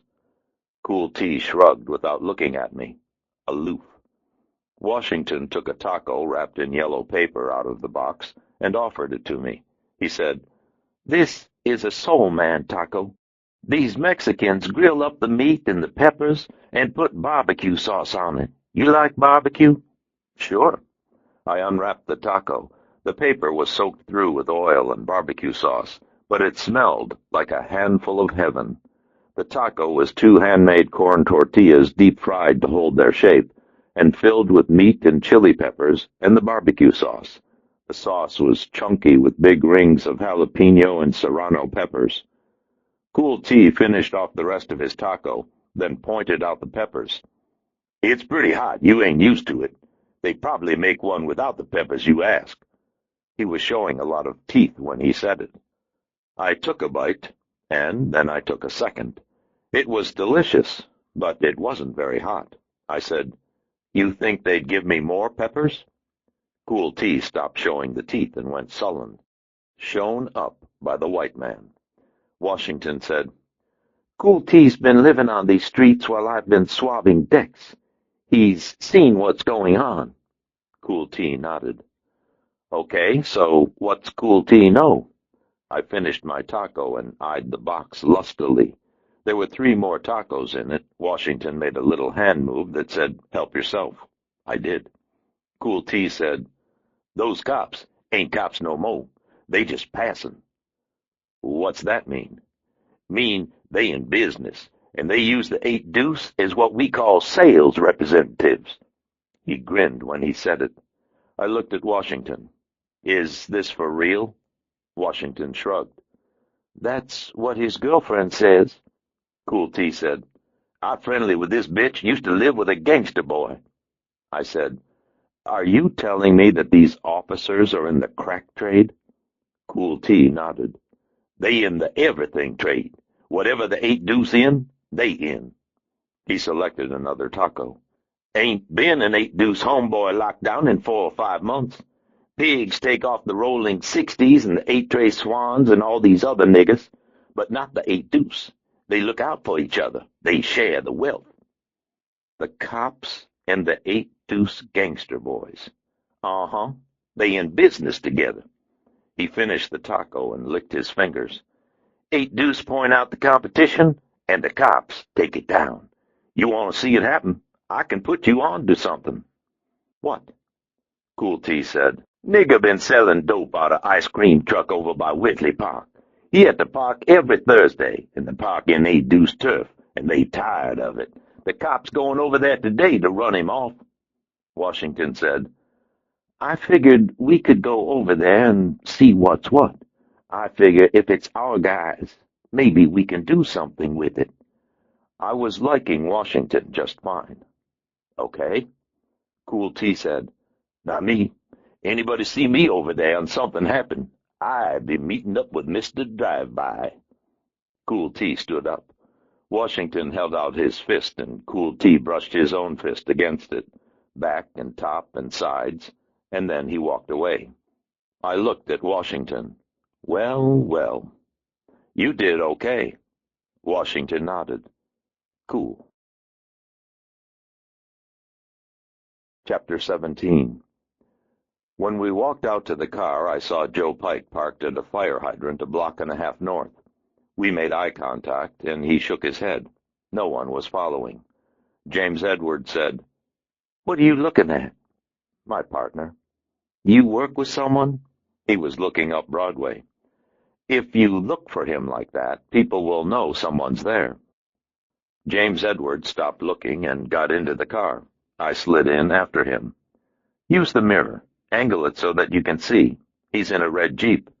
James Edward did it. "Why is he back there?" "The men who killed your brother have been following me. He's there to follow the followers." James Edward readjusted the mirror, and we pulled away. "He any good?" "Yes." "Are you?" "I get lucky." James Edward settled back and crossed his arms. "Luck is for chumps. Ray knows a couple of people, and he asked them about you. He says you're a straight-up dude. He says you get respect. You can fool some of the people some of the time." James Edward shook his head and stared at the passing buildings. "Bullshit. Any fool can buy a car, but you can't buy respect." I glanced over, but he was looking out at the streets. James Edward Washington told me where to go, and I went there. And pretty soon we were on streets just like James Edward Washington's street, with neat single-family homes and American cars and preschool children jumping rope and riding big wheels. Older women sat on tiny porches and frowned because teenagers who should have been in school were sitting on the hood of a Bonneville listening to Ice Cube. The women didn't like the kids being on the Bonneville, and they didn't like Ice Cube, but they couldn't do anything about it. We drove, and after a while I knew we weren't just driving. We were taking a tour of James Edward Washington's life. He would say, "Turn," and I would turn, and he would point with his chin and say something like, "The girl I took to the prom used to live right there," or "Dude I knew named William Johnston grew up there and writes television now and makes $400,000 every year and bought his mama a house in the San Gabriel Valley," or "My cousins live there." I was little, they'd come to my street and we'd trick-or-treat, and then I'd come back here with them and we'd do it all over again. The lady that lived right over there used to make caramel-dipped candy apples better than anything you ever bought at the circus. We drove, and he talked, and I listened, and after a while I said, "It has to be hard." He looked at me. I said, "There are a lot of good things here, but there are also bad things, and it's got to be hard growing up and trying not to let the bad things drag you down."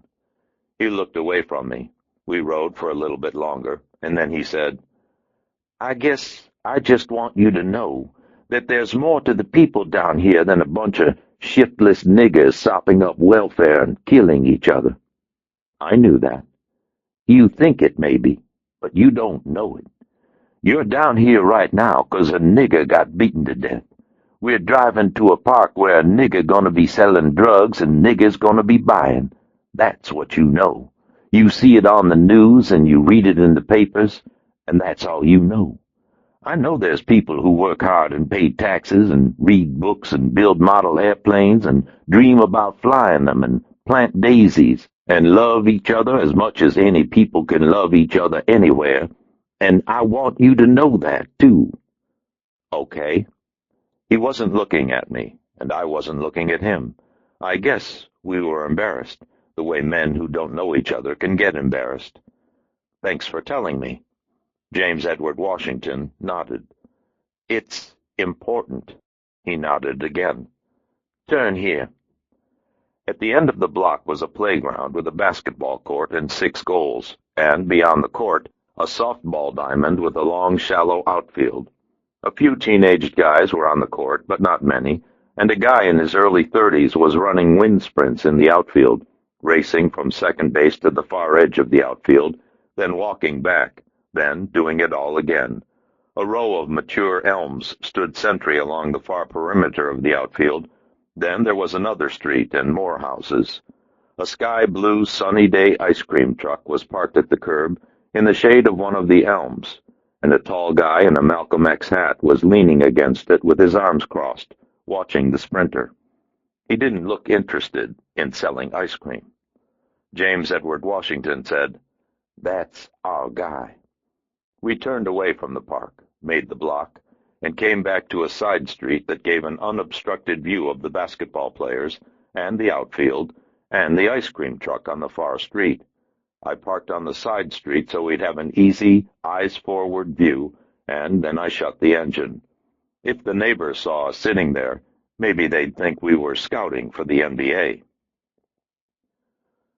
Maybe 8 or 9 minutes later, 4 guys in a white Bel Air turned onto the far street, slowed to a stop, and the guy with the X hat went over to them. One of the guys in the back seat of the Bel Air gave something to the X, and the X gave something to the guy in the Bel Air. Then the Bel Air drove away, and the X went back to his leaning. A little bit later, a kid on a bike rolled up the sidewalk, jumped the curb down to the street, and skidded to a stop. The kid and the X traded something, and the kid rode away. Washington said, "Cool T better be giving it to us straight about those cops." I pointed at the X. "He's here, isn't he?" "He's here, but will the cops come? And if they come, are they coming because they're cops, or because they're working with the 8 Deuce? We'll find out." "Yes, I guess we will." James Edward shifted in the seat, uncomfortable, but not because of the seat. "They don't come and run this motherfucker off. Maybe I'll do it myself." "Maybe I'll help you." Washington glanced at me and nodded. A couple of minutes later, Joe Pike came up along the sidewalk and squatted beside my window. I said, "Joe Pike, this is James Edward Washington. James, this is my partner, Joe Pike." Pike canted his head to lock onto James Edward Washington and reached in through the window. You can't see his eyes behind the dark glasses, but it's always easy to tell where he's looking. His whole being sort of points in that direction, as if he were totally focused on you. James Edward took his hand, but stared at the tattoos. Most people do. I told Pike about the X at the ice cream truck and what Cool T had said about Thurman's React team and their involvement with the 8 Deuce gangster boys. Pike nodded. Bees and his people are supposed to thump this guy? James Edward said. That's the word. Pike looked at the X. It's a long way across the playground to the ice cream truck. If Bees moves the action away from us, we've got too much ground to cover to catch up. We might lose them. I said, why don't you set up on that side and we'll stay here? If Dees moves that way, you've got them, and if he moves in this direction, we've got him. Pike stared behind us up the street, then twisted around and looked at the park. You feel it? What? Pike shook his head. Doesn't feel right. He stepped away from the car and stood without moving for a time, and then he walked away. I thought about what Joe had said. They're going to have to make a move. James Edward watched Pike leave. He's sorta strange, huh? You think? A few minutes later, we saw Pike's Jeep pass the ice cream truck and turn away from the park. James Edward looked at me. You don't think he's strange? We moved deeper into the afternoon, and business was good for the man in the ice cream truck. Customers came by in cars and trucks, and on motorcycles and bicycles, and on foot. Some of the cars would slow as they passed, and the X would stare, and they would make the block a couple of times before they finally stopped and did their deal. But most folks drove up and stopped without hesitating. The X never hesitated either. Any one of these people could have been undercover cops, but no one seemed to take that into consideration. Maybe it didn't matter. Maybe business was so good and profits were so large that the threat of a bust was small relative to the potential gain. Or maybe the X just didn't care. Some people are like that. Once, 2 young women pushing strollers came along the far sidewalk. The X made a big deal out of tipping his cap with a flourish and giving them the big smile. The women made a buy, too. The one who did the talking was pregnant. Washington rubbed his face with both hands and said, Oh, my Jesus. School let out. More players joined the basketball games. The guy running wind sprints stopped running, and the time crept past like a dying thing, heavy and slow and unable to rest. James Edward twisted in the seat and said, How you stand this goddamn waiting? You get used to it. You used to be a cop? I shook my head. Nope.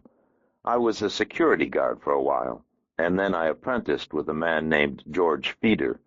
Before that, I was in the Army. How about that guy Pike? Joe was a police officer. Before that, he was a Marine. James Edward nodded, maybe thinking about it. You go to college? I had a couple years on and off. After the Army, it was tough to sit in a classroom. Maybe I'll go back one day. If you went back, what would you study? I made a little shrug. Teacher, maybe. He smiled.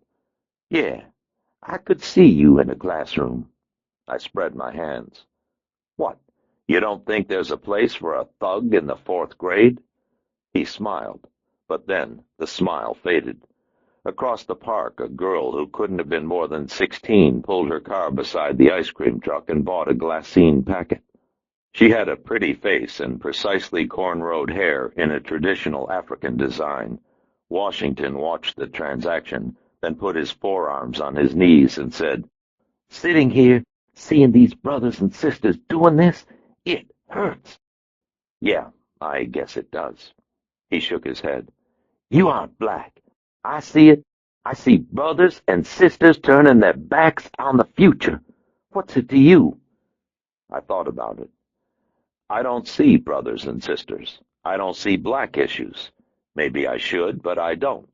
Maybe because I'm white. I can't. So I see what I can see. I see a pretty young girl on her way to being a crack whore. She'll get pregnant, and she'll have a crack baby, and there'll be 2 lifetimes of pain. She'll want more and more rock, and she'll do whatever it takes to get it, and over time she'll contract AIDS. Her mother will hurt, and her baby will hurt, and she will hurt. I stopped talking, and I put my hands on the steering wheel, and I held it for a time. 3 lifetimes. Washington said, "Unless someone saves her." I let go of the wheel. Yes, unless someone saves her. I see it the only way I can see it. I see it as people. Washington shifted in the bucket. "I was going to ask you why you do this, but I guess I know." I went back to watching the X.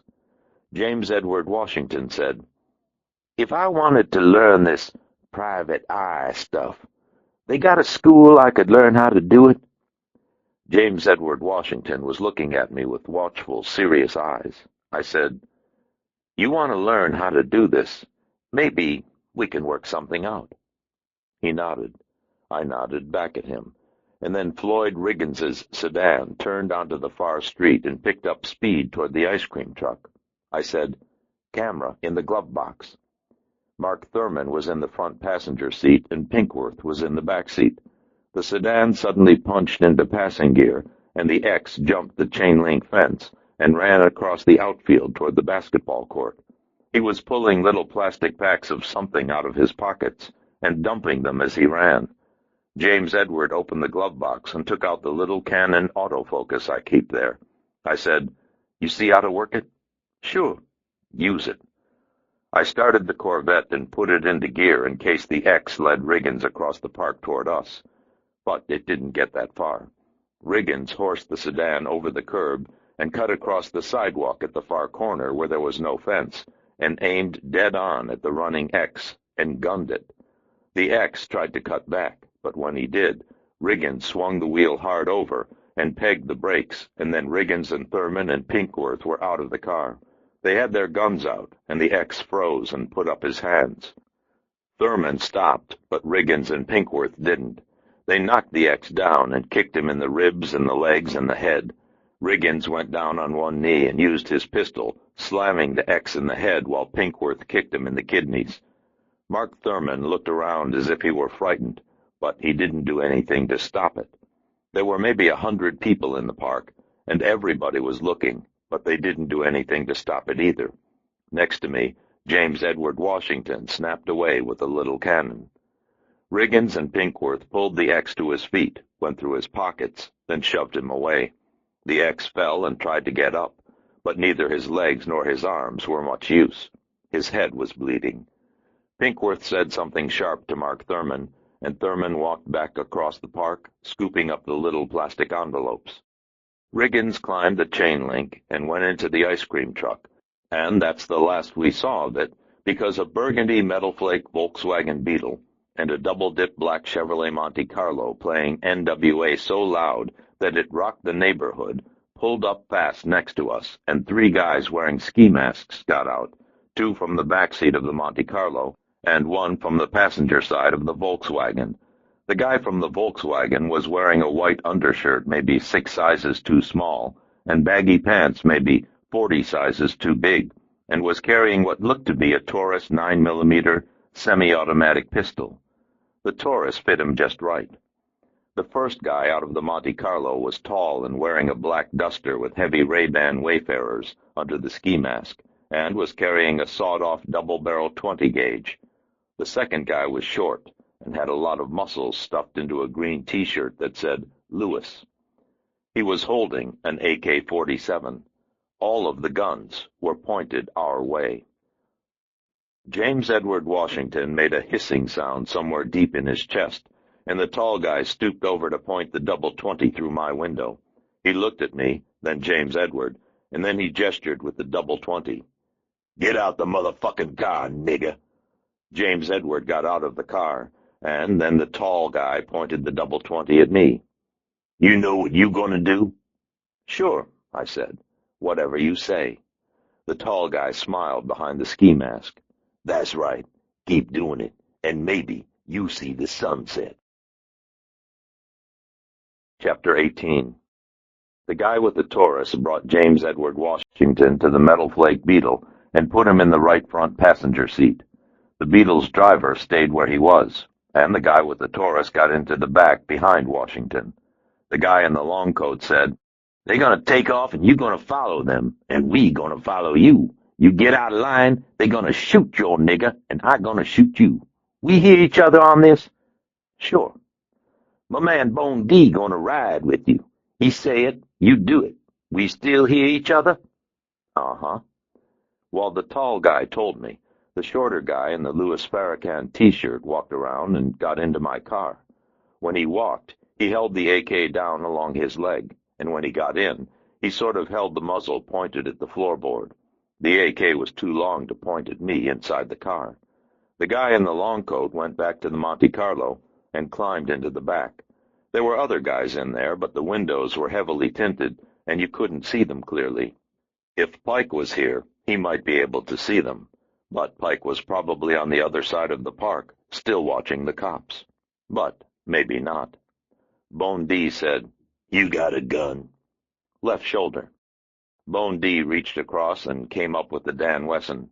He didn't look under my jacket when he did it, and he didn't look at the Dan Wesson after he had it. He stared at me, and he kept staring even after he had the Dan Wesson. I said, "I always thought the AK was overrated myself.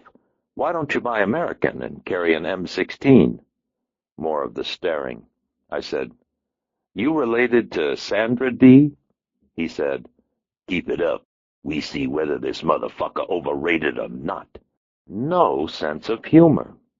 The Beetle started rolling, and the guy in the shotgun seat of the Monte Carlo motioned me out. I tucked in behind the bug, and the Monte Carlo eased in behind me. I stayed close to the Beetle, and the Monte Carlo stayed close to me, too close for another car to slip between us. There was so much heavy-bass gangster rap coming out of the Monte Carlo, they shouldn't have bothered. No one would come within a half-mile for fear of hearing loss. We went west for a couple of blocks, then turned south, staying on the residential streets and avoiding the main thoroughfares. As we drove, Bone D looked through the glove box and under the seats, and came up with the cannon. "Thought you liked to buy American." It was a gift. Bone D popped open the back, exposed the film, then smashed the lens on the AK's receiver, and threw the camera and the exposed film out the window. So much for visual evidence. The bug drove slowly, barely making school zone speeds, and staying at the crown of the street, forcing oncoming cars to the side. Rolling in attack mode. Kids on their way home from school clutched their books tight to their chests, and other kids slipped down driveways to get behind cars or between houses in case the shooting would start, and women on porches with small children hurried them indoors. You could see the fear and the resignation, and I thought, what a hell of a way it must be to live like this. Does South Central look like America to you? A short, bony man in his 70s was standing shirtless in his front yard, with a garden hose in one hand and a can of Pabst Blue Ribbon in the other. He glared at the guys in the bug, and then the guys in the Monte Carlo. He puffed out his skinny chest, and raised the hose and the Pabst out from his sides, showing hard, letting them have him if they had the balls to take him, and saying it didn't scare him one goddamn bit. Dissing them, showing disrespect. An AK came out of the Volkswagen and pointed at him, but the old man didn't back down. Hard, all right. We turned again, and the AK disappeared. With all the people running and hiding, I began to think that running and hiding was a pretty good idea. I could wait until we were passing a cross street, then back-fist Bone D, yank the wheel, and probably get away, but that wouldn't work too well for James Edward Washington. Not many places to hide inside a Volkswagen Beetle. 2 blocks shy of Martin Luther King Boulevard, we turned into an alley past a '72 Dodge with no rear wheels and stopped at a long, low, unpainted cinder block building that probably used to be an auto repair shop. The alley ran behind a row of houses along to a train track that probably hadn't been used since World War II. Most of the railroad property was overgrown with dead grass and undeveloped except for the cinder block building. The houses all had chain-link fences, and many had nice vegetable gardens with tomato plants and okra and snap beans, and most of the fences were overgrown with running vines, so the people who lived there wouldn't have to see what happened in the alley. Pit bulls stood at the back fences of two of the houses and watched us with small, hard eyes. Guess the pit bulls didn't mind seeing what happened. Maybe they even liked it. The guy in the long coat got out of the Monte Carlo and went to one of the 4 metal garage doors built into the building and pushed it open. No locks. There were neither cars nor signs nor other evidence of human enterprise outside the building, but maybe inside was different. Maybe this was the 8 Deuce clubhouse, and inside there would be pool tables and a soda fountain and clean-cut kids who looked like the Jackson family playing old chubby checker platters and dancing like the white man. Sure. Welcome to the killing zone. When the door was open, the bug drove into the building. Bon D said, "Follow him." I followed. The Monte Carlo came in after me, and then the guy in the long coat stepped through and pulled the door down. Nothing inside either. The building was as empty and as uncluttered as a crypt. When the door was down, Bon D reached over, turned off the ignition, and took the keys. The guy in the long coat came over with a double-barreled .20. There were no lights and no windows in the place, and the only illumination came from 6 industrial skylights built into the roof. No one had washed the skylights since they had been installed, so the light that came down was filtered and dirty, and it was hard to see. One of the skylights was broken. The guy in the coat made a little come-here finger gesture with his free hand and said, "Get out of there, boy." I got out. Bon D got out with me. The guy in the coat said, "I like that old Corvette. You get dead. Can I have it?" "Sure." He ran his hand along the fender as if it were something soft and would appreciate tenderness. The doors on the Beetle opened, and the 2 guys in there got out with James Edward Washington and pushed him toward me. The Monte Carlo opened up at the same time, and 3 guys came out of there, 2 from the front and 1 from the back. The guy from the Monte Carlo's back seat was holding a Benelli combat shotgun, and the 2 from the front were carrying AKs like Bon D.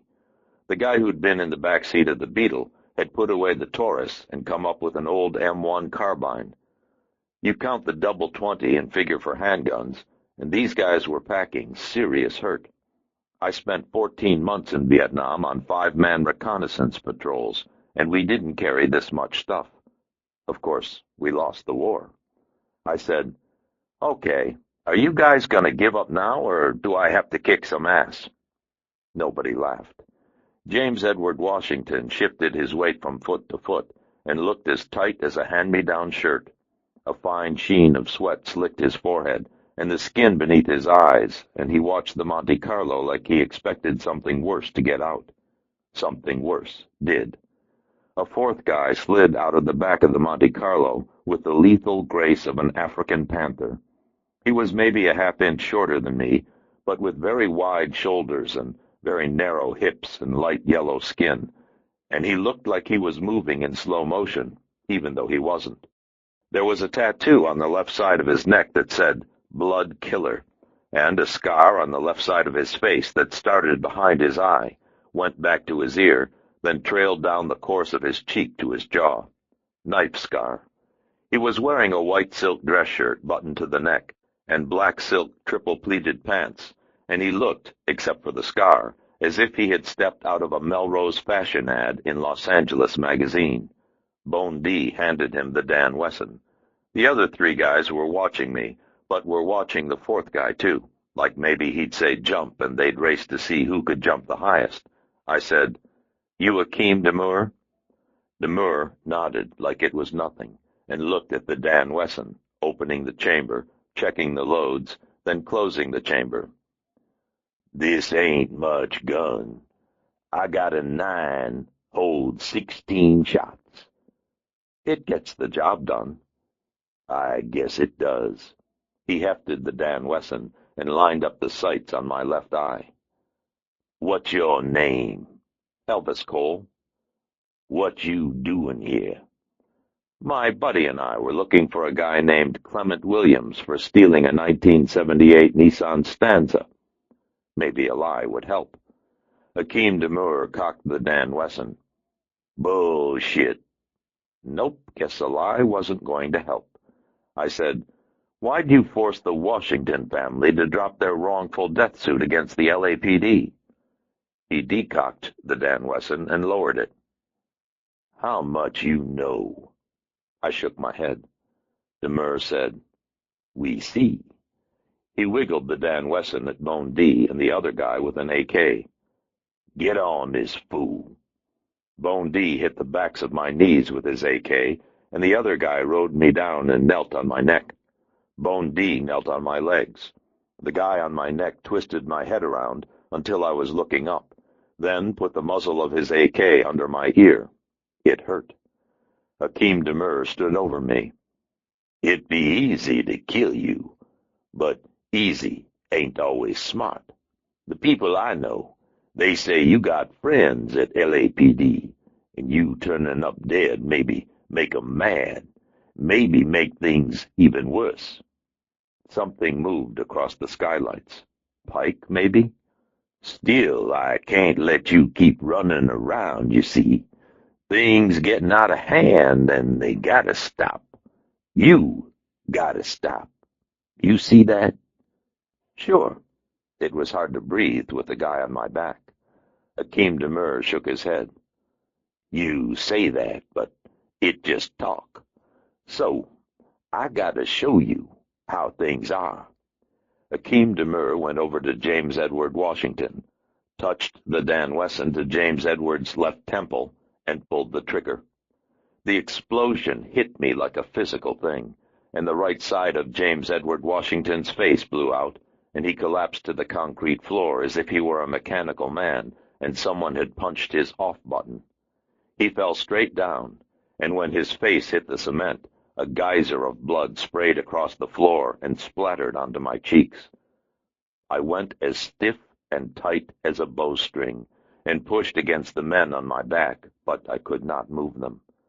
James Edward Washington trembled and twitched and jerked on the floor as a red pool formed under his head. His body convulsed, and something that looked like red tapioca came out of his mouth. The guy in the long coat who had opened and closed the big door went over to James Edward and squatted down for a closer look. He said, "Look at this shit." The convulsing peaked, and then the body grew still. Hakeem Demur came back, squatted beside me, and opened the Dan Wesson's chamber. He shook out the remaining cartridges, then wiped down the Dan Wesson and dropped it next to me. He said, "The fucking bitch next. She started this." I blinked hard 5 or 6 times, and then I focused on him. It was hard to focus and hard to hear him, and I tried to think of a way to shake off the men on my back and get to him before the AKs got to me. Hakeem Demur smiled like he knew what I was thinking, and like it didn't really worry him, like even if I tried, and even if I got out from under the men and past the AKs, he still wouldn't be worried. He looked over at the others. "You got the keys?" Bone D said, "Yeah," and held up my keys. Hakeem sort of jerked his head, and Bone D went to the guy with the carbine, and they went out of my field of view to my car. Maybe 30 seconds later, Bone D came back, and Hakeem Demur went over to James Edward Washington's body. He touched the body with his toe, then shook his head and looked at me. "Don't matter none. This just another dead nigger." I tried to say something, but nothing came out. Hakeem Demur turned away. "Let's get the fuck out of here." Bone D and the guy with the carbine got back into the Volkswagen, and Hakeem Demur and the guy with the Benelli riot gun went to the Monte Carlo. The guy on my shoulders stayed there, and another guy with an AK went to the Monte Carlo and stood by the open passenger door, ready to cover me. The tall guy with the double 20 opened the big doors. When he did, something outside made a loud bang, and the tall guy was kicked back inside, and Joe Pike came through fast, diving low and rolling toward the Volkswagen, then coming up and snapping off 1 shot at the guy on my shoulders and 2 shots through the Volkswagen's driver's side window. The bangs were loud, and would have been Pike's .357. The first bullet rolled the guy off my shoulders, and the two in the Volkswagen pushed the driver over into the passenger side on top of Bone D. Pike yelled, "Down!" I stayed down. The guy standing guard by the Monte Carlo dove into the open passenger door, and the big Benelli came out over the top of him and cut loose, putting most of its pellets into the Volkswagen. Pike popped 2 fast shots at the Monte Carlo, and then the Monte Carlo roared to life and fishtailed its right rear into the Volkswagen and then into the side of the garage door, and then it was gone. I ran forward and pulled Bone D out of the VW. The driver was dead. Bone D screamed when I grabbed him and yelled that he'd been shot, and I told him I didn't give a damn. I pushed him down on the cement and made sure he wasn't armed, and then I went to James Edward Washington. But James Edward Washington was dead. "Jesus Christ," Pike said. "You okay?" I shook my head. I took a deep breath and let it out, and then I began to shake. Pike said, "We're going to have company." He put his python down carefully, so as not to mar the finish. "You hear them?" "Yes." I think Pike heard them before me, but maybe not. The sirens came in from both sides of the alley, and then people were yelling, and 2 cops I'd never seen before leapfrogged through the door. They were in street clothes and were carrying shotguns, and one took up a position in the doorway, and the other rolled in and came up behind the Volkswagen's left front fender, much as Pike had. They screamed "Police" when they made their advance and told us to put down our weapons. Habit. Our weapons were already down. I said, "Guy by the Volkswagen is wounded. The other 3 are dead." A third cop appeared in the opposite side of the door with another shotgun. "Keep your hands away from your body and get down on the ground. Do it now." He had long hair tied back with a blue bandana. Pike and I did what they said, but they came in hard anyway, like we knew they would, one of them going to Pike and one of them coming to me, and the third going to Bone D. The one who went to Bone D was short. More cars pulled up outside, and you could hear the whoop-whoop of the paramedics on their way in. The cop who came to me put his knee into my back and twisted my hands around behind me and fit me with cuffs. You get knees in your back twice at the same crime scene, and you know it's not shaping up as a good day. I said, "My wallet's on the floorboard of the Corvette. My name is Elvis Cole. I'm a private investigator. I'm one of the good guys." The cop with the bandana said, "Shut the fuck up." They cuffed Pike, and they cuffed Bone D, and then the short cop said, "I got the keys," and went to my Corvette. The cop with the bandana went with him. They moved with clarity and purpose. The other cop picked up my wallet and looked through it. He said, "Hey, the son of a bitch wasn't lying. He's got an investigator's license." The cop with the bandana said, "Not for long." A couple of blue suits came in and said, "Everything cool?" The cop with the bandana said, "We'll see." The short cop fumbled with the keys, then opened the trunk and made one of the world's widest grins. You'd think he'd won the lotto. Bingo, just where they said. He reached into the trunk and pulled out a baggie of crack cocaine worth about $8,000 and tossed it to the cop with the bandana, what Bone D and the guy with the carbine had been doing behind me. I looked at Joe Pike, and Pike's mouth twitched. I said, "It isn't mine." I pointed at Bone D. "It's his." The cop with the bandana said, "Sure, that's what they all say." Then he took out a little white card, told us we were under arrest, and read us our rights. After that, he brought us to jail. Chapter 19. The cop with the bandana was named Michelli. He put Pike into a gray sedan and me into a black and white, and then they drove us to the 77th. Michelli rode in the sedan. The 77th Division is a one-story red brick building just off Broadway, with diagonal curbside parking out front and a 10-foot chain-link fence around the sides and back. The officers who work the 777 park their personal cars inside the fence and hope for the best. Concertina wire runs along the top of the fence to keep out the bad guys, but you leave personal items in your car at your own risk. Your car sort of sits there at your own risk, too. The bad guys have been known to steal the patrol cars. We turned through a wide chain-link gate and rolled around the back side of the building past the maintenance garage and about 24 parked black and whites, and up to an entry they have for uniformed officers and prospective felons. Michelli got out first and spoke with a couple of uniformed cops, then disappeared into the building. The uniforms brought us inside past the evidence lockers and went through our pockets and took our wallets and our watches and our personal belongings. They did me first, calling off the items to an overweight property sergeant, who noted every item on a large manila envelope, and then they did Pike. When they did Pike, they pulled off the hip holster for his .357, the ankle holster for his .380, an 8-inch buck hunting knife, 4 speed loaders for the .357, and 2 extra .380 magazines. The overweight sergeant said, "Jesus Christ, you expecting a goddamned war?" The uniform who did Pike grinned. "Look who it is." The sergeant opened Pike's wallet, then blinked at Pike. "Jesus Christ, you're him." The uniformed cop took off Pike's sunglasses and handed them to the sergeant. Pike squinted at the suddenly bright light, and I saw for the first time in months how Pike's eyes were a deep liquid blue. My friend Ellen Lang says that there's a lot of hurt in the blue, but I've never been able to see it. Maybe he just hides it better with me. Maybe she sees his eyes more often than I.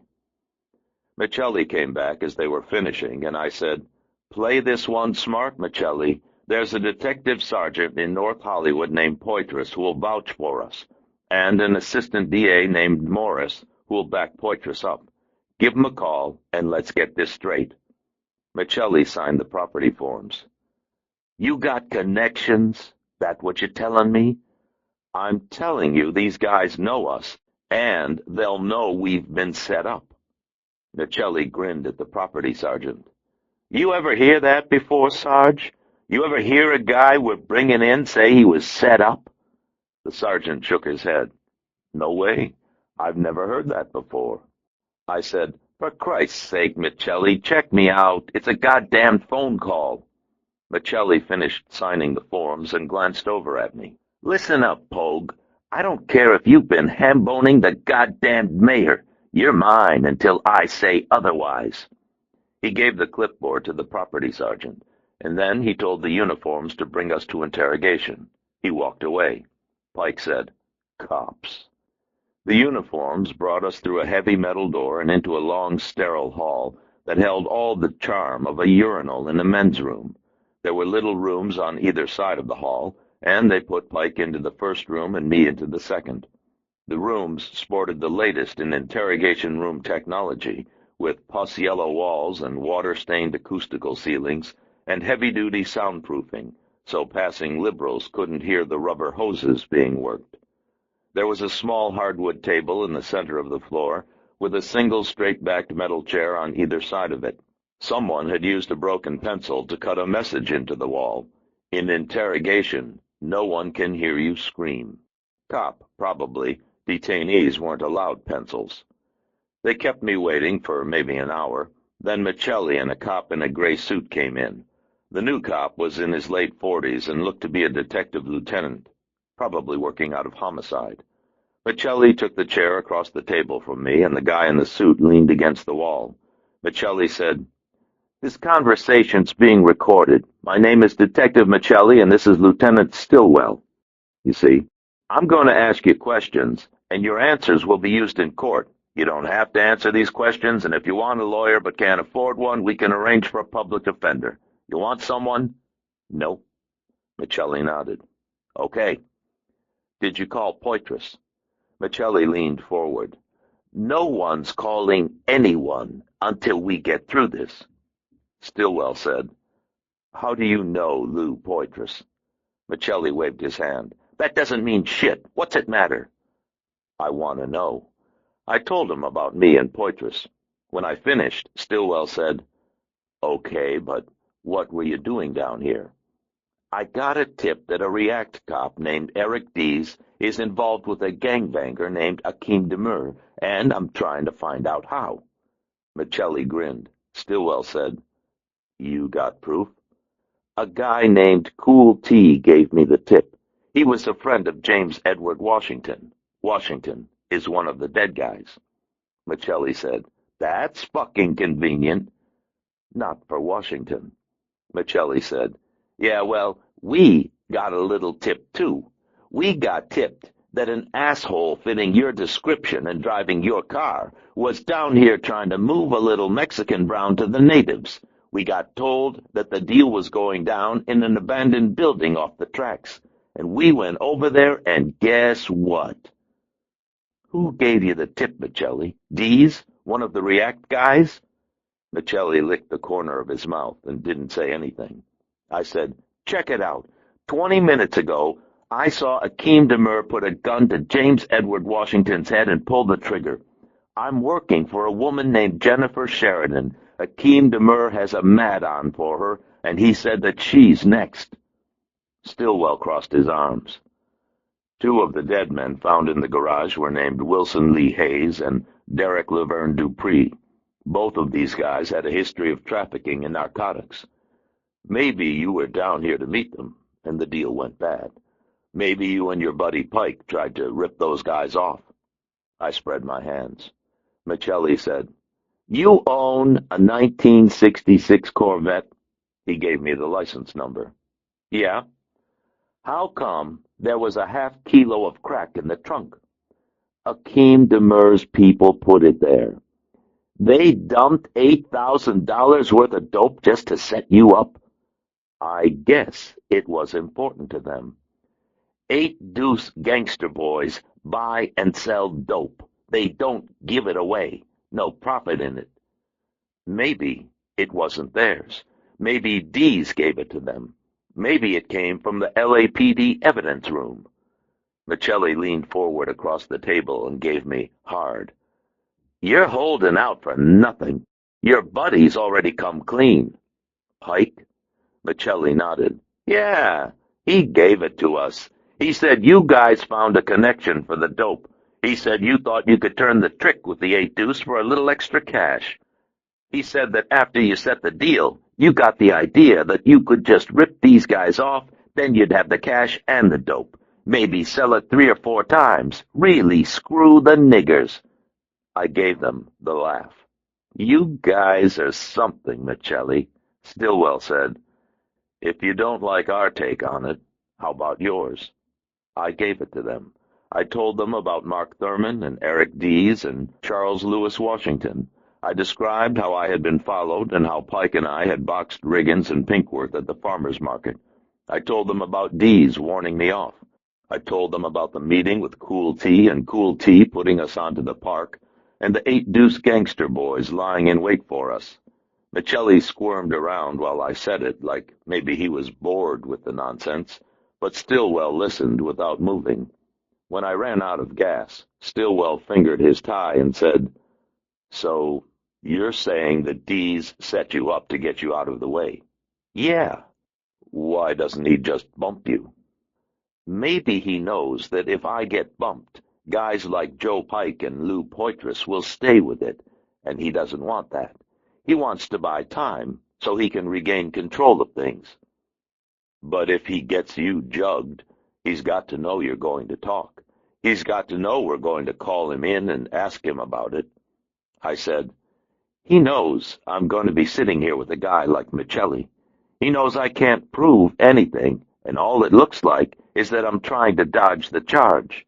If I'm alive, he's still got control. If I'm dead, guys like Pike and Poitras are a couple of loose cannons. Michelli made a big deal out of throwing up his hands. He's wasting our time with this crap.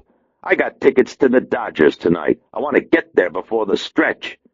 I said, Listen to me, Stillwell. Demur said he's going for the girl. Even if you guys don't buy my end of it, send a car around to her apartment. What's that cost you? Stillwell stared at me another couple of seconds. Then he pushed away from the wall. Finish up, Paul. Then he left. Michelli and I stayed in the interrogation room for another hour. I would go through my story, and then Michelli would ask me who was my connection and how much I was going to get for the dope, as if I had said one story but he had heard another. Then he would have me go through my story again. The room was bugged, and there were probably a couple of guys listening in. They would be taking notes, and the tape recorder would be recording everything I said. They'd be looking for discrepancies, and Michelli would be waiting for my body language to change. He'd keep trying out scenarios until I seemed comfortable with one, even if it was one I denied. Then he'd know he struck pay dirt. Of course, since I was telling the truth, he wasn't going to get the body language when and where he wanted it. He probably wasn't too concerned about that, though. Time was on his side. Maybe I shouldn't have passed on the lawyer. After about the sixth time through, the door opened and Stillwell came back. Only this time, Eric Dees was with him. Michelli said, "You been listening to this stuff?" Dees grinned. "Yeah, he's pretty good at this." Stillwell said, "You arrest the guy in the park?" Dees nodded. "Sure. He's down in cell 4. Cole said you ripped off his dope." Dees smiled wider. "Gathered it for evidence, duly logged and checked in." I said, "Come off it, Stillwell. He knew I was going to be in here. He knew I was going to be talking." Stillwell stayed with Dees. "You got anything going with these gangbangers?" Dees spread his hands. "Trying to bust 'em. Cole's been nosing around, and I tried to warn him off, and maybe that's when he got the idea for the dope deal. I don't know. I don't want to talk about an ongoing investigation in front of a suspected felon." Stillwell said, "Sure." Dees said, "I've got to go wrap it up with my guys. You need anything else?" "That's it, Eric. Thanks." Dees left without looking at me. I said, "Jesus Christ, Stillwell, what do you expect him to say?" "Just about what he said." "Then what are you going to do about it?" Stillwell grabbed my upper arm and lifted. "Book you on 3 murder counts and a dope. I think you're guilty as sin."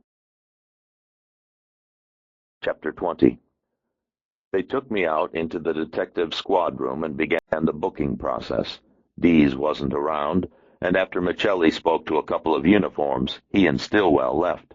The processing cops had already begun with Pike, and as I watched, they used paraffin on his hands and took his picture and fingerprinted him, and asked him questions so that they could fill out their forms.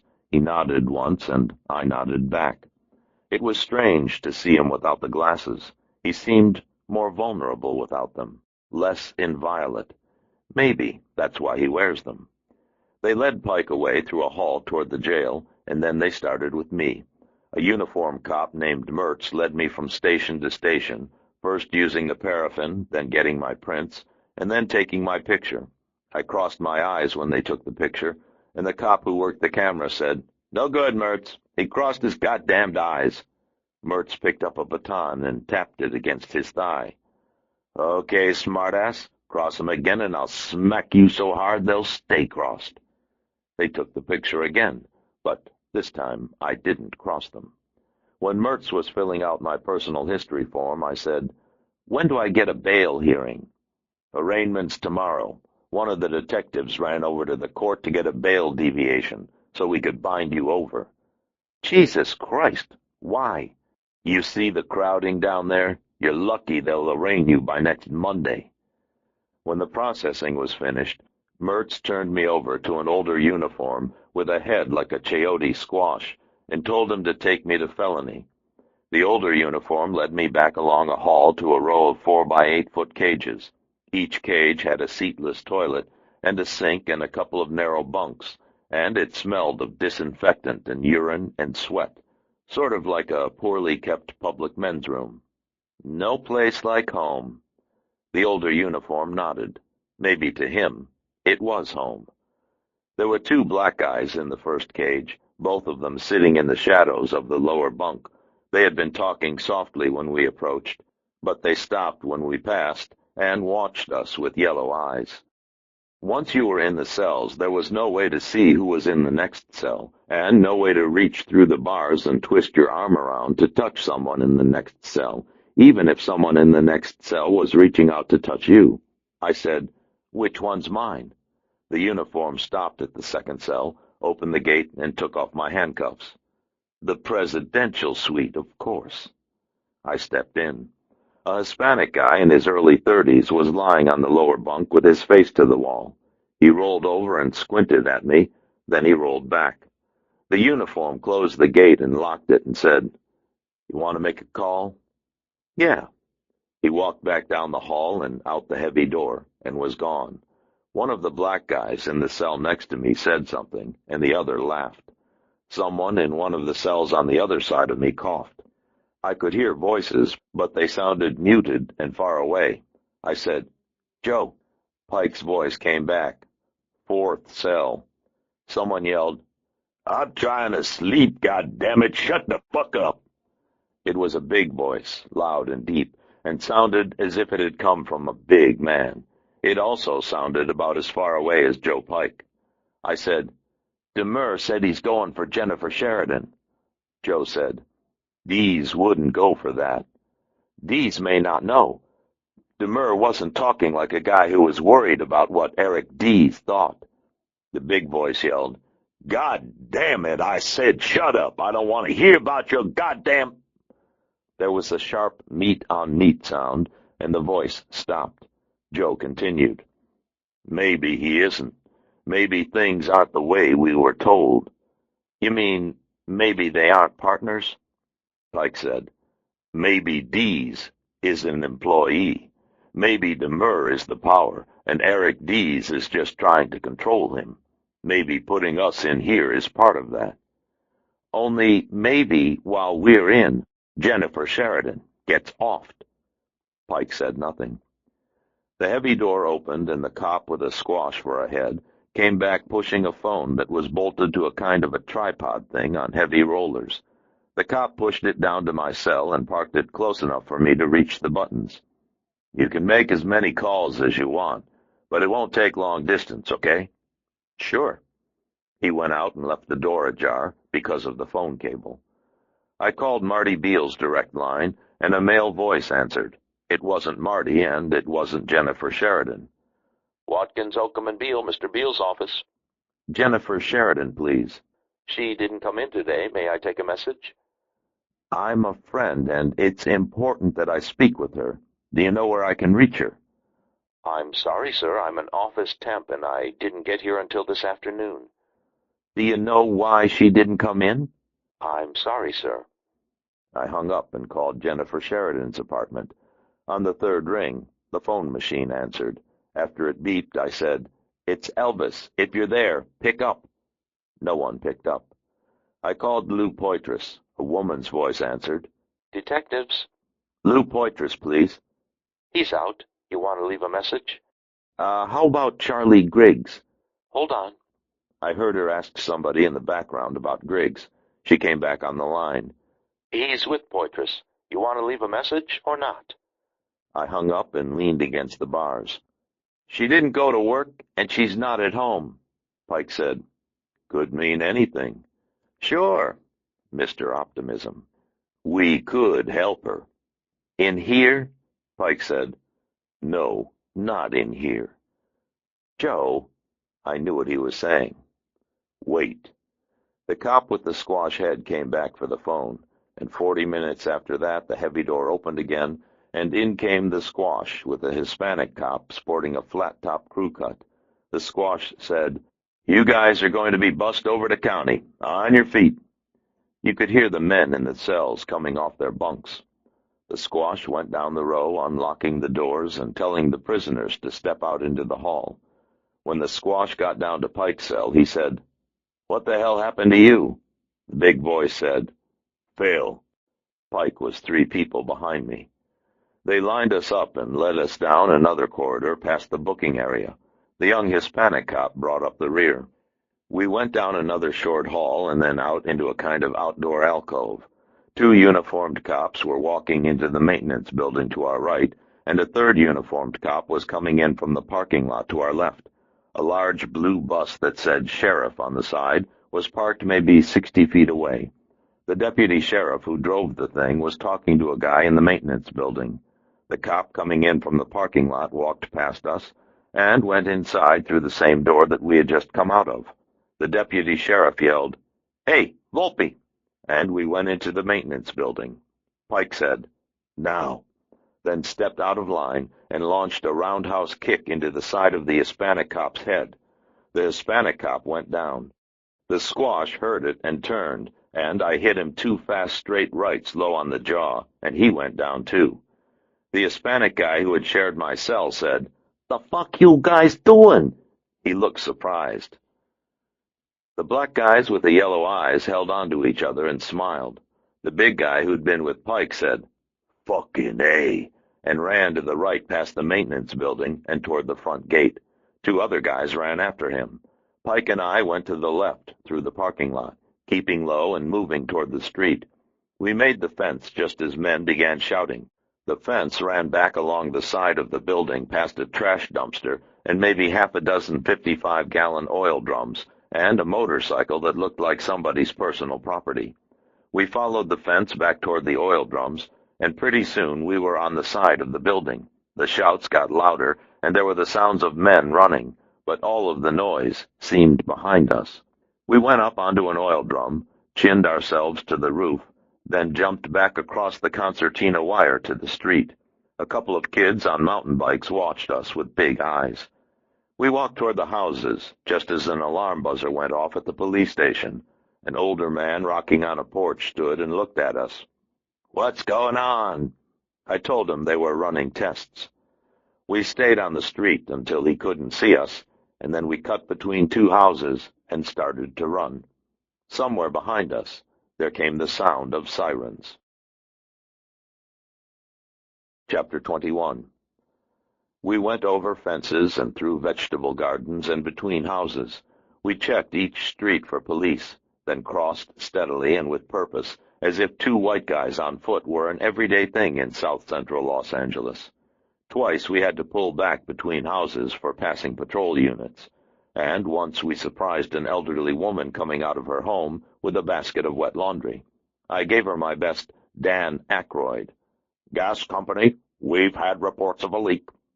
The Aykroyd works every time. We moved from her yard to the next and worked our way north. More black and whites roared past, and sirens that started far away drew close. The cops knew that anybody who made it through the gates would be on foot, so they'd concentrate their people within a close radius. More and more cops would flood into the surrounding streets, and pretty soon there would be helicopters. Pike said, "We need wheels." "They impounded my car. You think they got the Jeep?" "I was on the next street over. They didn't know about it." "That makes it, what, 10 or 12 blocks from here? Might as well be in Fresno." Pike said, "If we have limits, they are self-imposed." Always count on Pike for something like that. 2 black and whites sped east on Florence under the freeway. After they passed, we trotted west into an Arco station that had one of those little mini-mart places. A couple of cars sat at the pumps, and a Hostess delivery van sat at the mini-mart. A young black guy in his early 20s got out of the van with a box of baked goods and went into the mini-mart. Pike said, "Wheels." "Maybe he'll give us a ride." Pike frowned. The delivery guy came out of the mini-mart, threw his box into the van, and climbed in after it. I went up to his window and said, "Excuse me, we need a lift about 10 blocks west of here. Think you could help?" The delivery guy said, "Hey, sure, no problem." Only in L.A. Maybe 10 minutes later, he dropped us off at Joe Pike's Cherokee. Joe keeps a spare key duct-taped to the inside of the front fender. He found it, unlocked the cab, and we climbed inside. Joe dug under the dash and came out with a plastic bag containing $500 in cash, a driver's license that said his name was Fred C. Larson, a Visa card in the same name, and a Walther TPH .22 caliber pocket gun. "Be prepared." I said, "Fred?" Pike headed toward the freeway. "They'll cover our houses and our businesses." "We don't go home. We try for Jennifer Sheridan. We've got to get her off the street before Demur finds her." "Where does she live?" I told him. Pike drove quickly, and neither of us spoke during the ride. We parked in front of her building maybe 40 minutes later and pressed her call button, but no one answered. We pressed more buttons until someone finally buzzed open the glass door, and we went up to the third floor. We were knocking on her door when a woman with two small children came out of the apartment across the hall. The woman was maybe in her 40s and heavy across the hips. She made a tisking sound when she saw us and said, "I'd appreciate it if you ask her not to make so much noise tonight. All the hammering woke up Teddy." I looked at her. What hammering? She pulled the door shut and locked it. The two children ran down the hall. I guess one of them was Teddy. "Well, the knocking. It was so loud it woke Teddy, and Teddy woke me, and I had to look. It was after 2. She squinted at Pike. "Was it you?" Pike shook his head. I said, "Someone was hammering at her door after 2 in the morning?" The woman nodded, but now she wasn't interested in talking. Her children had disappeared around a corner, and she wanted to go after them. "Yes, and someone got quite loud, too. It was very inconsiderate." "More than one voice?" I was thinking Demur. "I don't believe so." She glanced at Pike again. "Well, I thought it was him, but I guess not. Her boyfriend, that big guy, I think he's a police officer." "Mark Thurman?" "I don't know his name. We just see him in the hall." "He was here at 2 this morning?" She nodded. "Making a terrible racket. Then they left together." Now she frowned at me and looked at my hair. I said, "What?" She gave embarrassed, and then she hurried away down the hall. "I've got to find those damn kids." I looked at Pike. He said, "You've got something in your hair." I touched my hair and felt something crusty. My fingers came away speckled red. James Edward Washington's blood. If she's with Thurman, she's running. If she's running, that means she's safe. Until she gets found. Yeah. 30 minutes later, we checked into a motel Pike knew, 2 blocks from the beach in Santa Monica. It was called the Rising Star Motel. Fred C. Larson signed the register. The room was simple but functional, with 2 double beds and a bath, and cheap wall paneling that had been scarred by years of transient use. There was a little round table and 2 chairs by the window, and a TV bolted to a dresser. The bolts looked thick and heavy enough to pin down a Saturn V. Pike left after a couple of minutes, and I went into the bathroom and inspected myself. I went out to the ice machine, brought back a bucket of ice, then peeled off my shirt, put it in the sink, covered it with the ice, and ran in cold water. I wanted to call Mrs. Washington and tell her about James Edward, but I didn't. James Edward Washington's blood was on my shirt and in my hair. How could I tell her about that? When the shirt was soaking, I took off the rest of my clothes, went into the shower, and let the water beat into me. The water was hot. I used the little motel soap and a washcloth, and I scrubbed hard at my face and my neck and my hands and my hair, and then at the rest of me. I washed my hair twice. The police had let me wash off, but that had been with handy wipes and paper towels and borax soap. There's only so much you can do with a handy wipe. I scrubbed until my skin was pink and my scalp stung with the hot water, and then I got out to see about the shirt. I rubbed the fabric as hard as I had rubbed my skin, but it was too late. The blood stains were set, and would always be there. How could I tell Ida Lee Washington about that? 20 minutes later, there was a double rap at the door, and Joe Pike let himself in. He was carrying an olive-green Marine Corps duffel and a large grocery bag, and he was wearing new sunglasses. The sunglasses would have been the first thing he bought. He put the grocery bag on the little round table and the duffel bag on the bed. He looked at me and nodded. "Better." "You went by the gun shop?" He took waist holsters and handguns from the duffel. "Called one of the guys and had him pick up some things. We met at the market." "Have the cops been by your shop?" Pike nodded. "They've got an undercover van parked down the block. It'll be the same at your place, too." "Great." Pike unwrapped the holsters and inspected them. and then tossed one to me. Clip holsters. We could snap them to our waistbands and wear our shirts out over them for that Miami thug look. Pike handed me a Smith .38. He counted $400 out of a plain white envelope, handed half to me. There's food in the bags. He'd bought soap and deodorant and toothbrushes and paste and razors and the things you need to keep yourself up. He'd also bought a six-pack of cold Thai beer. I put the toiletries in the bathroom, and then we ate. While we ate, I called my office to check for messages, but there were none. I called my home next, and there were 2 messages from Jennifer Sheridan. In the first message, she identified herself and asked if I was there, and when I didn't answer, she hung up. In the second, she asked again if I was there, but this time when I didn't answer, she said that she would call back later tonight. She said that it was very important that she speak with me. She was speaking softly, and she didn't sound happy. Pike watched me listen. Jennifer? She's going to call later tonight. Pike stared at me. I've got to be there, Joe. Pike's mouth twitched, and he stood up, ready to go. If it were easy, it wouldn't be fun. Chapter 22. We cruised the Mulholland Snake from Cahuenga Pass to Laurel Canyon, and then back again. It was after 10, and the traffic was light and getting lighter, mostly affluent stragglers who'd put in extra hours at the office, or in the bar, and were only now cresting the mountain in their effort toward home. When we saw that there were no police stationed at either end of Woodrow Wilson Drive, Pike shut the lights and pulled over.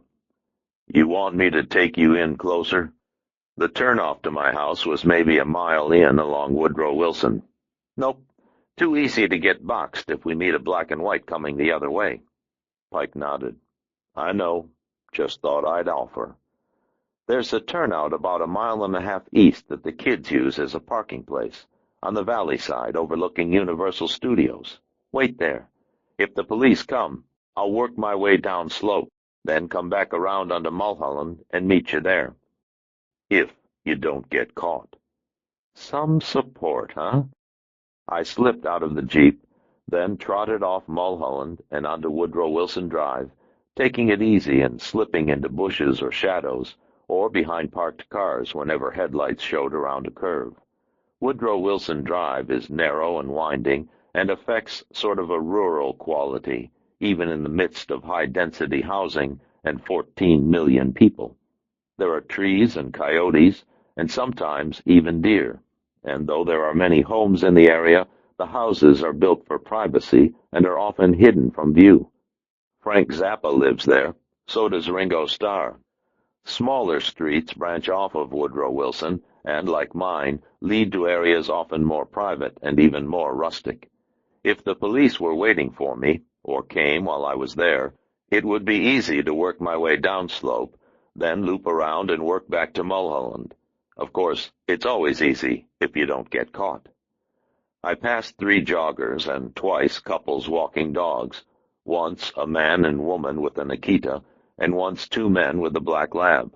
I nodded at them and they nodded back. Elvis Cole, the friendly felon, out for an evening stroll. I left Woodrow Wilson and turned up my road and moved into the trees. The mountain shoulders up there, and the road follows the shoulder into a little canyon.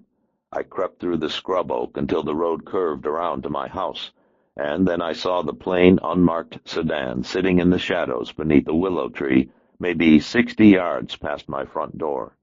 I kept the trunk of an oak between myself and the car, and I waited.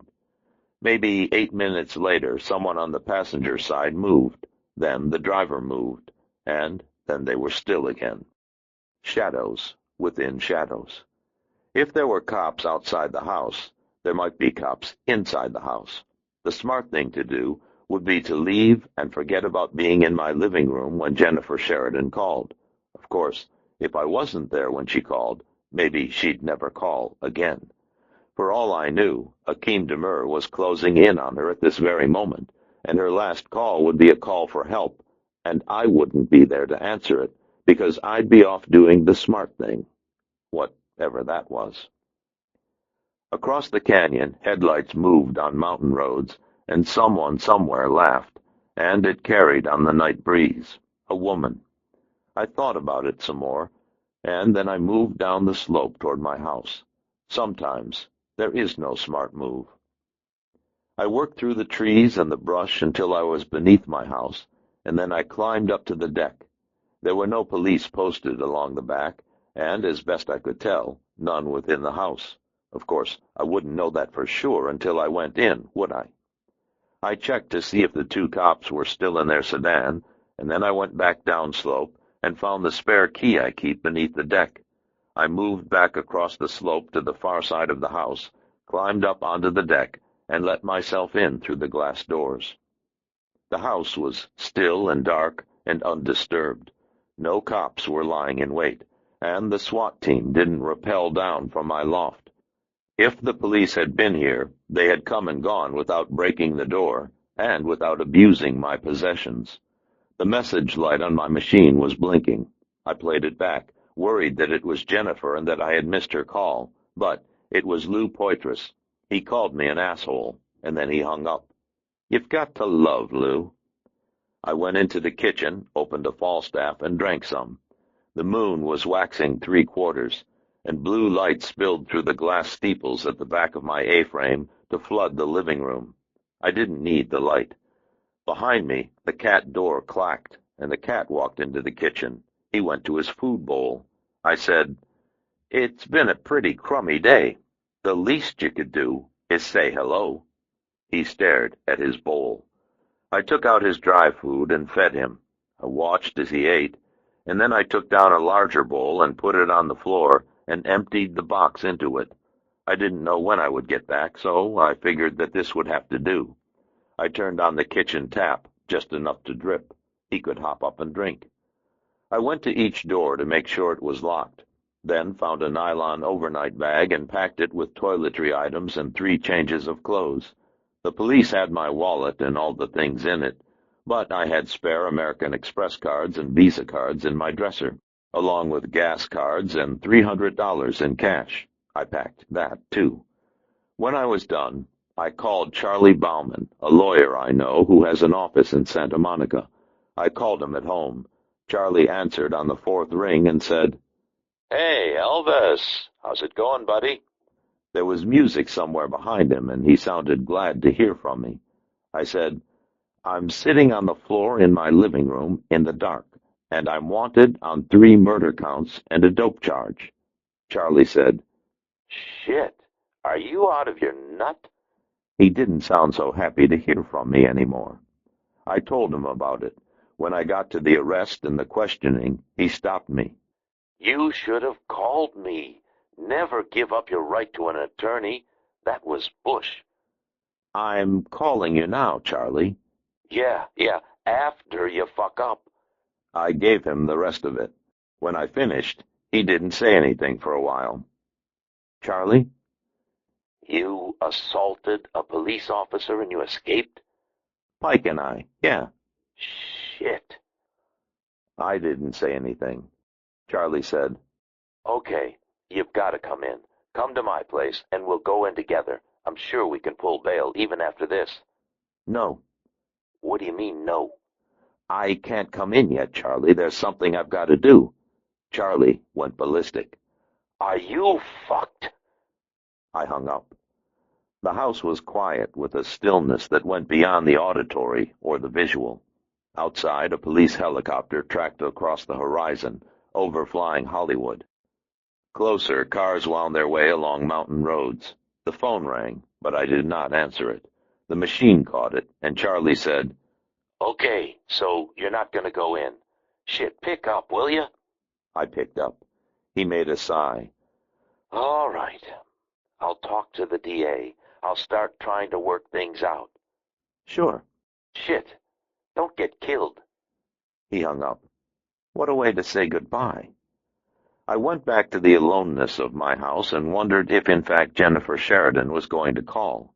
Maybe I was just wasting my time and risking my freedom. The cat came out of the kitchen and watched me for a while, the way cats will, but then he tired of it and left. I thought that Were I a cat, it might be nice to go with him, creep through a little grass, stalk a few field mice, maybe hang with a couple of nice lady cats. I guess cats grow weary of human pursuits. So do humans. 36 minutes later, gravel crunched outside my front door, and a light played through the entry windows. The cops from the sedan come to take a look-see. Footsteps moved to the carport, and a second light tracked along the opposite side of the house. I scrambled behind the couch and tried to wedge myself under it. The footsteps came out onto the deck, and now both lights raked over the couch in the living room and the stairs that led up to my loft. There was maybe 8 feet and a couple of dust bunnies between me and the 2 cops. I held my breath. The lights worked over the couch again, and then the footsteps went away. My. Nothing like an adrenaline jolt to help you while away the hours. 72 minutes after the cops had come to call, the phone rang again, and this time it was Jennifer Sheridan. When I picked up, she said, "Thank God you're there. Where are you?" Her voice was low, as if maybe she were calling without Mark knowing, or maybe because she was just tired. "I'm with Mark." "Where with Mark?" "I made a mistake getting you involved in this. You have to stop now. You have to leave us alone." "It's too late to leave you alone, Jennifer." I told her about the 8 Deuce gangster boys. I told her about Eric Dees working through the 8 Deuce to set me up. And I told her about James Edward Washington getting his brains blown out. I said, "They're killing people. That means Mark is involved.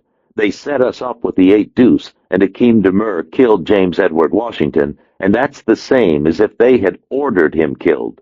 They're accessories before the fact, and if you're a part of it now, then you're an accessory after the fact. Do you understand that?" She was breathing hard, but she didn't sound frantic. She sounded resolved. "We can't come back yet. We have to stay away." "Because of Mark?" "It's not like what you think.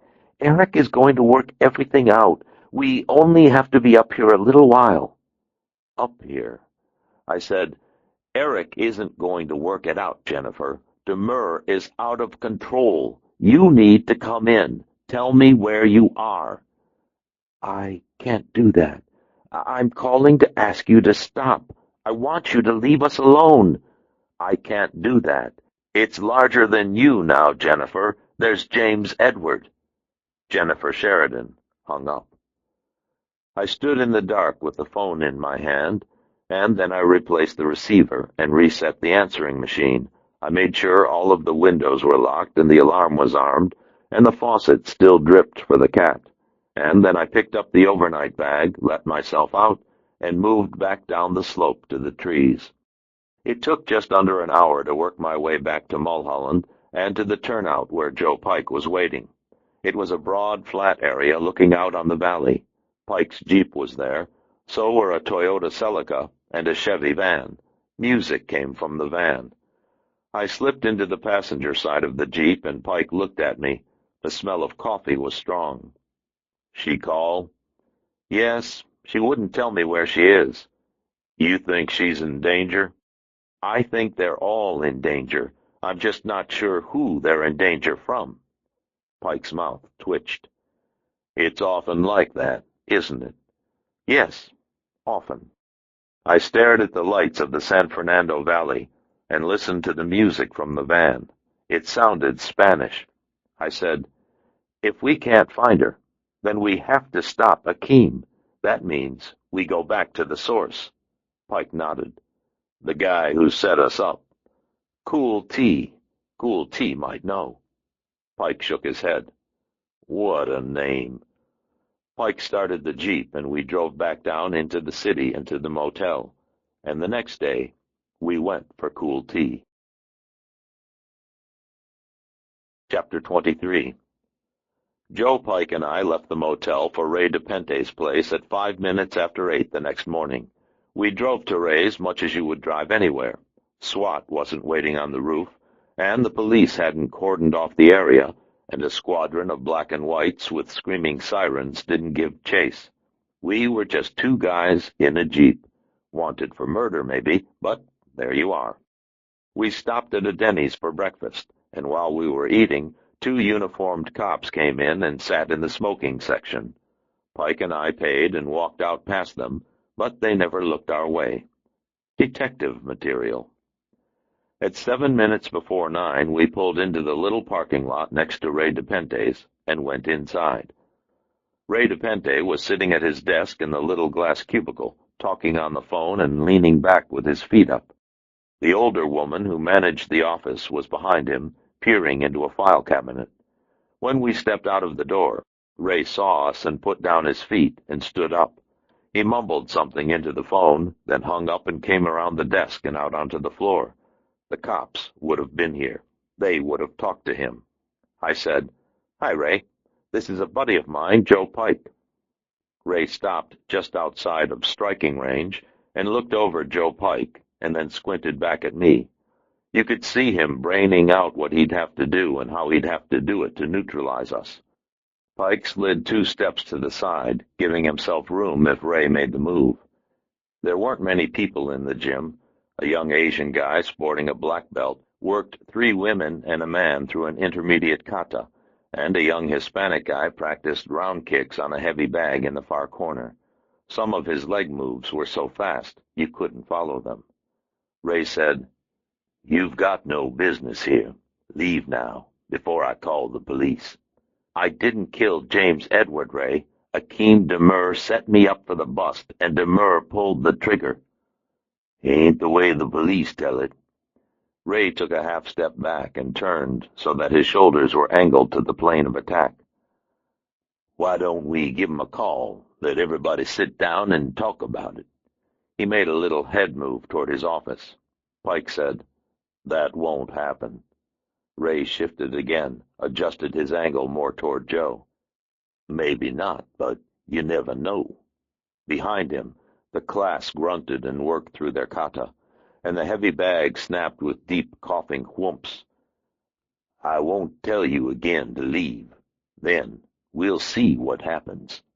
The woman in the little office closed the file and looked out at us, then came around the desk to stand in the door as if she could somehow read the tension.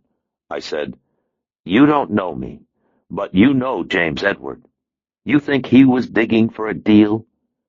Ray DePente canted his head like he'd been trying not to think of that, and his eyes flicked from me to Pike, then back. There was a physical quality to time, as if it were suddenly still, and moving through it was like moving through something dense and unyielding. "Maybe you used him for a fool. Maybe you thought you could come down here and rip off the brothers. But it didn't work out that way. The police said you escaped. An innocent man don't escape." "Bullshit. James Edward and I came here to find out what happened at the Premier Pawn Shop. James Edward is dead because the cops involved didn't want us to find out, and neither does Akeem. Your man, Cool T, set us up." "I know you're lying. Cool T's righteous." "He set us up. He told us when and where to be, and the 8 Deuce were there waiting for us." Ray was fighting it. You could see him starting to think that maybe I was being square. He wet his lips. "Why in the hell did you come back here?" "Because Akeem wants to kill a woman named Jennifer Sheridan, and I can't let that happen." "I don't know anything about it." "You don't, but maybe Cool T does, or knows somebody who does." Behind us, the Hispanic kid launched a flurry of kicks at the heavy bag, then collapsed to the mat, sweat falling like rain from the dark cloud of his hair. Ray DePente abruptly straightened from his fighting stance. "I've got a class due in 45 minutes. This won't take long." "All right, let's talk about it. If what you say makes sense, I'll see what I can do." Ray led us back across the wide parquet floor to the little cubicle and said, "Miriam, I need maybe a few minutes alone with these gentlemen. Would you excuse us, please?" Miriam moved out of the door when she saw us coming and stood beside her desk. She peered at me and at Pike with obvious distaste. Who's going to answer the phones? I will, Miriam. I remember how they work. That fella from NBC is supposed to call. She didn't like this at all. I can handle it, Miriam. Thank you. She humphed and bustled out, and then he closed the door and went behind his desk. He took the phone off the hook. A couple of hard chairs sat against a wall that was mostly pictures and mementos of Ray DePente's Marine Corps years. I took one of the chairs, but Pike stayed on his feet, looking at the pictures. Ray in fatigues, showing gunnery sergeant stripes. An older Ray showing master sergeant. An 8x10 of Ray DePente screaming at a platoon of recruits. Another of him smiling and shaking hands with President Reagan. Ray in dress blues with enough ribbons on his chest to make him walk sideways. Pike shook his head at the pictures and said, "Jarhead." Ray DePente's eyes flashed. "You got a problem with that?" Pike's mouth twitched. "I went through Pendleton." DePente's eyes softened, and he settled back, maybe looking at Pike with a little more respect. There are two basic types of individuals, Marines and everybody else. He gave a thin, tight smile. "Yeah, you got the look, all right." He crossed his arms and looked at me. "Okay, we're here, and I'm listening." I told him about Eric Dees and the React team, and that these guys were now apparently involved with the 8 Deuce gangster boys. I told him about the meeting at Raul's Taco and what Cool T had told us. Cool T said that the React cops were in business with the 8 Deuce. He told us that the 8 Deuce would hip the React cops to the competition, and the cops would bust the dealers. He knew we were looking for a connection, and that's what he gave us. He told us that the React cops were going to step on a dope dealer in the park. The cops showed up, but so did the 8 Deuce. They knew we were there, and they were looking for us. Ray shook his head. "I believe what you say, but I know Cool T to be a right brother. If he told you this, it's because he believed it." I spread my hands. Ray gave me certain. "Bet your life on it." Pike said, "James Edward did." Ray's jaw flexed, and he shifted in the chair. "Yeah, I guess he did." He fixed the sharp eyes on me again. "Least, that's what you say." I said, "Cool T said that the 8 Deuce are working for the React cops, but it's not tracking out like that. These cops are acting like they're scared of Akeem, and they're trying to handle him, but they don't have the horsepower. That puts a woman I know in jeopardy. She's hiding with one of the officers involved, and if she's hiding, it's because the cops don't think they can control Akeem. I need to find out how this thing fits together. If I find out how it fits, maybe I can find her, or maybe I can stop Akeem." "And you think Cool T's the way?" "Yes." Ray rubbed at the hard ridges above his eyes and looked out at the students on his mat. A couple of men in their 40s had come in and were watching the class spar. 2 of the women were sparring, and the remaining woman and man were doing the same. They danced forward and back, punching and kicking and blocking, but none of the punches and kicks landed. They weren't supposed to land. Ray shook his head. "My goddamned Christ. First Charles Lewis, and now James Edward. How long you figure Akeem Demur and these officers been lying down together?" "Since Charles Lewis." I told him about the video equipment. I told him how, after Charles Lewis, the React team stopped arresting members of the 8 Deuce gangster boys, and that they hadn't arrested any since. "You figure those officers wrongfully killed that boy, and Akeem got it on tape, and he's holding it over them." "I'm not sure, but that's what I think." Ray DePente picked up his phone and punched a number. He stared at me while it rang, and kept his eyes on me when he spoke. "This is Ray. Cool T over there?" I crossed my arms and tilted back the chair, and watched Ray DePente watch me. He made 7 calls, And when Ray DePente found what he was looking for, he put down the phone, stood up, and said, "I know where he is. Let's go find out what the fuck is going on." Chapter 24. The three of us took Pike's Jeep and drove south on Hoover to a row of low industrial buildings on the west side of the street. A two-way alley ran from the street between the buildings to a little truck yard in the rear.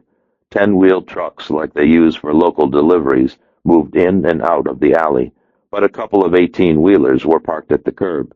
Guess the big trucks wouldn't fit through the little alley.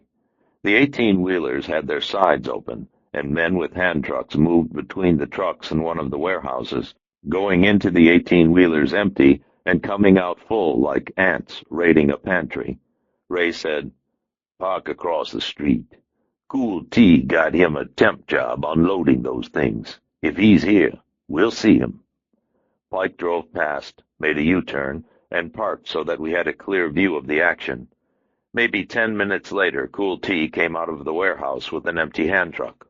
I nodded. "That's him." Cool T still wore the neon orange cap turned backwards, but the sunglasses were gone, and he had a little yellow Sony Walkman clipped to his belt and a set of headphones in place over the cap. His lips were moving, singing along with something on the Sony. He pushed the hand truck up a long metal ramp and disappeared into the near truck. But a couple of minutes later, he reappeared with maybe 8 cases of power steering fluid and went back down the ramp and into the warehouse. I said, "Let's go." We trotted across Hoover, then around the side of the warehouse and up a little flight of stairs onto the loading platform. Freestanding metal industrial shelves towered maybe 15 feet high, jammed with crates of shock absorbers and air filters and transmission fluid. Guys with loaded hand trucks were coming in through a big door on the side and working their way down the long aisles between the shelves. Once they got inside, everybody seemed to be going in different directions, but I guess they knew what they were doing. The crates already stacked on the shelves looked neat and orderly. A bald guy, maybe in his late 50s, was sitting at a little desk, digging through receiving forms with a rat-tail file and shouting at the men with the hand trucks. He looked over when he saw us and said, "I got all the muscle I need. Come back tomorrow." Ray said, "Myron Diggs is expecting us." Pike said, "Myron?" Ray looked at Joe. "You think Cool T is his Christian name?" The guy at the desk said, "Oh, well, if Myron is expecting guests, who am I to object?" Everybody's a comedian. Everybody's got an act they want to sell. I hire a guy to do a full day's work. He don't want to work. He can find himself another goddamn job. That's all I got to say about it. A peach, this guy. Ray said, "It won't take long." The bald guy didn't look satisfied. "Yeah, right. It never takes long." He made a gesture toward the back quarter of the warehouse. "Try over around E16. He's doing auto parts." We moved past the bald guy and into the aisles and back toward E16. The warehouse covered maybe 12,000 square feet, and most of it was mazed with shelves and aisles that had little letters and numbers on them, just like the sections in a parking garage. When we found the E's, Pike said, "Better if we split up." "Okay." Ray and Joe Pike turned off at the first intersection, and I continued back to the third.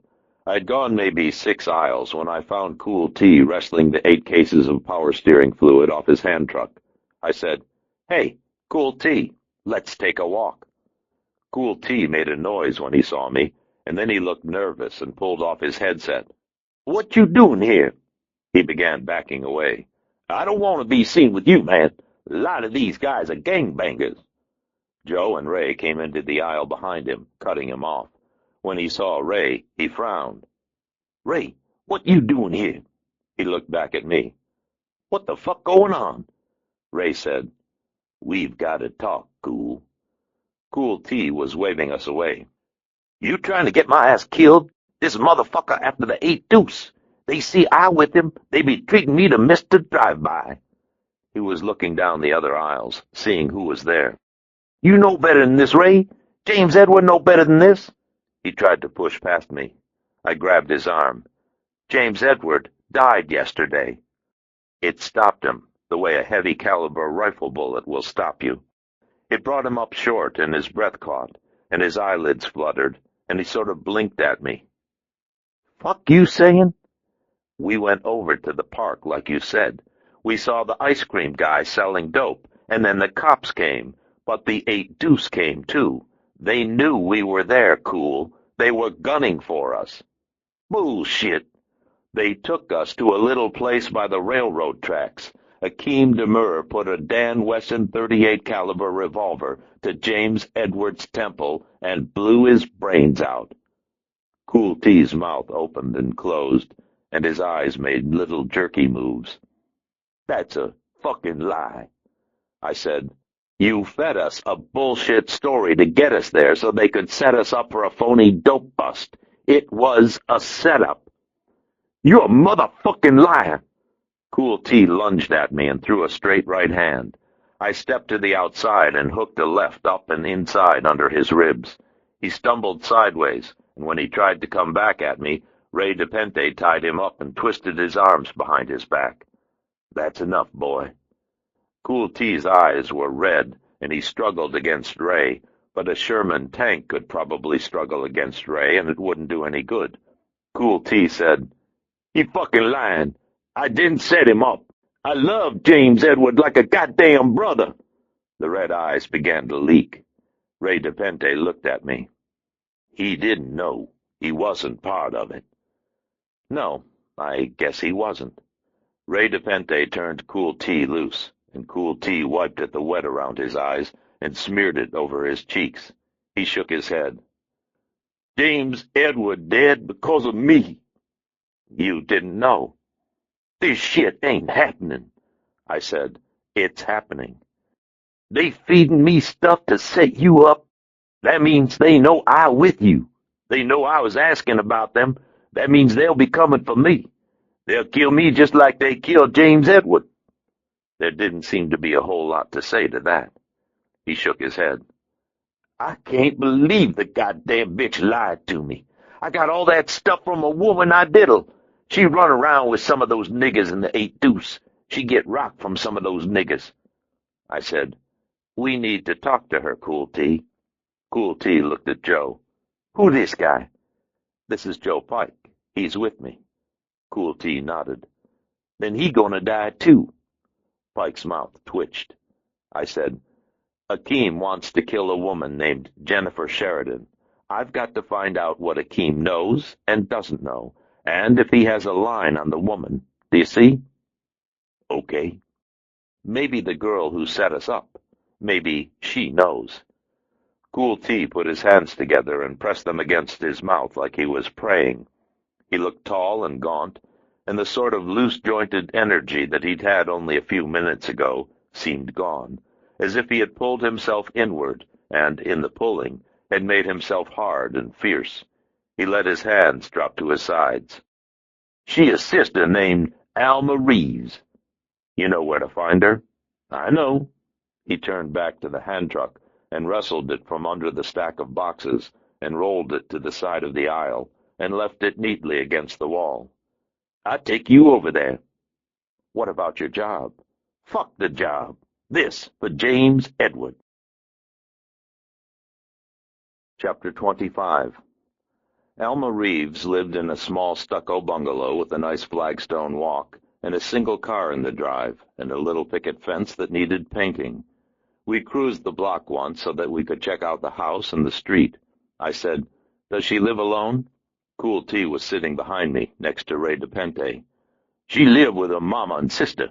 The sister got a pretty good job with State Farm, so she won't be around, but the mama be there. She old." "Okay." Across the street and 2 houses down, 3 teenaged guys in cut-off baggies and gold chains and backwards baseball caps sat on a low brick wall, laughing about something. Pike said, "What about the 3 guys on the wall?" "The one in the middle 8 Deuce. The other 2 are wannabes." Pike didn't like it. "No good. They see us go in. It'll be bad for the family." Cool T said, "Fuck 'em." Pike looked at him. Cool T said, "These niggers used to me. I hear all the time." Ray said, "Don't use that word again." Cool T gave hands. "What?" Ray put hard eyes on him. "I'm looking where you're looking, and I don't see any. I'm looking in this car, and I don't see any in here either." The hard eyes got heavy, and Cool T looked away. Ray said, "I just want to get that straight." Cool T nodded. I cleared my throat. "Oh, boys." They both looked at me. Pike looked at me, too. Sorry, that didn't come out right." Pike shook his head and turned away. "You can't take me anywhere." I said, "If Joe and I go in through the front, it won't take a rocket scientist for those guys to figure out who we are. We can let Cool T out here like we're dropping him off. Then we'll park on the next street over and come in through the backyard." I looked at Cool T. "Will she let you in?" "I get in." Pike stopped at the drive, and Cool T got out, and then Pike kept going. One of the guys on the low wall pointed at Cool T, and Cool T pointed back, and then we turned the corner. Pike turned right, then right again, and we counted houses until we were in front of a tiny salt box that would butt against the back of Alma Reeves's place. Joe said, "Here," and pulled to the curb. Ray said, "Let me get out first and go up to the house. Folks inside see a couple of white men sneaking up the drive. They'll call the police for sure." Ray got out and walked up the drive to the front door and knocked. After a little bit, Ray shook his head and motioned us forward. Nobody home.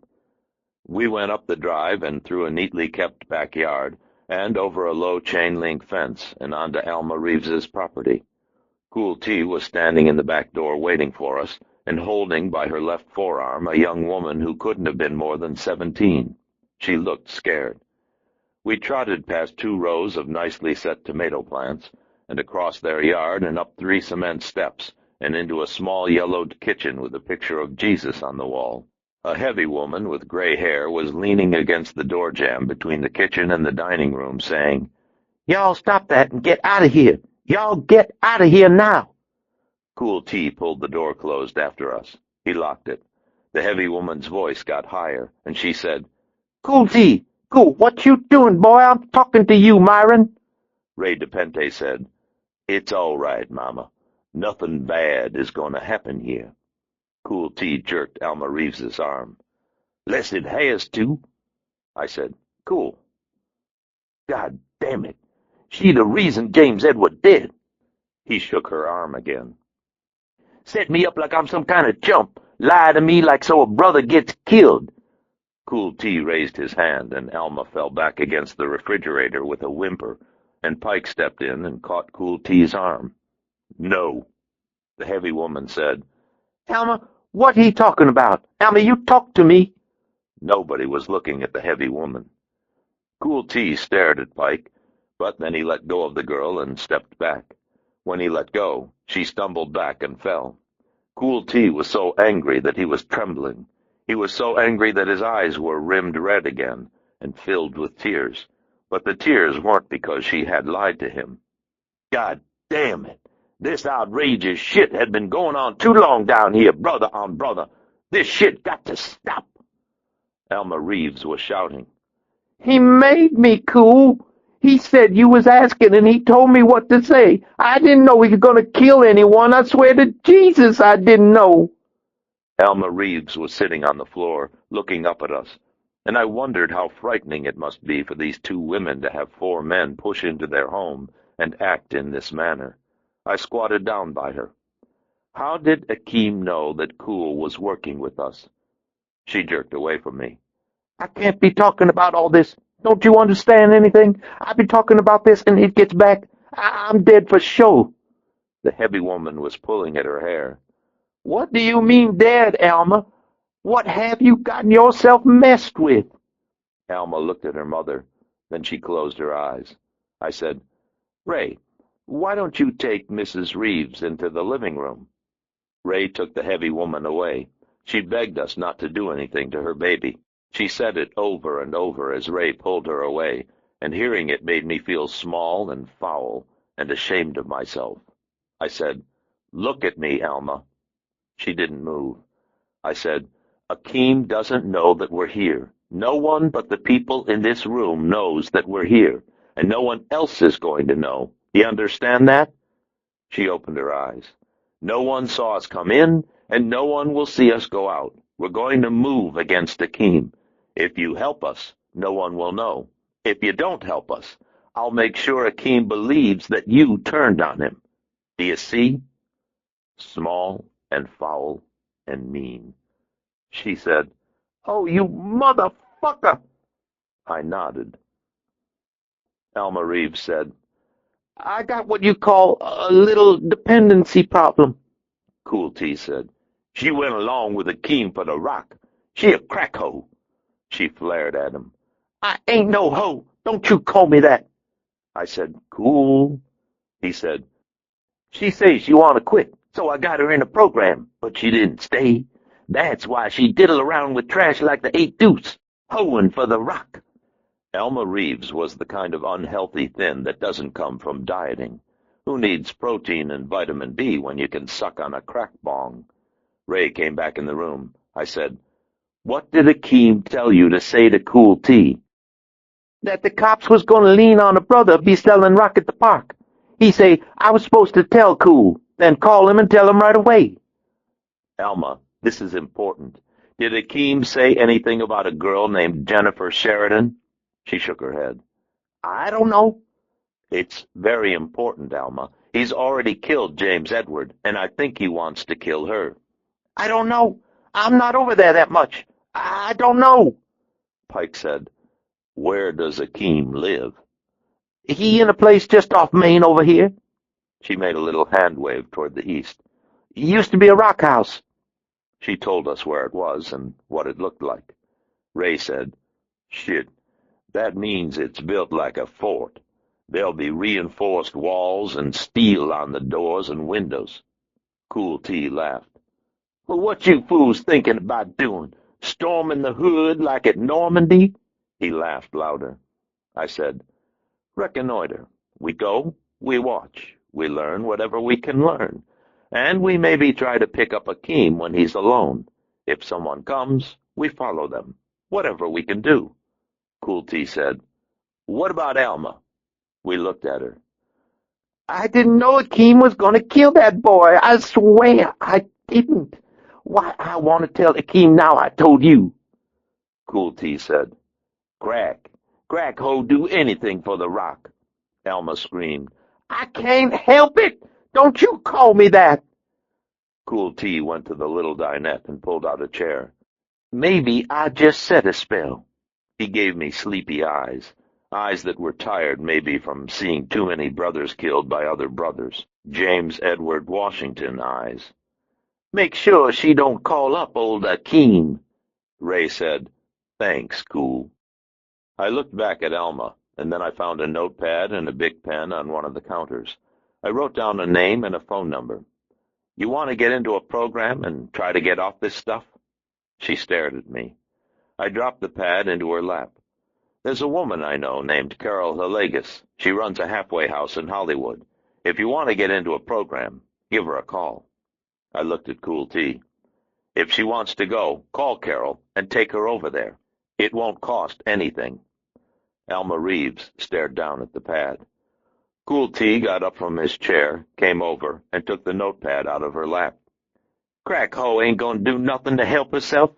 Maybe I'll give a call for her." We went out as we came, through the backyard and over the little chain link, and out the rear neighbor's drive to Pike's Jeep.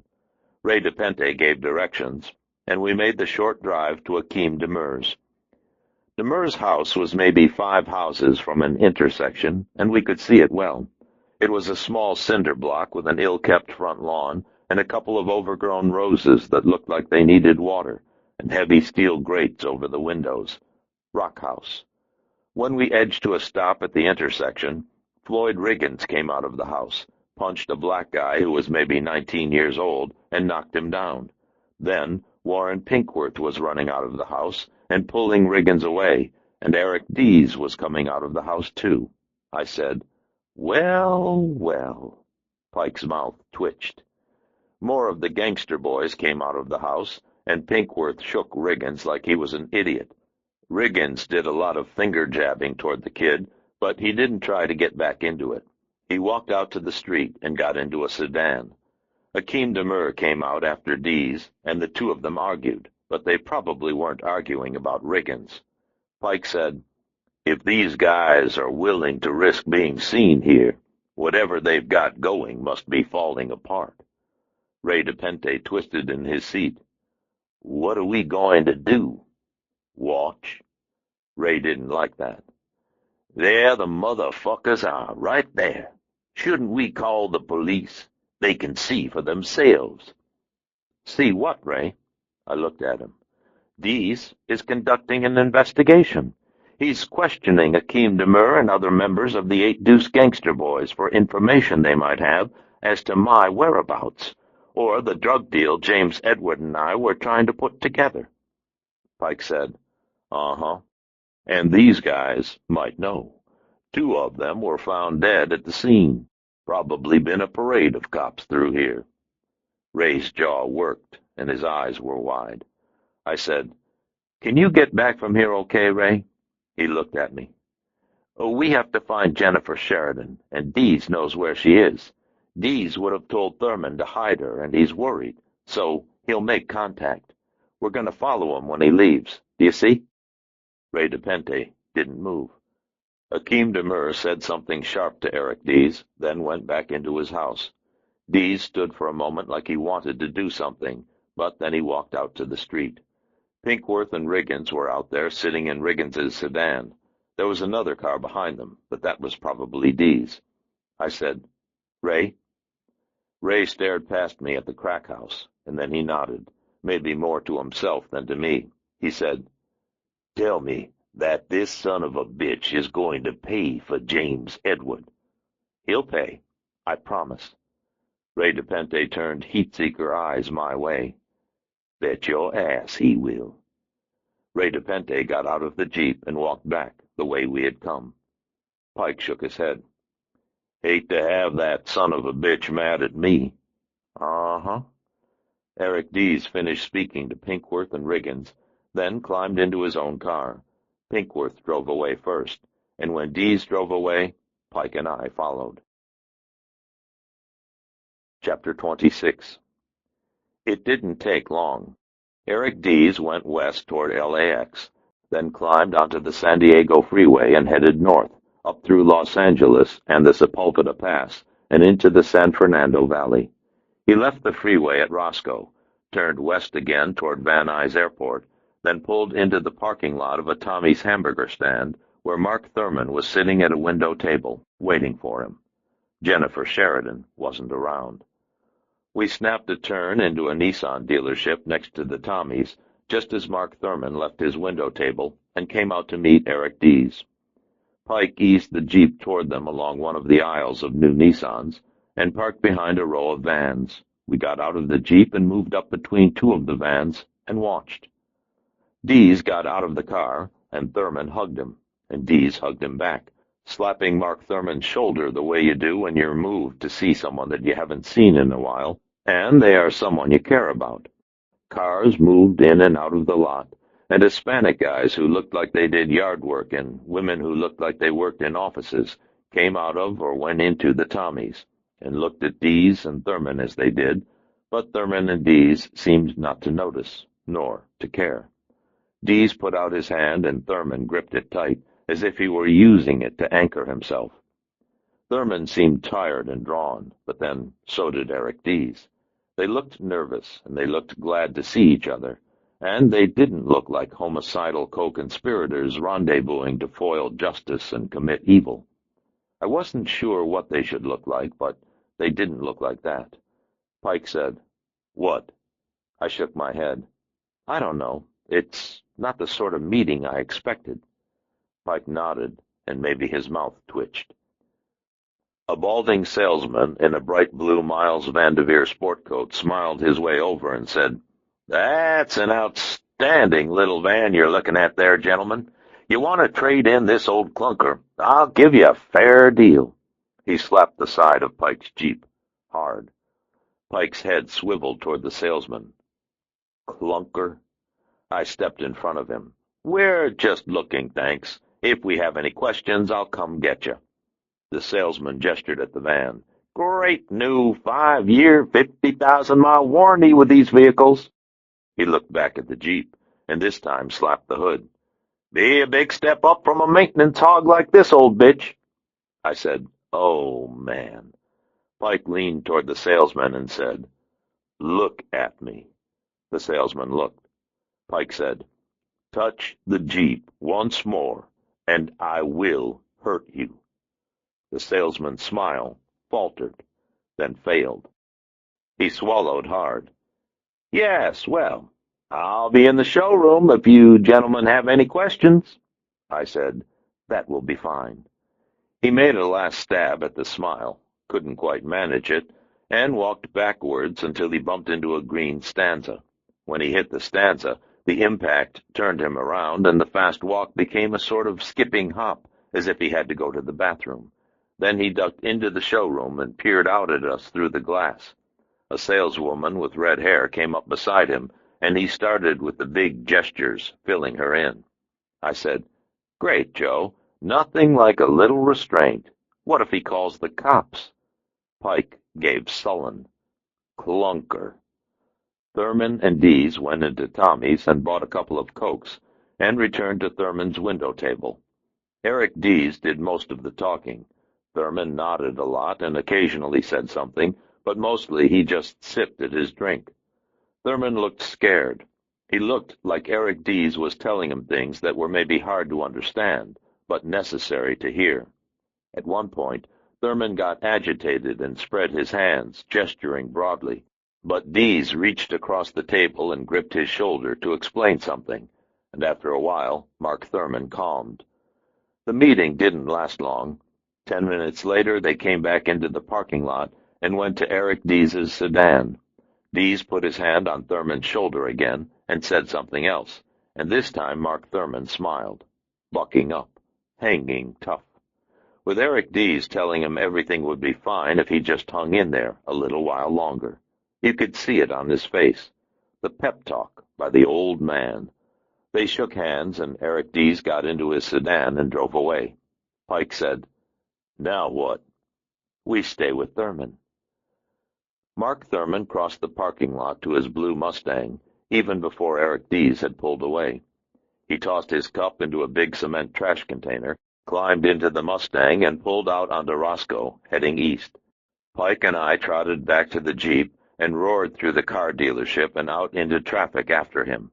The salesman in the blue sport coat watched us go, then made a big deal out of saying something to the saleswoman who'd come up beside him. I think he gave us the finger. We followed Thurman up onto the 405 and climbed north through the valley past Mission Hills and the Simi Freeway interchange and the San Fernando Reservoir. I kept waiting for him to exit and maybe head west toward his apartment, but he didn't. We continued north into the Newhall Pass and the Santa Susana Mountains until the 405 became the Golden State, and when we came to the Antelope Valley Freeway just before Santa Clarita, Mark Thurman exited and followed it east up through the San Gabriels. I said, Thurman's from Lancaster. Pike glanced at me. Mark Thurman is going home. The landscape became parched and barren, and more vertical than not. Pockets of condominiums clung to the mountains, and fields of low-cost housing spread across creek beds, and huge billboards proclaimed, You could be home now if you lived here. 10 years ago, only rattlesnakes and sagebrush lived here. Thurman followed the freeway through the mountains, past quarries and rock formations, and drop sites for dead bodies, and then we were out of the mountains and descending into the broad, flat plain of Antelope Valley.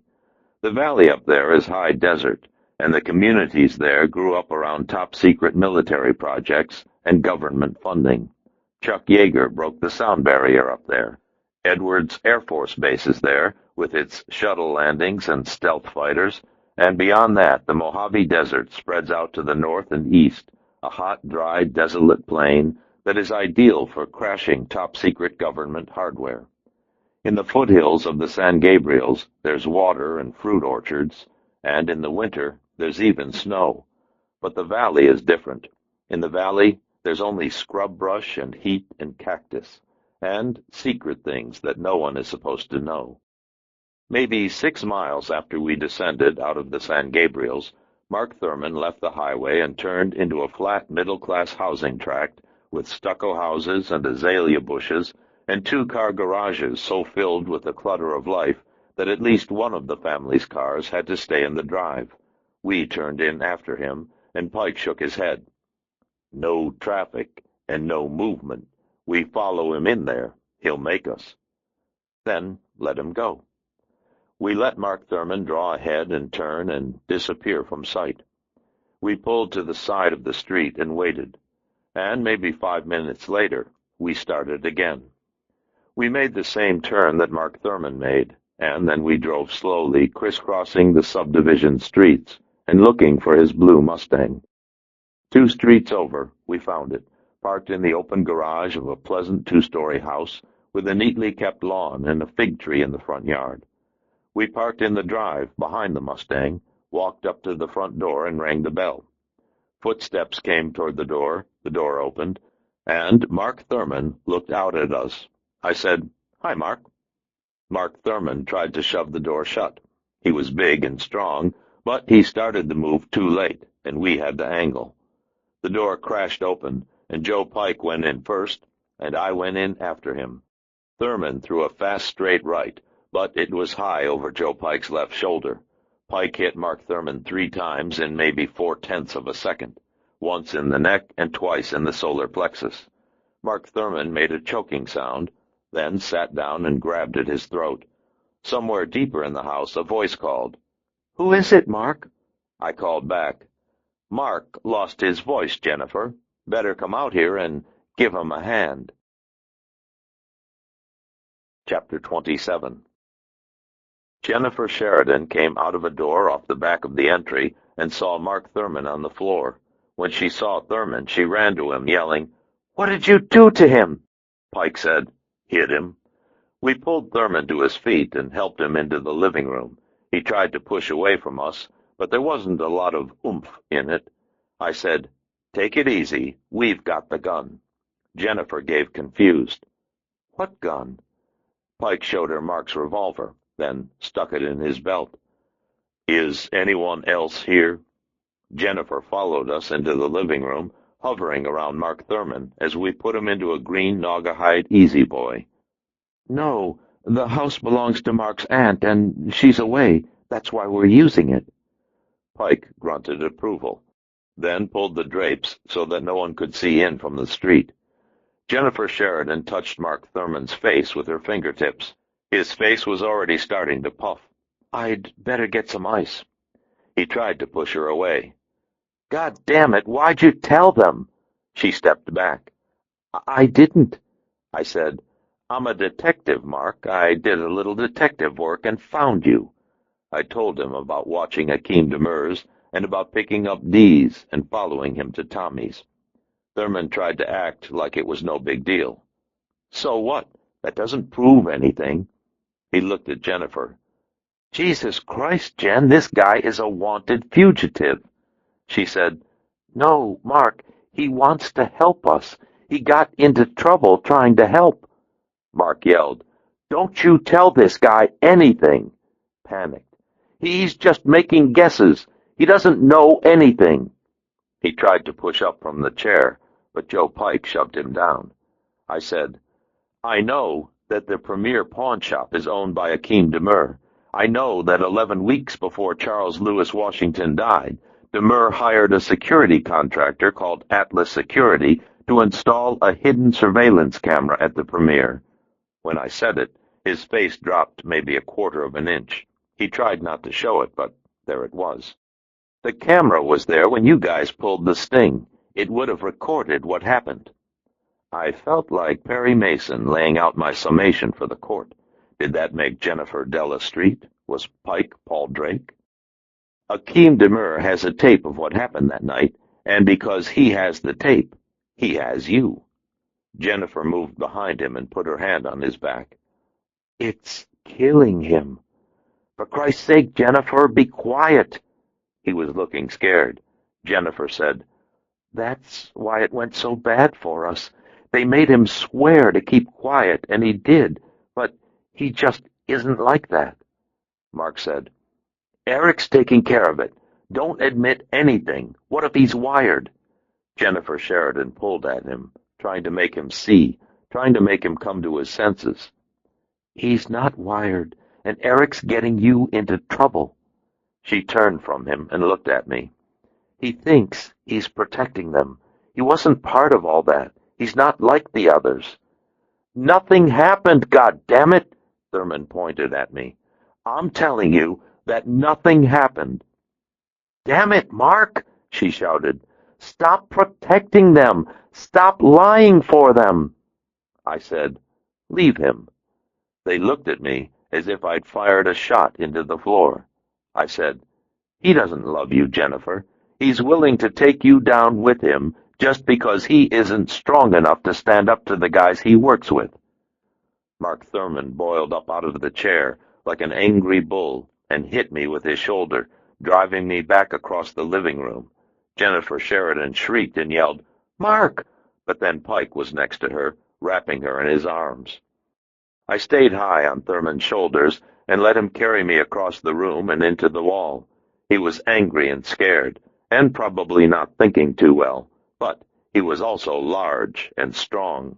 We hit the wall, and he backed away to throw a punch, and when he did, I spun left and kicked him on the right side of his face, and then I slipped to the side and kicked him behind the left knee. He went down.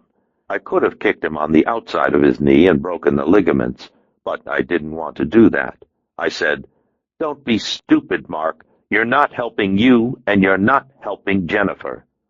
He shoved his way up, and this time he sort of crabbed in sideways, like he wanted to box.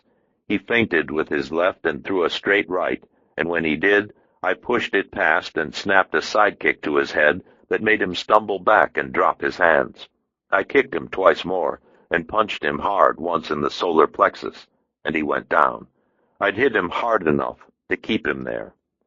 I squatted beside him and said, You're going to listen to this. He shook his head, like a 5-year-old.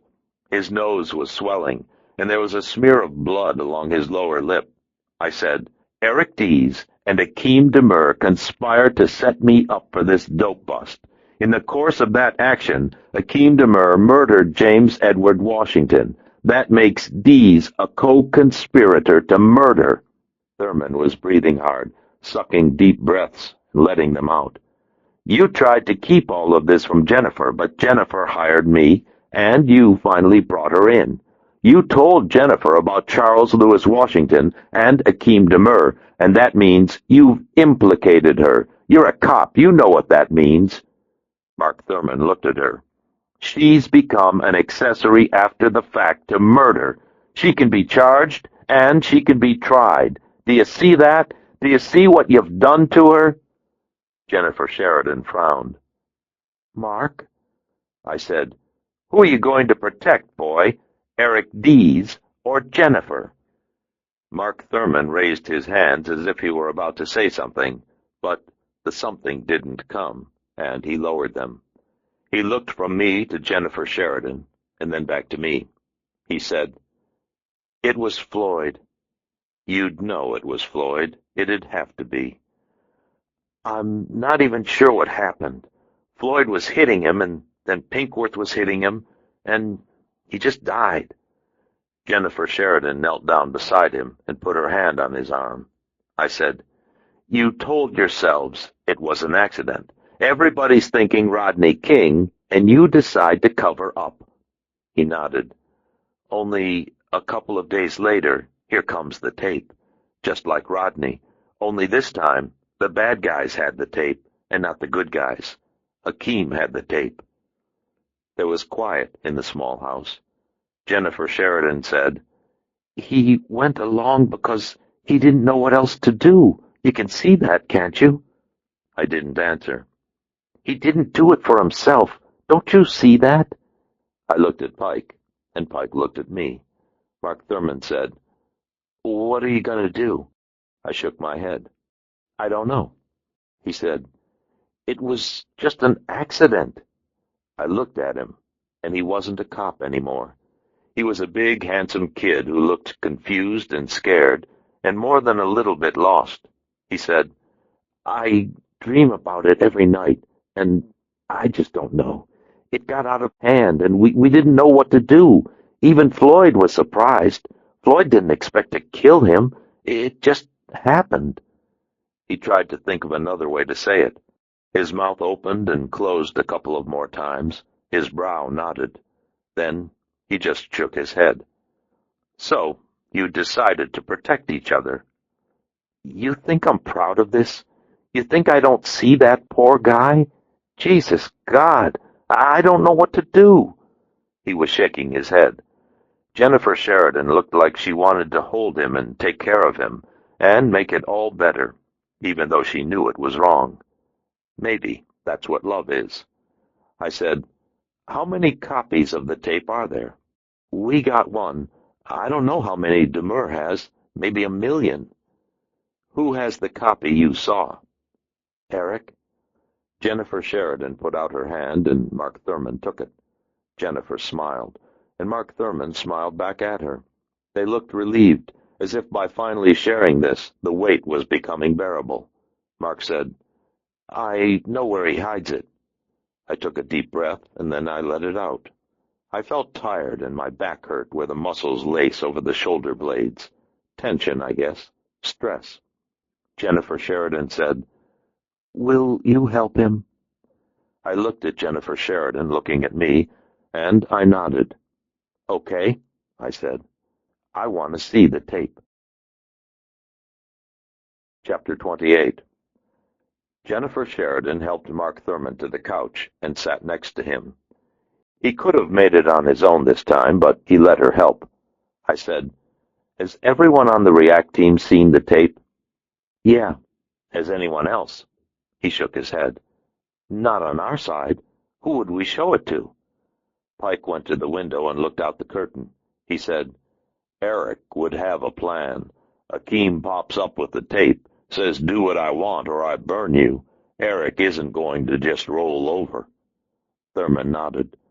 Eric said we should play along until we could find something to make Akeem back off. Like what? We started running intelligence on him and doing 24-hour surveillance. We even went out and bought these video cameras. We figured if we got him doing a capital offense on tape, we could trade him. You burn us, we burn you. Like that. Pike moved to the other side of the window and looked out the curtain from that side. Dorks. Thurman gave him hard. Hey, what would you do? Pike didn't bother to look at him. I wouldn't be where you are. I wouldn't have killed Charles Lewis Washington and then lied about it. I would have done the right thing. Jennifer Sheridan frowned. You don't need to be so harsh. I said, A man died, Jennifer. It doesn't get much harsher than that. She put her hand on Mark Thurman's thigh. I said, Okay, so you were looking for something to press Akeem. Did you get anything? Not yet. So the 5 of you went along with him, committing crimes. That's right. Thurman made a tiny nod, the kind where your head barely moves, and he wouldn't look at me.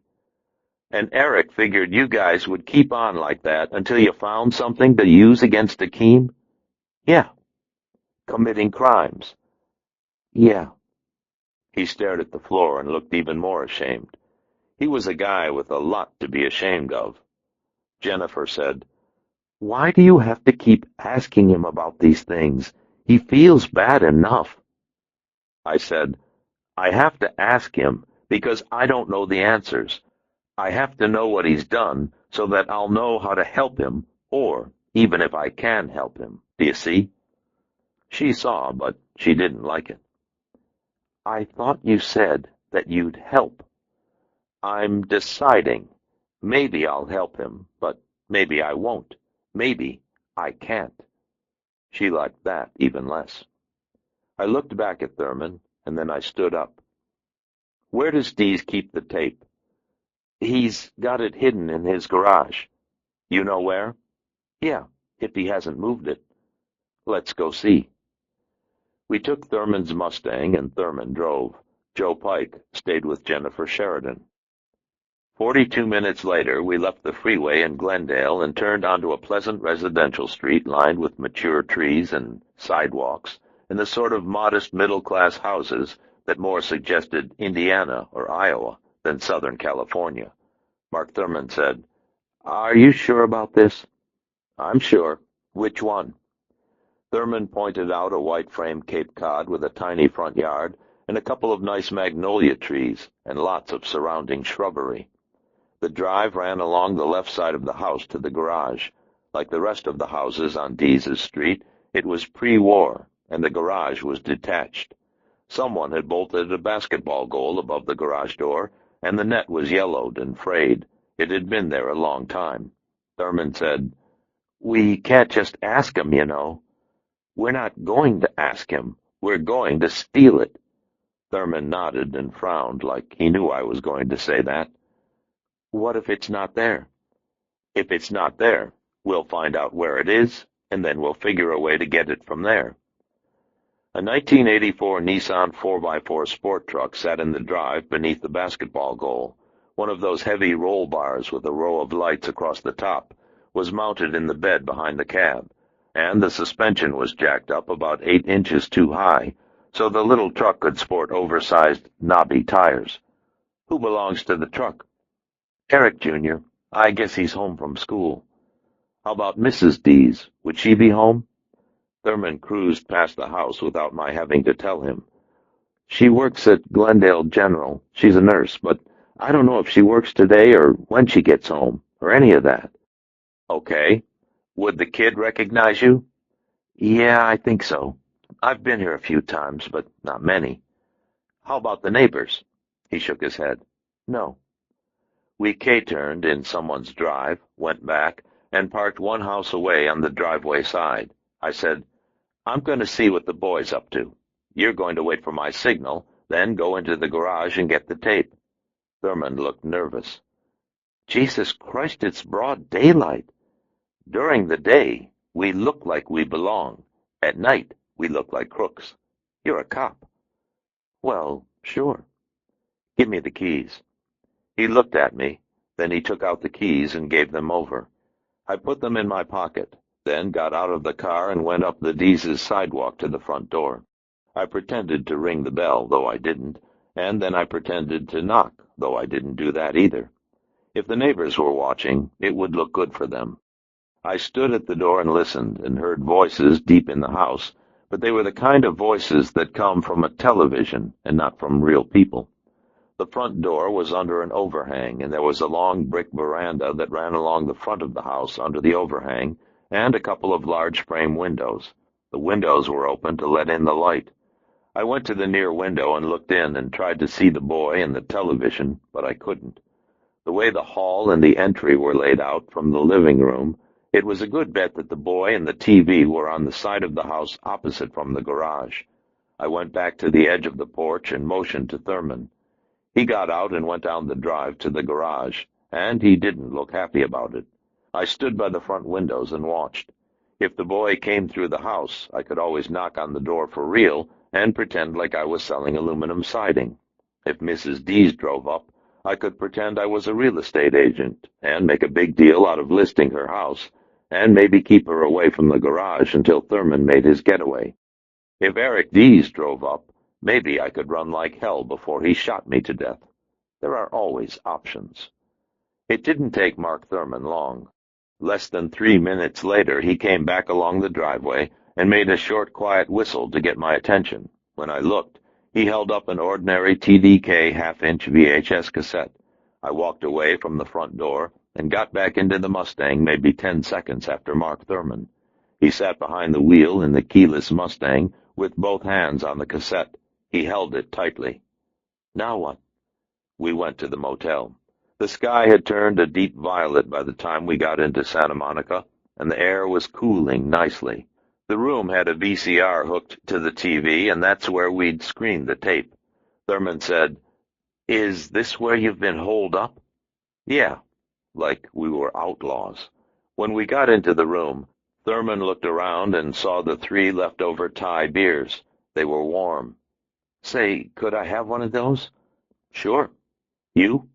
He held out a bottle. "No." I turned on the TV.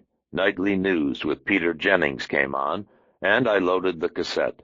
Peter Jennings vanished in a flash of static, and a grainy, high-angle shot of the interior of the premier pawn shop filled the screen, black and white. A muscular black guy, maybe in his late 20s, sat in a swivel chair behind the counter, watching a tiny TV. He wore a white arrow shirt with the sleeves rolled up, and his hair was cut close with a couple of racing stripes carved above each ear. Charles Lewis Washington. There was no one else in the shop. As I watched, Mark Thurman came up behind me and drank deep on the beer. He shifted his weight from foot to foot, not fast like he had to pee, but enough to show he wasn't comfortable. He said, "There's a lot of this kind of stuff at first." "Okay. We could maybe fast-forward it. Let's just watch." He went to the machine and turned it off. "Look, this isn't easy." "I know. You don't have to treat me like a piece of shit." I stared at him for maybe 10 seconds. "It doesn't matter if I like you or not, and it doesn't matter how I treat you or not. Whatever it is that I'm doing for Jennifer, not for you." Mark Thurman stared at me for another couple of seconds. Then he said, "Can I have another of those beers?" I turned on the VCR and watched the rest of the tape. Mark Thurman went into the bathroom and drank. Chapter 29. The image was sort of overexposed and blurry, and not nearly as nice as your basic home video. From the angle, the camera must have been maybe 9 or 10 feet up, and was mounted so that it framed the length of the shop. The tape ran without incident for another couple of minutes before Floyd Riggins and Warren Pinkworth entered from the bottom of the frame. There was no sound. Charles Lewis got out of his chair and went to the counter, and the 3 of them spoke for a few minutes. Then Pinkworth took 2 cardboard boxes out of his pocket and put them on the counter. Each box was about the size of a bar of soap, but they weren't ivory. Washington opened the top box and took out 20 rounds of what looked to be 5.56 millimeter rifle cartridges. Same kind of stuff you'd pop in an M16. He examined the bullets, and then he put them back into the box and pushed both boxes toward Pinkworth. The 3 of them talked some more, and Riggins left the frame. In a couple of minutes he came back, only now Pete Garcia was with him, carrying a pretty good-sized pasteboard box. It looked heavy. Garcia put the larger box on the counter, and Charles Lewis looked inside. Whatever was there, he couldn't see it, but it was probably more of the little cardboard ammo boxes. Washington nodded as if he were agreeing to something, and when he did, Riggins and Garcia and Pinkworth were all screaming and pulling out badges and guns. Charles Lewis Washington jumped back so far that he fell over the swivel chair.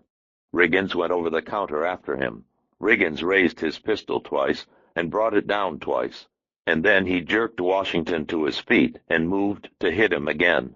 Washington covered up and pulled away.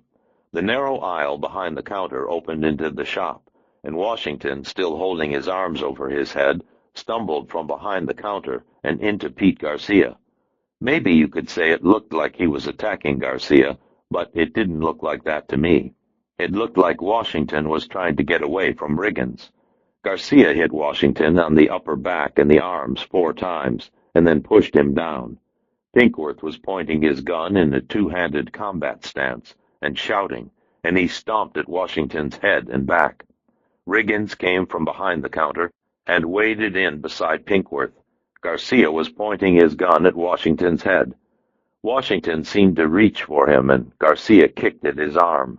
At the bottom of the screen, Mark Thurman ran in wearing a T-shirt that said police on the front and back. He stopped beside Garcia and aimed his gun, also in the 2-handed combat stance. Charles Lewis Washington pushed up to his knees and held out his right arm like maybe he was begging Riggins and Pinkworth to stop. They didn't. Washington rolled into sort of a ball, but Riggins continued to hit him. Thurman started forward, then stopped, and said something to Garcia, but Garcia made a hand move telling him to stay back. Thurman lowered his gun and stepped back. He looked confused. Eric Dees ran in then, also wearing a police T-shirt, and stopped midway between Garcia and Pinkworth to assess the situation. Garcia shouted and pointed at Washington, and Dees pulled Pinkworth back. He tried to train his gun on Washington, but Riggins kept getting in the way. Washington was on his stomach now, trying to crawl under a shelf. The white arrow shirt was streaked with blood. He was moving slowly, the way you might if you were stunned and unable to think clearly. Thurman raised his gun, then lowered it. He looked like he wanted to move forward, maybe do something, but he didn't. Washington again raised his hand as if begging Riggins to stop. Riggins hit his hand. Dees grabbed Riggins's arm and pulled him back, but Washington started crawling away again. I guess if I was hurt bad and confused, I'd try to crawl away too. Riggins pointed at him and shouted, and went back to hitting him, and this time he was swinging for the head. Pinkworth moved in and swung for the legs, but he needn't have bothered.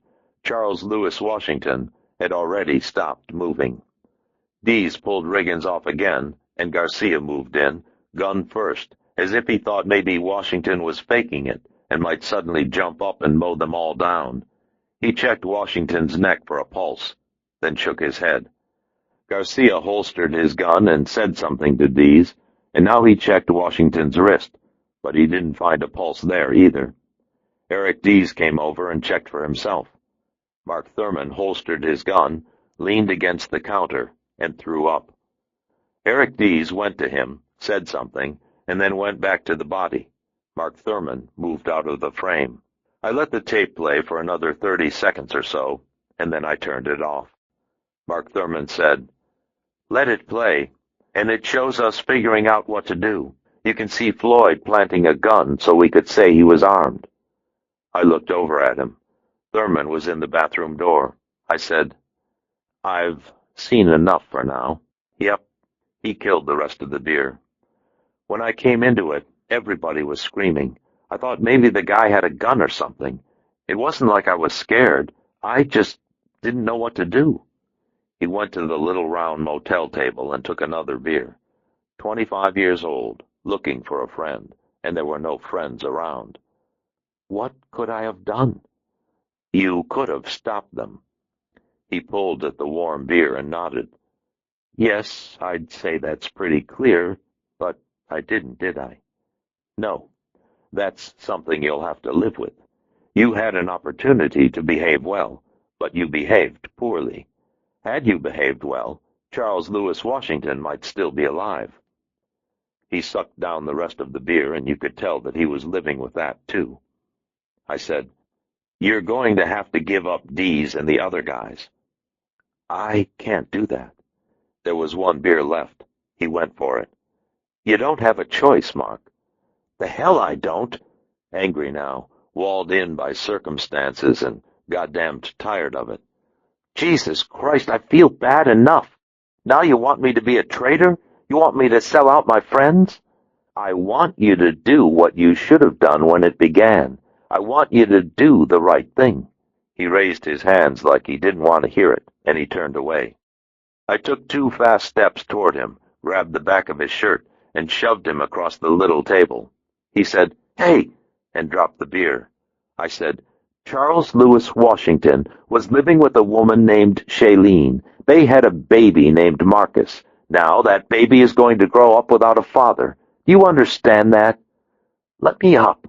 He grabbed my wrists, trying to pry my hands off and push up off the table, but I wouldn't let him. "He had a brother named James Edward, and a mother and a grandfather." The muscles across my back and the tops of my shoulders felt tight and knotted. I dug my fingers into his face and neck and pressed. "You have been part of something bad. It's unfair and it's ugly, and you didn't know what you were supposed to do, but now you do, and you have to be man enough to stand up. If you don't, Ida Lee Washington will have lost 2 sons for nothing, and I will not allow that." He wasn't trying to pry me off anymore. He still gripped my wrists, but it was more as if he were holding on than pushing away. I let go of him and stepped back, but he stayed on the table. He covered his face with his hands, and then he sobbed. The sobs grew louder, and his body jerked, and he said things that I could not understand. I think he said that he was sorry. I went into the bathroom, wet a towel, and brought it out to him. I helped him to sit up and gave him the towel, but it didn't do much good. He sat in one of the cheap motel chairs, bent over with his face in his hands, crying. Finally, I held him close. He would hurt for a long time, though not as long as Ida Lee Washington. Still, he would hurt, and maybe this was his way of getting used to it. Chapter 30. At 12 minutes after 7 the next morning, I phoned Lou Poitras at home. Thurman didn't want to listen, so he went outside and stood in the parking lot. Crime is certainly glamorous, isn't it? Poitras's middle daughter, Lauren, answered and asked who I was. I told her, Maxwell Smart. She said, "Nuh-uh, you're Elvis Cole." She's 9, and we'd known each other maybe 7 years. If you knew who I was, why'd you ask? Mommy told me always ask. These kids. Let me speak to your daddy. Daddy was talking about you last night. He said you were an asshole. She giggled when she said it. These kids are something, aren't they? Let me speak to him. The phone got put down, and you could hear her running away, yelling for Lou, and yelling that it was me. Lou Poitras came on maybe 20 seconds later and said, "Where are you calling from?" His voice was tight in a way I hadn't heard it before. Why, Lou? You going to have me arrested? Maybe I should. You screwed up bad, hound dog. If not me, who? If not now, when? Stop with the goddamn jokes. This isn't funny. There was a kind of fabric sound that made me think he was moving with the phone, maybe getting away from his family. I said, I need to see you, and I need to be certain that I'm not going to be taken into custody when I do. You gonna turn yourself in? No, I'm going to talk to you about cutting a deal that involves myself and Joe Pike and an LAPD officer, and I need someone to take it up the line to the DA. His voice went harder and low, like maybe he didn't want his wife or kids to hear. Are you telling me that an LAPD officer is involved in this? I've got visual proof that Charles Lewis Washington was unarmed when he was beaten to death 5 months ago. I've also got eyewitness proof that since that time, Eric Dees and his REACT team have been participating with the 8 Deuce Gangster Boys in an ongoing series of misdemeanor and felony crimes. Lou Poitras didn't say anything for maybe 40 seconds. Behind him, I heard his wife yelling for the kids to quit dogging it and get ready for school. Lou said, You're sure? Sure enough to call you. Sure enough to think I can get the deal. Nobody a good cop wants to bust more than a bad cop. Poitras said, What kind of visual proof? Videotape from a black and white surveillance camera. There wasn't a tape in the Washington thing. It was a hidden camera. And this tape shows the incident? Yes. In its entirety? Yes. Can I see it? You going to come alone? You know better than that. Giving me pissed. Giving me had enough. There's a video repair place called Hal's on Riverside, just east of Laurel in Studio City. The guy owns it knows me. It's early, but he'll open up to let us use the unit. Can you meet me there in 40 minutes? Sure. Most of the traffic would be coming this way. Lou Poitras hung up without saying goodbye. I put the cassette into a plastic Hughes Market bag, locked the room, and went out to the parking lot. Thurman was waiting in his car. 35 minutes later, we pulled off the freeway in Studio City and found Hal's Video in the shopping center on the south side of the street. Lou Poitras's car was in the parking lot, along with a couple of other cars that looked abandoned and not much else. 8 a.m. is early for a shopping center. We parked next to Poitras's car, but Thurman made no move to get out. He looked uneasy. You mind if I stay out here? Up to you. He nodded to himself and seemed to relax. Better if I stay. It was going to be hard, all right. I took the plastic bag with the video cassette and went into Hal's. It was a little place with a showroom for cheap VCRs and video cameras made by companies you'd never heard of, and signs that said, "Authorized Repair." Lou Poitras was standing in the showroom with a styrofoam cup of coffee, talking to a short, overweight guy with maybe 4 hairs on his head. Hal. Hal looked sleepy, but Lou didn't. I said, "Hi, Lou." Poitras said, "This is the guy." Some greeting, huh? Hal led us into the back room where he had a VCR hooked to a little Hitachi television on a workbench. The Hitachi had been turned on. Its screen was a bright, motionless blue, waiting for the tape. "Everything's set up. You want me to get it going?" Poitras shook his head. "No, go have breakfast or something. I'll lock up when we leave." "Forget breakfast. I'm going to go home and go back to sleep." Hal left, and when we heard the front door close, Lou said, "Okay, let's see it." I put the tape in the VCR and pressed play, and Charles Lewis Washington appeared in the swivel chair behind the counter at the Premier Pawn Shop. I fast-forwarded the tape until Riggins and Pinkworth entered, and then I let it resume normal play. I said, "You know those guys?" Poitras said, "No. They're the officers?" There were 5 guys in Eric Dees's React team. Dees, Garcia, Thurman, Riggins, and Pinkworth. That's Riggins. That's Pinkworth. "Is there sound?" "Uh-uh." A couple of minutes later, Riggins left and came back with Garcia and the case of bullets. I said, "That's Pete Garcia." Poitras's face was flat and implacable as a stretch of highway. He knew where we were going, and he didn't like it.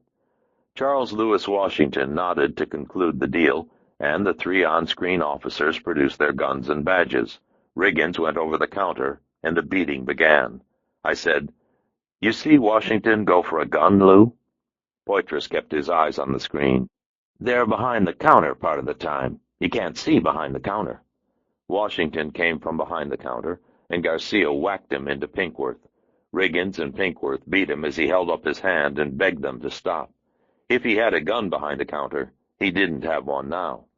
Thurman entered the picture. "That's Mark Thurman." Poitras nodded. "Here comes Dees." "I know Dees."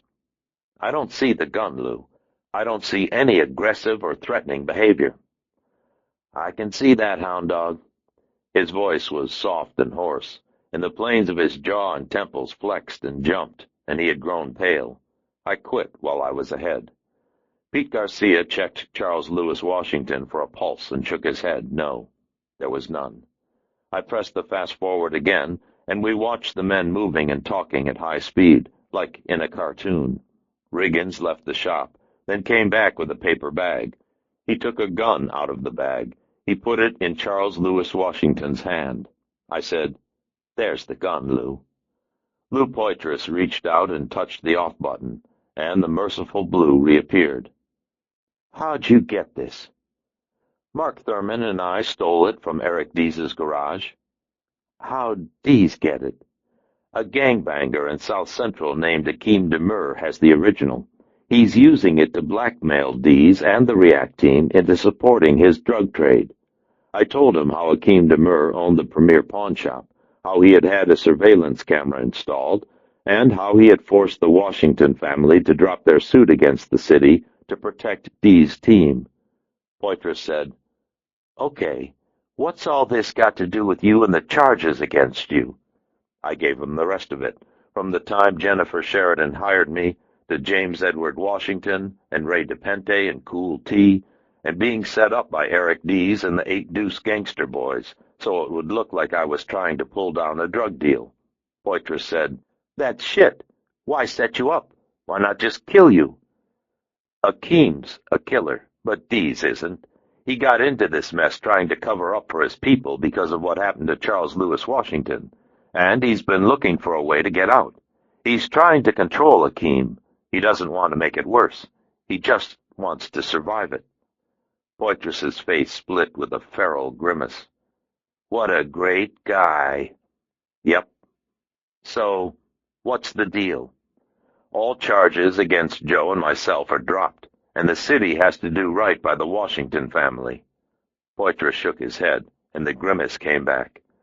"You and Pike we can handle, but when you start talking a wrongful death suit, You're talking the mayor's office and the city council. You know what that's like. They're going to ask how much. They're going to try to weasel. Weaseling isn't in the deal. They have to negotiate in good faith. No weaseling, no disrespect. Lou said, Jesus Christ, they're lawyers. Weaseling is all they know how to do. If the Washingtons sue, they'll win big. The city can fight them and drag it out, but they'll still win, and the city will look bad because of the fight. So will the department. Do it my way, and no one has to know about the deal. The department can claim they uncovered the tape as a result of an internal investigation, and use going public as proof that the police can be trusted to wash their own dirty laundry. The city makes a big deal out of apologizing to the Washingtons, and everybody ends up looking like a hero. Jesus Christ, Lou, those people have lost 2 sons. Poitras gave a shrug. I don't think they'll go for it, but I'll try. What else? I said, Thurman skates and stays on the job. Poitras's face went as flat as a stone wall. Every one of these officers is taking the hard fall. Every one of them will do time. Not Thurman. You can fine him. You can demote him, whatever you want, but he stays on the job. Poitras's eyes sort of flickered, and his sport coat pulled across his shoulders as his muscles swelled. A fine ribbon-work of veins appeared on his forehead. I've known Lou Poitras for almost 10 years, and I couldn't recall having seen him so angry. These guys shit on the badge, hound dog. I don't want guys like this in my department. Thurman's young, Lou. He didn't have a hand in it, you saw. He's sworn to protect. That means you protect even from other officers. He just stood there. He froze. His team is like his family. Dees is like a father. He wants a second chance. Fuck him. You get 4 out of 5, Lou. That's the way it works. Lou Poitras's jaw danced and rippled, and he looked at the tape in the VCR, maybe thinking he should just take the tape, but maybe not. Maybe thinking he should just arrest my ass, but maybe not. He let out a deep hissing breath, and his jacket smoothed as the heavy muscles in his shoulders and chest relaxed, making peace with it. He said, Okay, maybe we can make it fly. I'll have to run it up the line. It'd help if I had the tape. Sorry, Lou, it's all I've got.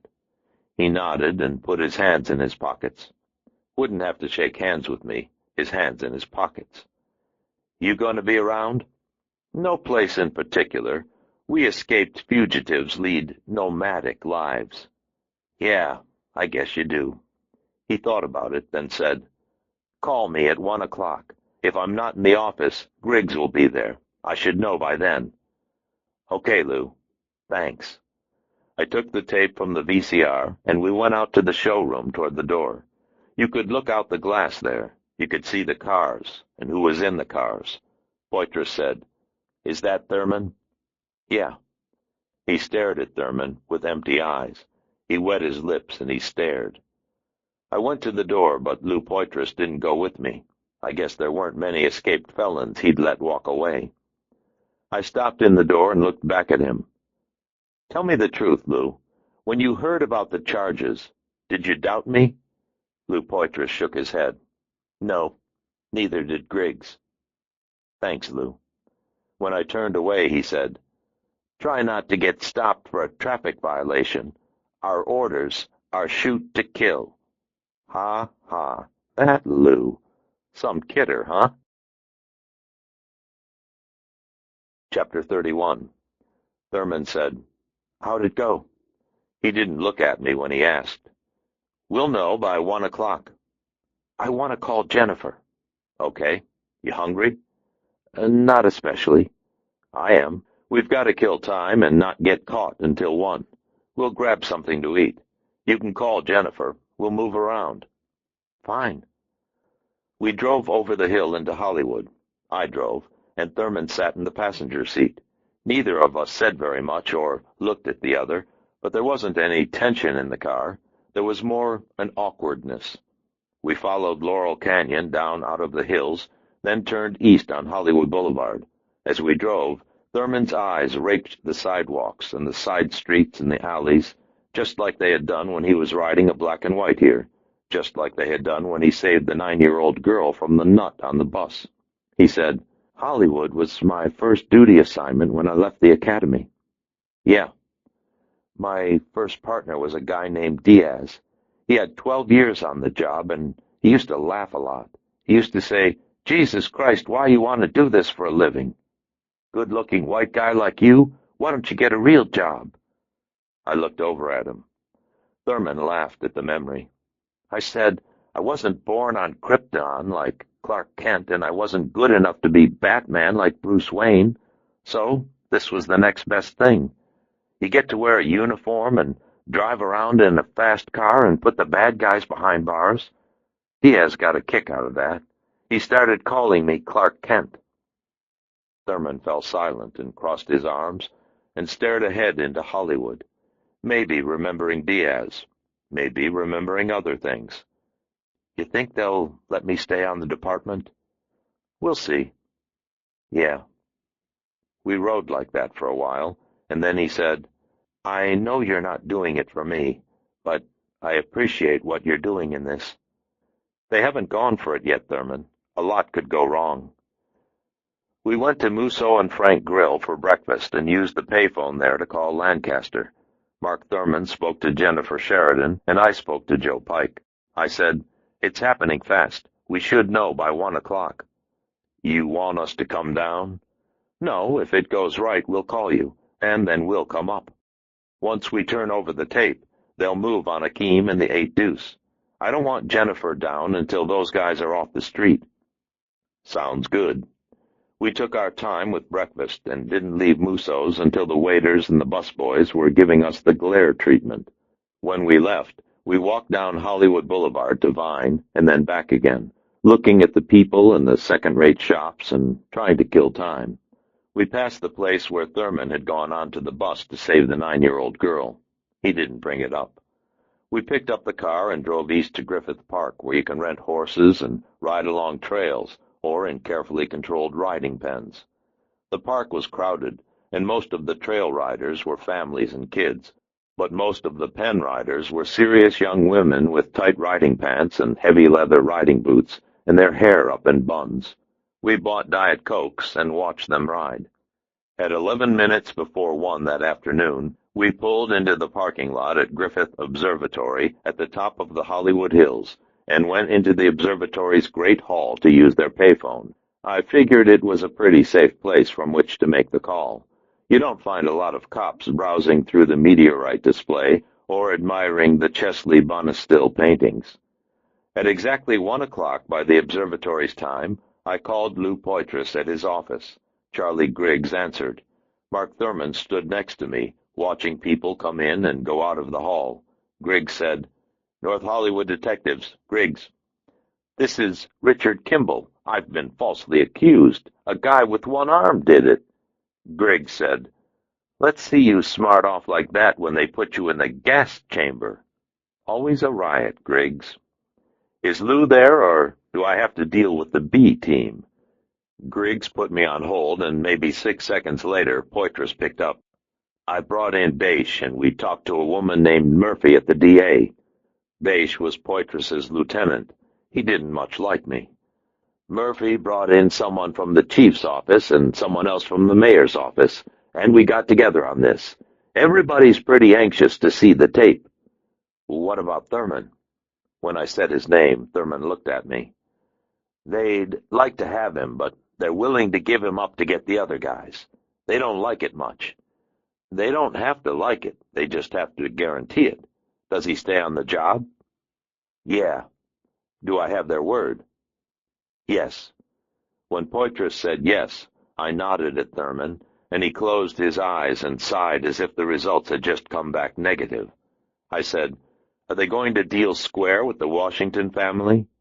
"Shit, this comes out, the Washingtons are going to own City Hall." "Are they going to deal square?" "Yes, that came from the DA's person and the mayor's person." "Okay, what's the next step?" "They want Thurman to come in with the tape. They've made a lot of promises with nothing to go on except my word, and they don't like that. It all hinges on the tape.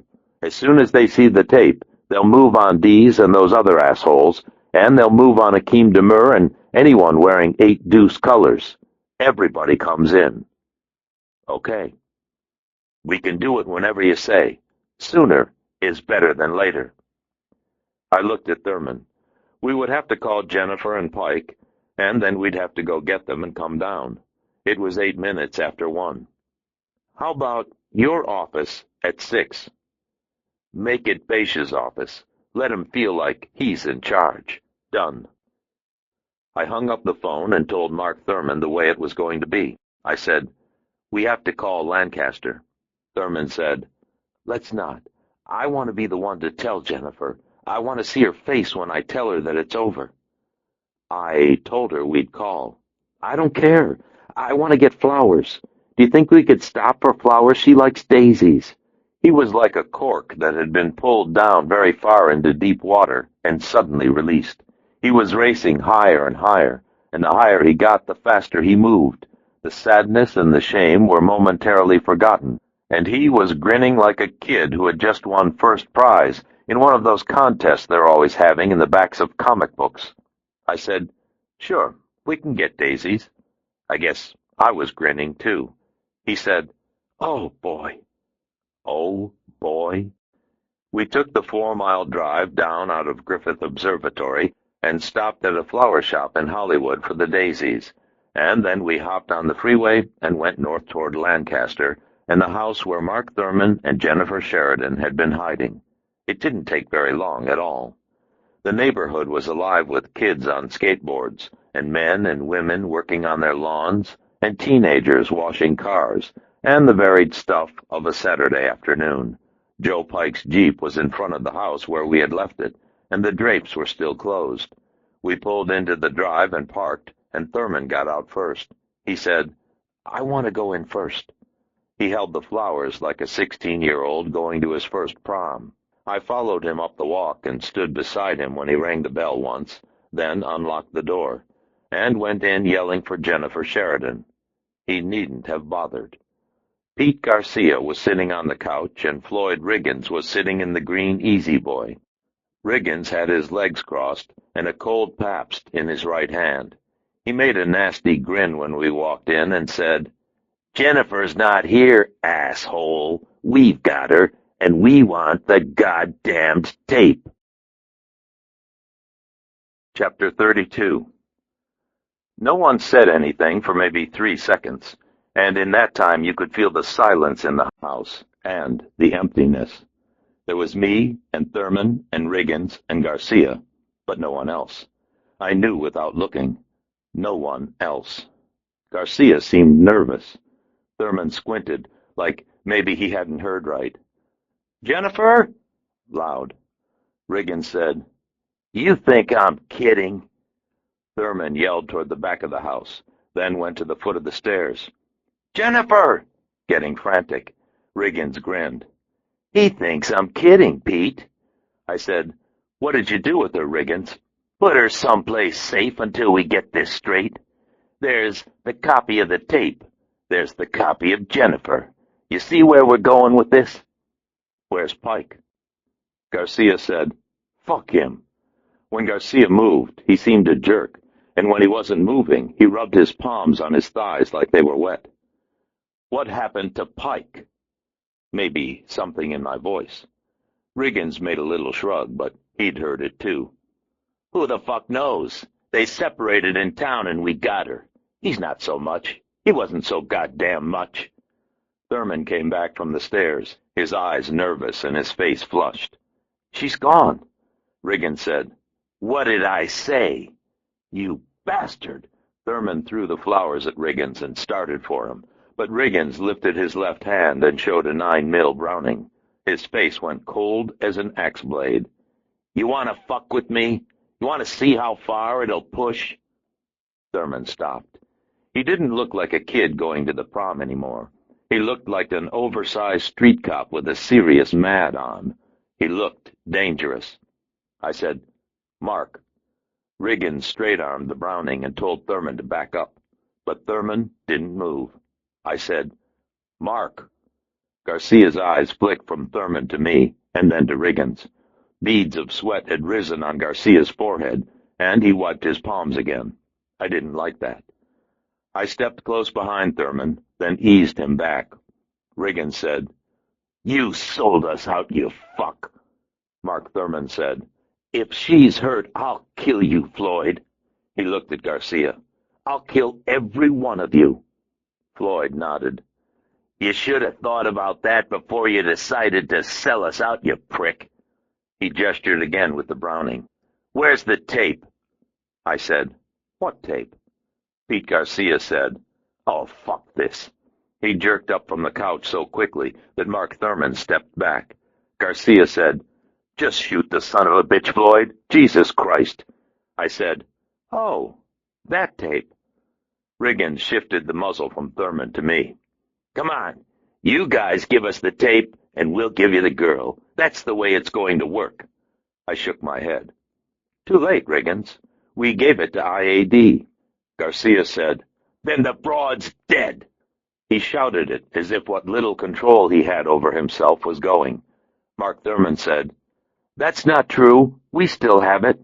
I looked at him. Thurman said, "It's in the car, floorboard behind the driver's side." He looked at me. "I'm not going to risk Jennifer." Riggins said, "Go see, Pete." Garcia went outside and came back maybe 2 minutes later with the tape. "Got it." Riggins cocked his head toward a large screen zenith in the corner. "Check it out." Garcia took the tape to the VCR and fumbled with the controls. His hands were shaking so badly that it took him a couple of tries to get the cassette into the machine. I didn't like all the shaking. Garcia wasn't the nervous type, but he was nervous today. I thought about why he might be nervous, and I didn't like that either. When the zenith filled with Charles Lewis Washington and the Premier Pawn Shop, Riggins said, "Fine. Eric's waiting. We'll take your car." The four of us went out to Mark Thurman's Mustang. Floyd Riggins asked if Thurman knew how to get to something called the Space Age Drive-In, and Thurman said that he did. Riggins told Thurman to drive and me to ride in the shotgun seat. Riggins and Garcia sat in back. We worked our way out of the subdivision and onto Sierra Highway, driving up through the center of town. It took maybe 10 minutes to cross through Lancaster, and pretty soon we were away from the traffic and the traffic lights and into an area that the local cognoscenti probably called the outskirts of town. Not as many houses out here, less irrigated lawn, more natural desert. Maybe a quarter-mile past a Tasty Freeze, Floyd Riggins said, "There it is." The high sail of the Space Age Drive-In movie theater screen grew up out of the desert maybe 200 yards from the highway, behind a marquee that said CL space SED. It was surrounded by barren flatland and overgrown scrub brush and yucca trees. A narrow tarmac road branched off the highway and ran up past the marquee and a little outbuilding where people had once bought tickets to giant ant movies and disappeared along a high fence beside the movie screen that had probably been built so that people couldn't park on the side of the road and watch the movies for free. Riggins said, "Turn in just like you were going to the movies." We turned up the little road and followed it up past the marquee and the ticket booth and toward the entrance between the screen and the fences. The fences shouldered off of the movie screen and seemed to encircle the perimeter of the drive-in. A chain-link gate had been forced out of the way. The Space Age Drive-In looked like it had been closed for maybe a dozen years. The tarmac road was potholed and buckled, and the outbuilding had been boarded over. And the fences had wilted and were missing boards. A long time ago, someone had painted a cowboy in a spacesuit riding an X-15 on the back of the screen, tipping his Stetson toward the highway. But like the fences and the ticket booth and the marquee, he hadn't been maintained, and he looked dusty and faded. Much of his face had peeled. We went through the gate and passed into a large open field of crushed rock and gravel with a series of berms, like swells on a calm sea. Metal poles, set in cement, sprouted maybe every 30 feet along the berms, speaker stands for the parked cars. The speakers had long since been cut away. A small cinder-block building sat in the center of the field with two cars parked in front of it. Concession stand. Eric Deese's green sedan and its blue stablemate were parked in front of the stand. The concession stand's door had been forced open. Riggins said, "Let's join the party." Pinkworth came out of the stand as we rolled up and said, "They have it?" He was holding a shotgun. Riggins grinned. "Sure." Riggins got out with the tape and went into the concession stand without saying anything. More of the nervous, I guess. Pinkworth and Riggins told us to get out of the car, and then the four of us went inside through an open pair of glass double doors. There were large windows on either side of the doors, but they, like the doors, were so heavy with dust that it was like looking through a glass of milk.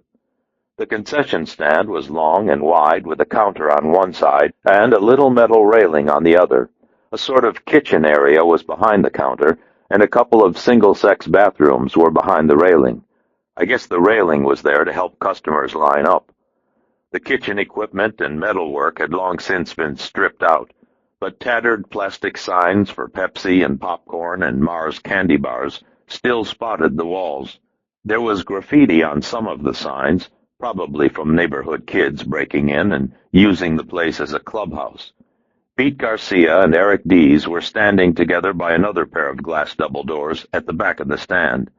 Garcia looked angry, and maybe even scared. Jennifer Sheridan was sitting on the floor outside the women's bathroom. When Jennifer and Mark saw each other, she stood and he ran to her, and they hugged. They stood together and held hands, and she smiled. It was an uneasy smile, but even with all of this, she smiled. Love. Eric Deese took the tape from Pete Garcia, then grinned at me.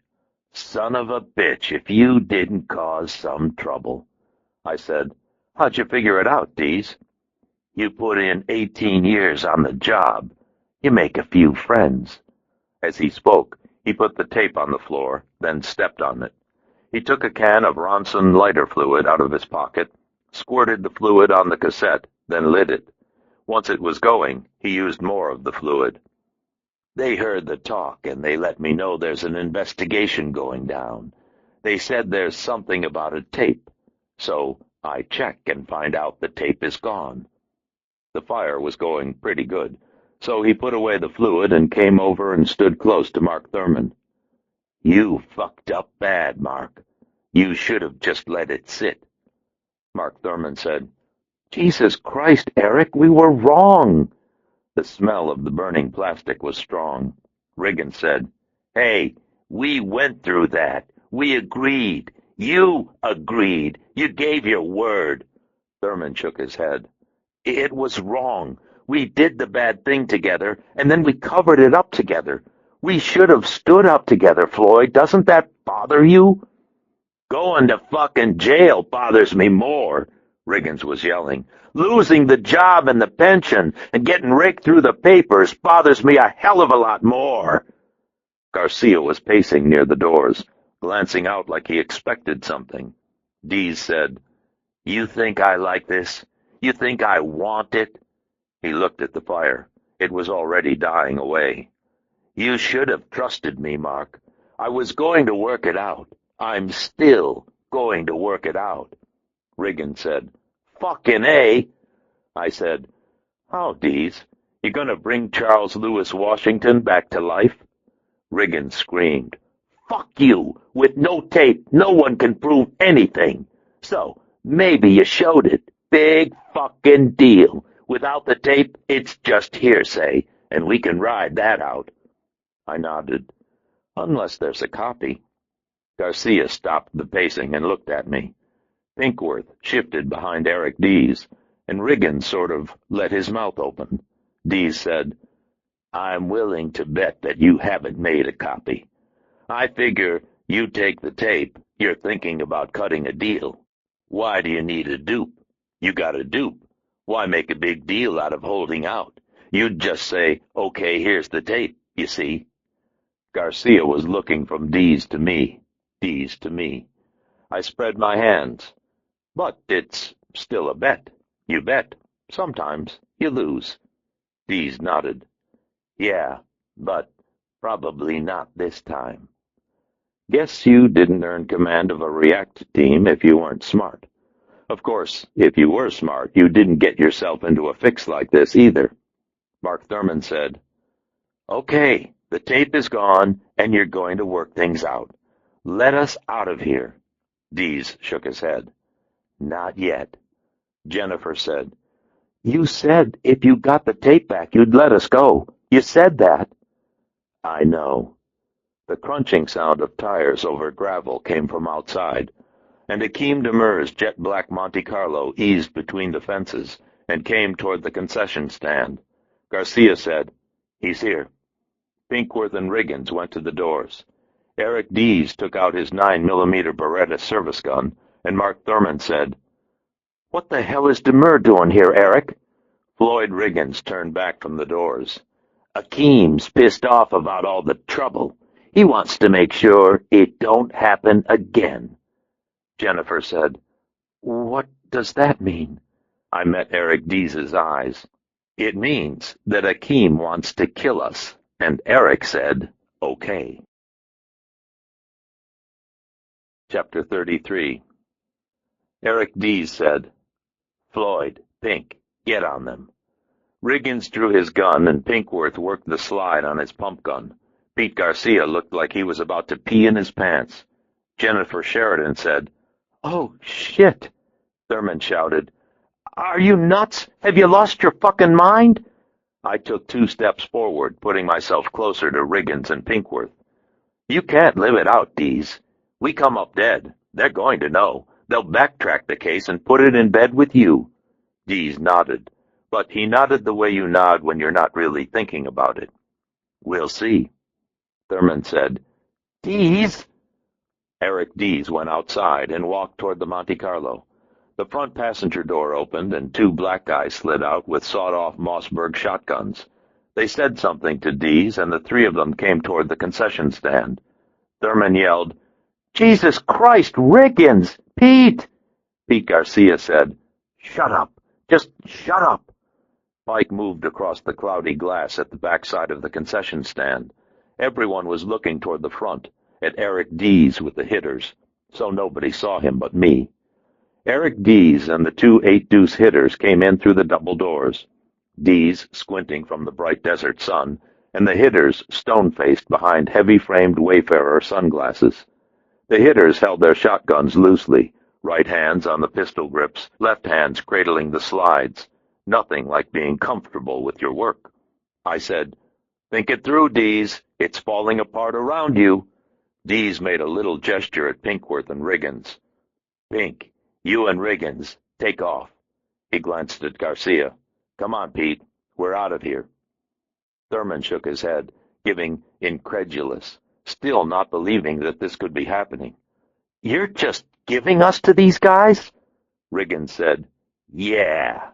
Riggins and Pinkworth holstered their guns and went to the door. Garcia wiped his hands on his thighs and hopped around some more, but he didn't move to leave.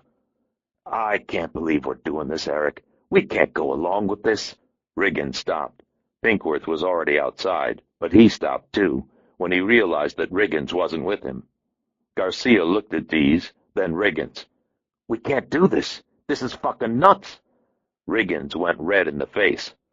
"What'd you say?" Pinkworth came back and stood in the door. Riggins screamed, "You losing your fucking nut? We got a lot at stake here." Garcia screamed back at him. "We know these people. This is fucking conspiracy. Fucking cold-blooded murder." The taller of the 2 hitters said, "Shit." He racked the slide on his shotgun. Dees said, "It's too late to back out, Pete. This is the only chance we have. You know that. Come on. All you have to do is let it happen." Pete Garcia said, "No, Eric," and reached under his shirt for his gun. When he did, the tall hitter lifted his shotgun, and the shotgun went off with a sound that was as sharp and loud as a seismic shock. Pete Garcia was kicked back into the counter, and then Joe Pike stepped into the glass doors at the back of the shack and fired his shotgun twice. The milky glass erupted inward, and the tall hitter flipped backwards. Dees and Riggins came out with their pieces and fired at Pike, But Pike wasn't there anymore. The short hitter ran under their fire toward the broken doors, boomed his shotgun into the remaining glass, then looked out. Motherfucker gone. Something scuffed on the roof, and the short hitter let off another volley through the ceiling. Warren Pinkworth ran for the blue sedan. Beyond him, the Monte Carlo kicked up a cloud of rocks and sand and fishtailed across the berms. Eric Dees dove out through the double doors and shot at something on the roof, but whatever he shot at, he didn't hit. He said, "Shit." I pushed Jennifer Sheridan down, and when I did, Mark Thurman went for Floyd Riggins. I yelled, "No!" and Riggins shot him. Thurman spun to the left and sat down, and Jennifer Sheridan screamed. She clawed past me, baring her teeth as if she'd like to tear out Riggins's throat. I pushed her down again, then came up with the tall hitter's shotgun, just as the short hitter turned and fired 2 times. Both of his shots went wide to the right. I shot him in the face, and then I fired out through the double doors at the Monte Carlo, and hit it. But then it was behind the fence and away, and Floyd Riggins was shooting at me. I dove behind the little wall that shielded the entrance to the bathrooms. There were more gunshots outside, and then Eric Dees was in the double doors yelling, "Floyd, get your ass out here!" Outside, Pinkworth climbed into the blue sedan and ground it to life. Riggins fired twice more at me, then went for the doors. Riggins's eyes were wide and red, and he looked like he was crying, but I wasn't sure why. He stopped over Mark Thurman. Mark Thurman looked up at him, and Riggins said, "This is all your fault." Then he raised his gun to fire. Jennifer Sheridan picked up Pete Garcia's pistol and shot Floyd Riggins in the chest. The bullet kicked him back, but he kept his feet. He opened his mouth and looked down at himself, and then he looked at Jennifer Sheridan and fell. Outside, Warren Pinkworth put the blue sedan in gear and sped away. Eric Dees shouted, "You fuck!" fired 2 times at me, then dove behind the counter. Everything went still and quiet, and stayed that way. Pete Garcia rolled onto his side and moaned. Jennifer Sheridan dropped Garcia's gun, then grabbed Mark Thurman by the shirt and dragged him toward the restrooms. He had to outweigh her by 100 pounds, but she kicked off her shoes for better traction and made a sort of groaning sound and did what she had to do. The floor was gritty with shattered glass, but she seemed not to notice. Gravel crunched outside the concession stand, and Joe Pike took a position behind the broken double doors. I said, "That's it, Dees. It fell apart. It's over." Eric Dees moved behind the counter. Pike looked in through the broken doors, and I pointed at the counter. "Dees." Eric Dees moved behind the counter again. Pike said, "Don't be stupid, Eric. Let's go home standing up." Dees said, "What else have I got, Joe?" Eric Dees charged around the near end of the counter, firing as he came, and when he did, Joe Pike and I fired back. Dees went down hard, and I ran forward and kicked his pistol away, and then it was over. Dees was on his back, blinking at the ceiling and clutching at his chest. Most of the pellets had taken him there. A dozen feet away, Pete Garcia said, "Oh, God," but he didn't say it to anyone in the room. Pike came up beside me and looked down. "Hey, Eric." Eric Dees said, "Joe?" Pike said, "There a radio in the unit?" "Yeah." "I'll try to raise an ambulance." Pike went out to the green sedan. Dees opened and closed his mouth and blinked up at the ceiling again. He said, "How's Pete? Is Pete okay?" I checked Pete Garcia and Floyd Riggins, and then I went to Mark Thurman. Jennifer Sheridan said, "He's bleeding." The bullet had caught him low on the left side. She had ripped away part of her blouse and was using it to press on the wound. There was plenty of blood. Her hands were covered with it. "Let me see." She pulled away the little compress, and a steady, rhythmic surge of blood pulsed from his abdomen. Artery. He said, "I gotta stand up." She said, "You've got to stay down. You're bleeding, Mark. I think it's an artery." "I want to get up." He pushed her off and flopped around, and finally I helped him stand. When he was up, he pushed me off and tried to walk. It was more of a sideways lurch, but he did okay. Jennifer said, "Damn it, Mark, please. We have to wait for the ambulance." Mark Thurman stumbled sideways. I caught him and helped him stay up. He said, "You gotta help me." He had lost a lot of blood. Jennifer Sheridan said, "Make him lie down." "He's okay." I helped Mark Thurman lurch across the concession stand to Eric Dees. Mark Thurman dug a slim billfold out of his back pocket, opened it, and held it out. It was his LAPD badge. He said, "Do you see this?" "What in hell are you doing?" Little bubbles of blood came out of Dees's nose when he said it, and I wasn't sure if he was seeing the badge or not. Mark Thurman breathed hard and sort of wobbled to the side, but he kept his feet. His shirt and his pants were wet with his own blood. He said, "I'm doing something that I should have done a long time ago, you son of a bitch. I am an LAPD officer, and I'm placing you under arrest. You are under arrest for murder and conspiracy to commit murder, and because you're a goddamn lousy officer." Then Mark Thurman fainted. Eric Dees was dead by the time the ambulance arrived. Chapter 34. Jennifer Sheridan rode in the back of the ambulance when they brought Mark Thurman and Pete Garcia to the Lancaster City Hospital. Pike and I followed behind in Mark Thurman's Mustang. The Lancaster cops assumed that something bad had gone down between a group of gangbangers and a group of LAPD officers, and neither Joe nor I told them different. The Lancaster police, as might be expected, assumed that the police officers on the scene had been there as the representatives of truth and justice. We didn't tell them different about that, either. Joe Pike got one of the Lancaster cops to give him a lift back to his Jeep. The emergency room staff tried to keep Jennifer Sheridan out of the ER, but Mark Thurman woke up enough to say that he wanted her with him, and they relented. I went with him, too. Because of the nature of the bleeding, the ER staff prepared to take Mark Thurman into the operating room.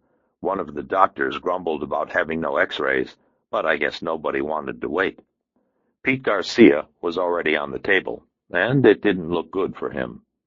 Jennifer and I stood beside Mark in a green tile hallway and waited for the orderlies to wheel him into the OR. Jennifer held his hand. Mark Thurman smiled at her, then his eyes moved to me. It was a sleepy smile. They had pumped him full of Demerol. "What do you think will happen now?" I made a little shrug. "It'll come out. No way to keep it in." Mark looked lost and maybe a little fretful. "The tape's gone. There's no more proof of what happened that night. They catch Pinkworth. All he's going to do is deny everything. Akeem Demur isn't going to offer anything." "There's Garcia." Mark Thurman sighed. "If he makes it." "There's me, and there's Pike." "Yeah, but that's just words. You weren't there that night." "No, but we'll offer what we can. If no one believes, then there it is." A nurse came and told Mark that it would be just a minute more. I said, "What do you want to do, Mark?" He looked at Jennifer, and she nodded, and then he looked at me. "I don't care about the tape. I want to go forward. I want to tell them what happened to Charles Lewis Washington. Can you set that up?" I patted his shoulder, and the orderlies came and took him away. Jennifer Sheridan and I went into the little waiting room they have there, and I bought her a cup of coffee. Then I went to the payphone and called Lou Poitras. It was 18 minutes after 6, and he wasn't happy to hear from me. "You're late. I got half a dozen people sitting here waiting for you, and your boy Thurman. You getting cold feet?" "The tape's gone, Lou. Dees burned it." Lou Poitras put me on hold. A couple of minutes later, he picked up again. "I had to change phones. I didn't want those people to see me have an aneurysm." "Dees is dead. So is Riggins. Garcia and Thurman are under the knife now, and Pinkworth ran. I'd guess he'll go home. He'll think about it for an hour, then call in with a story." Lou Poitras said, "Jesus Christ." "Thurman wants to come in, Lou, tape or no tape. He wants to make a statement about what happened in the pawn shop and what's been happening since, and he's willing to testify."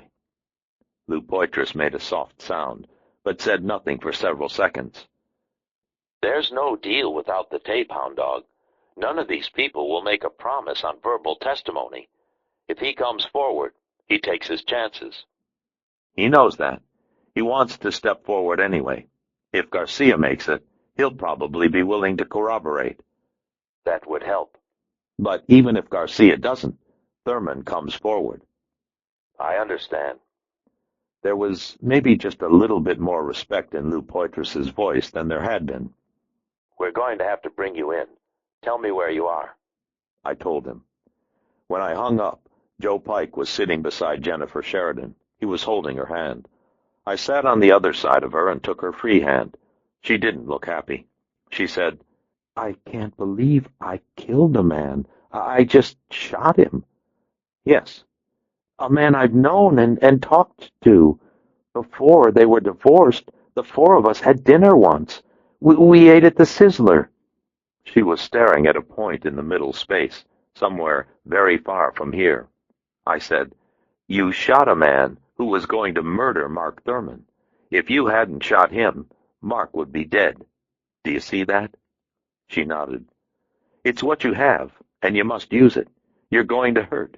You're going to miss sleep, and you're going to feel guilty, and it's going to get worse before it gets better. But you can survive it. You helped Mark survive, and now he will help you. He's alive because of you. When you hear him breathe, when you see him smile, it's because of you. Tell yourself that, and know that it's true. Tell it to yourself as often as you need.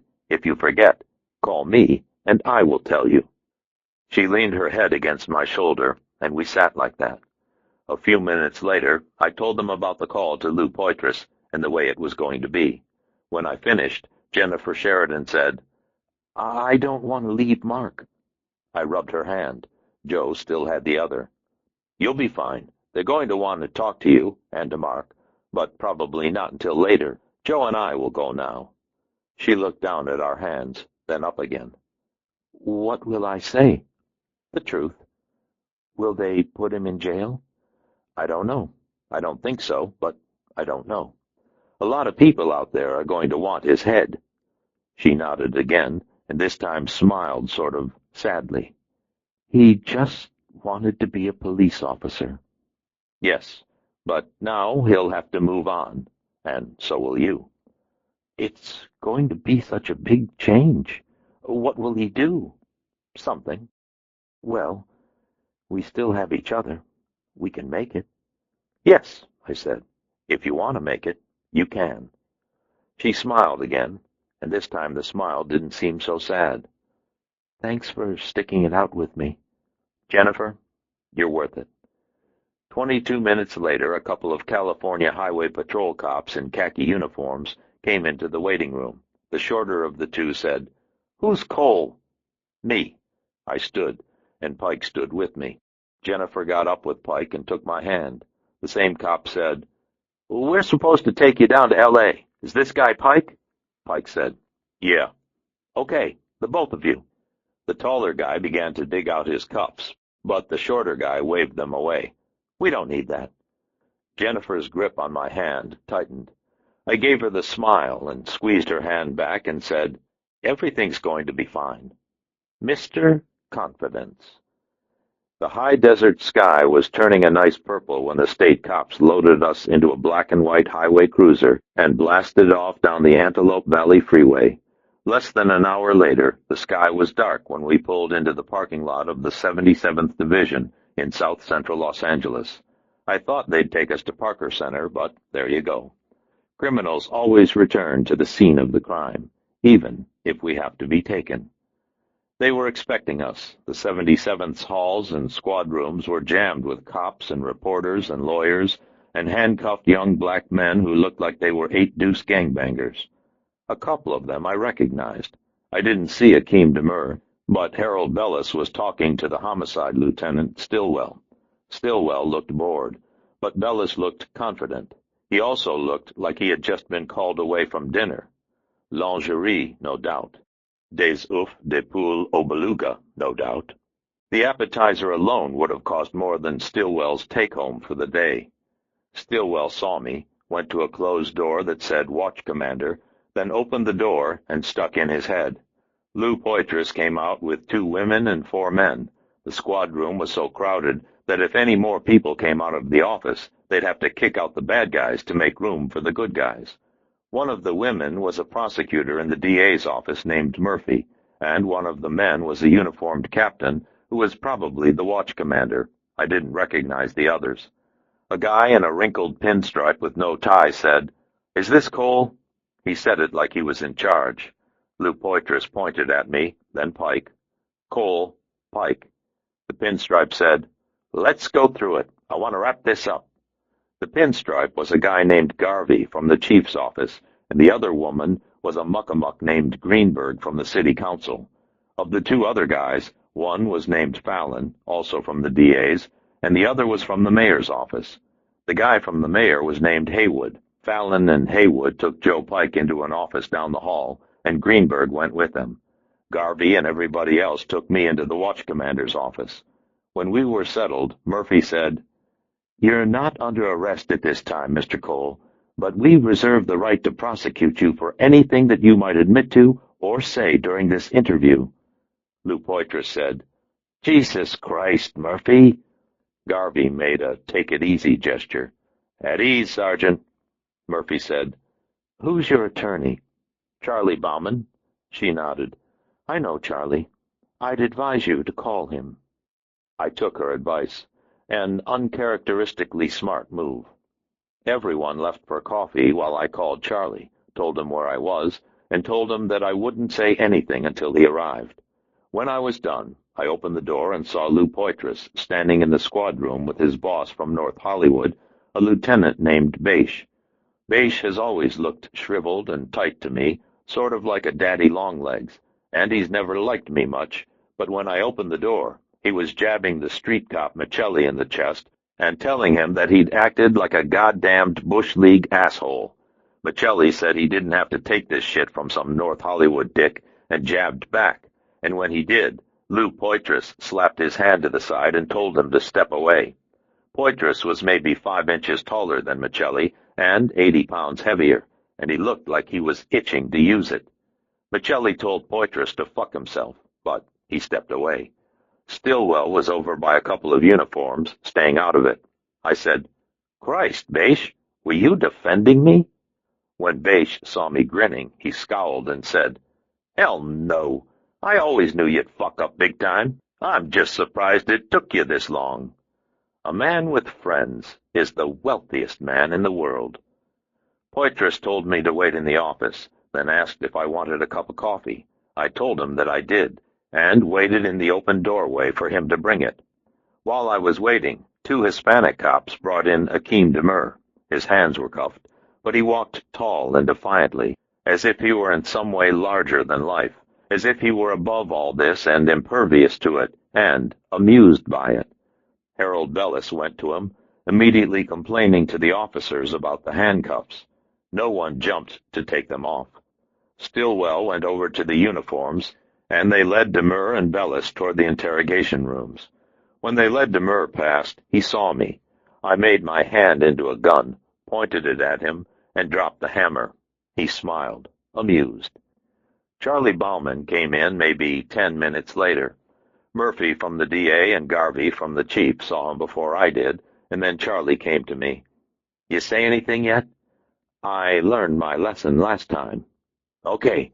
These guys want to have a powwow, so let me see what I can work out." He went back to them, and pretty soon they were joined by Greenberg and Haywood. When Charlie came back, he said, "They want a freebie, and I'm willing to give it to them, but it's up to you. You run through what you know and answer their questions, but it'll be off the record. If they decide to prosecute, they can't use your statements against you. Do you agree?" "Yes." We went back into the watch commander's office, and I went through everything from the beginning, just as I had when I'd gone through it with Stillwell and Michelli, only this time there was more of it to tell. Everyone looked interested, except the watch commander, who spent a lot of time saying things like, "I've known Eric Dees for 10 goddamn years. He's a fine officer." Or, "Talk is cheap, but where's the goddamned evidence?" He said stuff like that, until Murphy told him to shut up or leave the room. I told them how Mark Thurman and I had stolen the tape from Eric Deese's garage and described what I had seen on the tape and how I had tried to make the deal through Poitras. Poitras confirmed it. Then I told them what had happened at the Space Age Drive-In and what had happened to the tape. Murphy said, "And the tape is destroyed?" "Yeah, Deese burned it," the watch commander said. "Ha! As if that proved something." Murphy ignored him and looked at Garvey. He shrugged. "Might be possible to recover some of it. Won't know until we look." Garvey picked up the phone and punched numbers. "Where is it?" I told him. He repeated it into the phone. We spent a total of 3 hours and 14 minutes on it, and then Murphy said, "Why don't you kick back for a while? We've got to talk with Pike, and then we've got to see where we stand." "Sure. Mr. Kickback. That's me." They let me stay in the commander's office. They left the door open and told me to help myself to coffee or the bathroom, but not to leave the building. Charlie Bauman went with them. The squad room had sort of settled down, with most of the reporters and lawyers gone, and most of the gangster boys in holding cells or interrogation rooms. It was closing on midnight, and from somewhere along one of the halls I could hear Jay Leno. Maybe 40 minutes later, Charlie Bauman and the others came back. The people from the DA and the mayor and the city council stopped in the hall to talk, and Charlie and Pike came over to me. Charlie looked tired. "There's a lot of little stuff, but they're not going to press on the Washington thing. They believe you didn't do it." "What about Lancaster?" Charlie said, "Man, Lancaster is nothing compared to this other stuff. They need to talk to Thurman, and they need him to testify. But as long as he backs up what you said, you guys can walk." "He will." "Then you're done. Go home and get some sleep." Lou Poitras broke away from the group and came over and offered his hand. "Well, you've squeaked through another one, hound dog." I nodded. "'Tis better to be lucky than good." He looked at Joe Pike, and Pike looked back, but neither man offered a hand. "How you doing, Joe?" Pike said, "Fine, thank you. And you?" "Good." They stared at each other some more, and then Lou cleared his throat and turned away. Awkward. Joe Pike and Lou Poitras have hated each other for almost 12 years, and in all of that time, this was the first that they had spoken civilly to each other. Crime makes for strange bedfellows. Joe and I were walking out with Charlie Bauman when Harold Bellis and Akeem Demur came out of the interrogation hall. I thought maybe they were leading Demur to booking, but then I realized that no one was leading him and that they were heading for the exit. Demur saw me looking at him and made his hand into a pistol and dropped the hammer. He didn't smile. Then he and Bellis were gone. I looked at Murphy and Fallon and the big shots from the city. "How come that son of a bitch is walking out?" Murphy said, "We can't file." Her jaw was knotted, and her mouth was a razor's slash. Maybe I hadn't heard them right. "He murdered James Edward Washington. You've got my statement." Fallon said, "We can't use it." He didn't seem any happier than Murphy. I looked at Pike. Did I suddenly lose my grip on reality? 2 uniforms came through with a young black kid in cuffs. The kid was smiling. Murphy watched him pass, her face set, and then she said, "That young man says that he did it." The kid was maybe 14. "He didn't do it. I was there. I saw it. Demur pulled the trigger." 3 other young men admitted to being present, and also said the kid did it. They pulled him out of a lineup. Pike said, "Come on, Murphy. Demur found a kid to play chump. The boy does juvie time and comes home a hero." Murphy's hard jaw softened, and she suddenly looked like a woman who wanted to go home, take off her shoes, and drink 3 or 4 glasses of some nice Chardonnay. "You know it, and I know it, but that young man still says he did it, and 3 eyewitnesses say he did it too. We can't file against Demur, Elvis. That's just the way this one's going to work out." She didn't wait for me or Pike or anyone else to speak. She and Fallon left, walking heavily as if the weight of the city were on them. Greenberg followed after them. But he murdered James Edward Washington.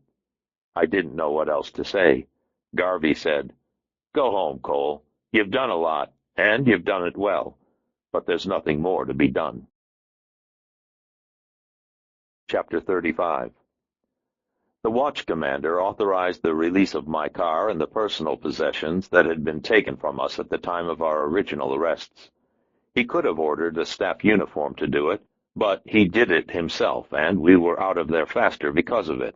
I guess that was his way of showing respect. It was 17 minutes before 2 that morning when we walked out of the 77th, got into my car, and legally drove off the police grounds and onto the city streets. We climbed onto the freeway, then worked our way north through the system toward Lancaster. There weren't many cars out, and the driving was easy. Pike's Jeep was where he had left it, on a little circular drive outside the hospital. I parked behind it, and then we went inside to the waiting room and asked the nurses about Mark Thurman. A nurse, maybe in her early 40s, with a deep tan and a light network of sunlines, checked his chart. "Mr. Thurman came through the surgery well." She looked up at us, first Pike, then me. "Are you the gentleman who brought him in?" "Yes." She nodded, then went back to the chart. "It looks like a bullet nicked a branch of the external iliac artery on his left side. No damage to any of the organs, though, so he's going to be fine." She closed the chart as she said it. Pike said, "Is Jennifer Sheridan still here?" A black nurse who'd been sitting with a young Chinese orderly said, "A couple Lancaster police officers came for her. That was about 11:30. She said to tell you that she would be fine.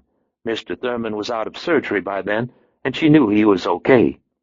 Pike said, "What about the other officer, Garcia?" The two nurses stopped smiling, and the black nurse said, "Were you close to Mr. Garcia?" "No." "He did not survive the surgery." We went out, Pike to his Jeep and me to my car, and we headed back through the rough barren mountains toward Los Angeles. The high desert air was cold, and the surrounding mountains were black walls against the sky and the desert. At first we drove along together, but as the miles unwound, we slowly grew apart, Pike with his drive and me with mine. Alone in my car, I felt somehow unfinished and at loose ends, as if there was still much unsaid, and even more unrealized. I wondered if Pike also felt that way. I pulled into my carport just after 4 that morning and found a message on my machine from Ray DePente.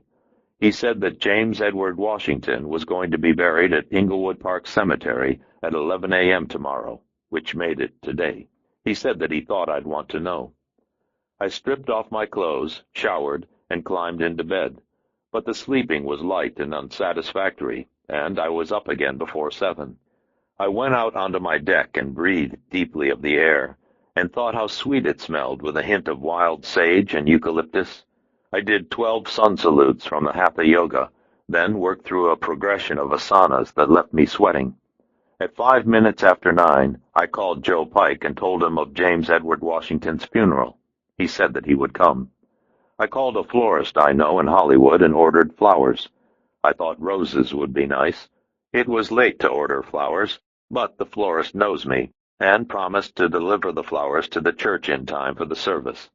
I ate breakfast, then showered and dressed in a 3-piece blue suit that I bought 6 years ago and have worn as many times, once to a wedding and 5 times to funerals. Today would be number 6. It was a warm, hazy day, and the drive along the Harbor Freeway to south-central Los Angeles was relaxed and pleasant. I left the freeway at Florence, then went west to Inglewood, and then through the gates to the cemetery there just north of Hollywood Park. The cemetery is broad and green with gently sloping grounds and well-kept headstones and winding gravel roads. A dark green canopy had been erected on the side of one of the slopes to protect the casket and the minister and the immediate family from the sun. A hearse and a family limo and maybe 20 cars were parked nearby. They had just arrived, and some of the older people were still being helped up the slope. I parked near Joe Pike's Jeep and moved up the slope to join the mourners. Joe was standing at the back of the crowd, and Cool T was 4 people away. Twin rows of folding chairs had been placed under the canopy for the family. Ida Lee Washington was seated in the center of the front row, with the elderly man to her right and Shailene with the baby on her left. Ray DePente was behind Mrs. Washington, with a hand on her shoulder. He was wearing a dark brown herringbone suit with a USMC pin in his lapel. When Ray saw me, he said something into Mrs. Washington's ear, then stood and waited for me. I went to Mrs. Washington, offered my hand, and told her how sorry I was. She thanked me for the flowers and said, "Someone from the police called my home this morning, as did one of those people from the city council. I understand that the truth about my boy Charles Lewis is going to come out because of you." I told her that I didn't know if it was because of me, but that it was going to come out, yes. She nodded and considered me for quite a long time, and then she said, "Thank you." I offered my condolences to the old man, and then to Shailene. Marcus said, "I remember you," loudly and with a big smile. Shailene shushed him. She still didn't like me much. Ray DePente led me away from the grave, and Joe Pike drifted up behind us. Cool T watched from the crowd. Ray said, "How come that bastard Demur is walking around free?" I told him. Ray listened, his face tight and contained. When I was done, he said, "You remember what you said?" "Yes." "You said we'd have justice. You said that bastard would pay for killing James Edward. Him getting a 14-year-old fool to take his place isn't what I call justice." I didn't know what to say. The DA's people know what's going on. They'll keep digging for a case against Demur, and when they find it, they'll file. Ray DePente said, "Bullshit." Ray said, "That bastard called the Washingtons. He said that if they open their mouths about this, he'll kill that baby." He pointed at Marcus. "He called that poor woman on the day of her son's funeral and said that. What kind of animal does something like that?" I didn't know what to say. Ray DePente said, "Fuck him, and fuck the DA too. I know what to do." Then he walked away. Joe said, "I know what to do too." I looked at him. Jesus Christ, Marines! Cool T came out of the crowd and met Ray DePente, and they spoke for a moment, and then the minister began the service. Maybe 5 minutes into it, Hakeem Demur's black Monte Carlo with the heavily smoked windows turned into the graveyard and slowly cruised past the line of parked cars, his tape player booming. The volume was cranked to distortion, and the heavy bass drowned out the minister. The minister stopped trying to speak over the noise and looked at the car, and everyone else looked at the car too. Ray DePente stepped out from the row of chairs and walked toward the car. The Monte Carlo stopped for a moment, then slowly rolled away. When the car was on the other side of the cemetery, the minister went on with the service, but Ray DePente stayed at the edge of the dark green canopy and followed the car with his eyes until it was gone. Guard duty, the kind of duty where your orders are to shoot to kill. When the service was over and the people were breaking up and moving down the slope, Joe and I stood together and watched Ray DePente help Mrs. Washington to the family's limo. Joe said, "He's going to do something." "I know. He's good, but there's only one of him." I nodded and took a breath and let it out. "I know. That's why we're going to help." Pike's mouth twitched, and we went down to our cars. Chapter 36. At 2:05 that afternoon, Joe Pike and I found Ray and Cool T together in Ray's office. Cool T looked angry and sullen, but Ray looked calm and composed, the type of calm I'd seen on good sergeants when I was in Vietnam. Ray saw us enter and followed us with his eyes until we were at his door. "What? Are you going to kill him?" "I don't know what you're talking about." "Innocent." "Well, there are ways to do it. Get a good scoped hunting rifle, hang back a couple of 100 yards, and drop the hammer."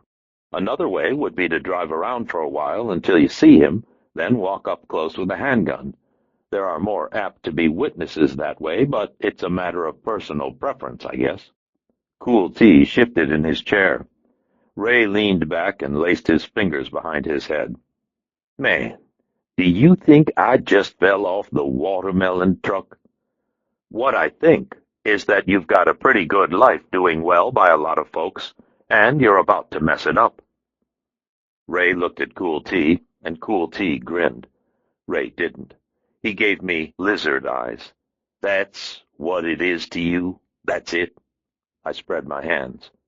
So, you come down here to point that out? Maybe set me straight? Nope. We came to help. Well, we don't need the white man coming down here to solve the black man's problems. We can manage just fine, thank you. Pike's mouth twitched for the second time that day. Ray gave the eyes to Pike. What? Pike shook his head. I said, the DA would file if they thought they could win, and maybe there's a way we can give them that. Maybe not on James Edward, but on something. Ray DePente waited. If you want Akeem, you're going to have to go to him. That means his home.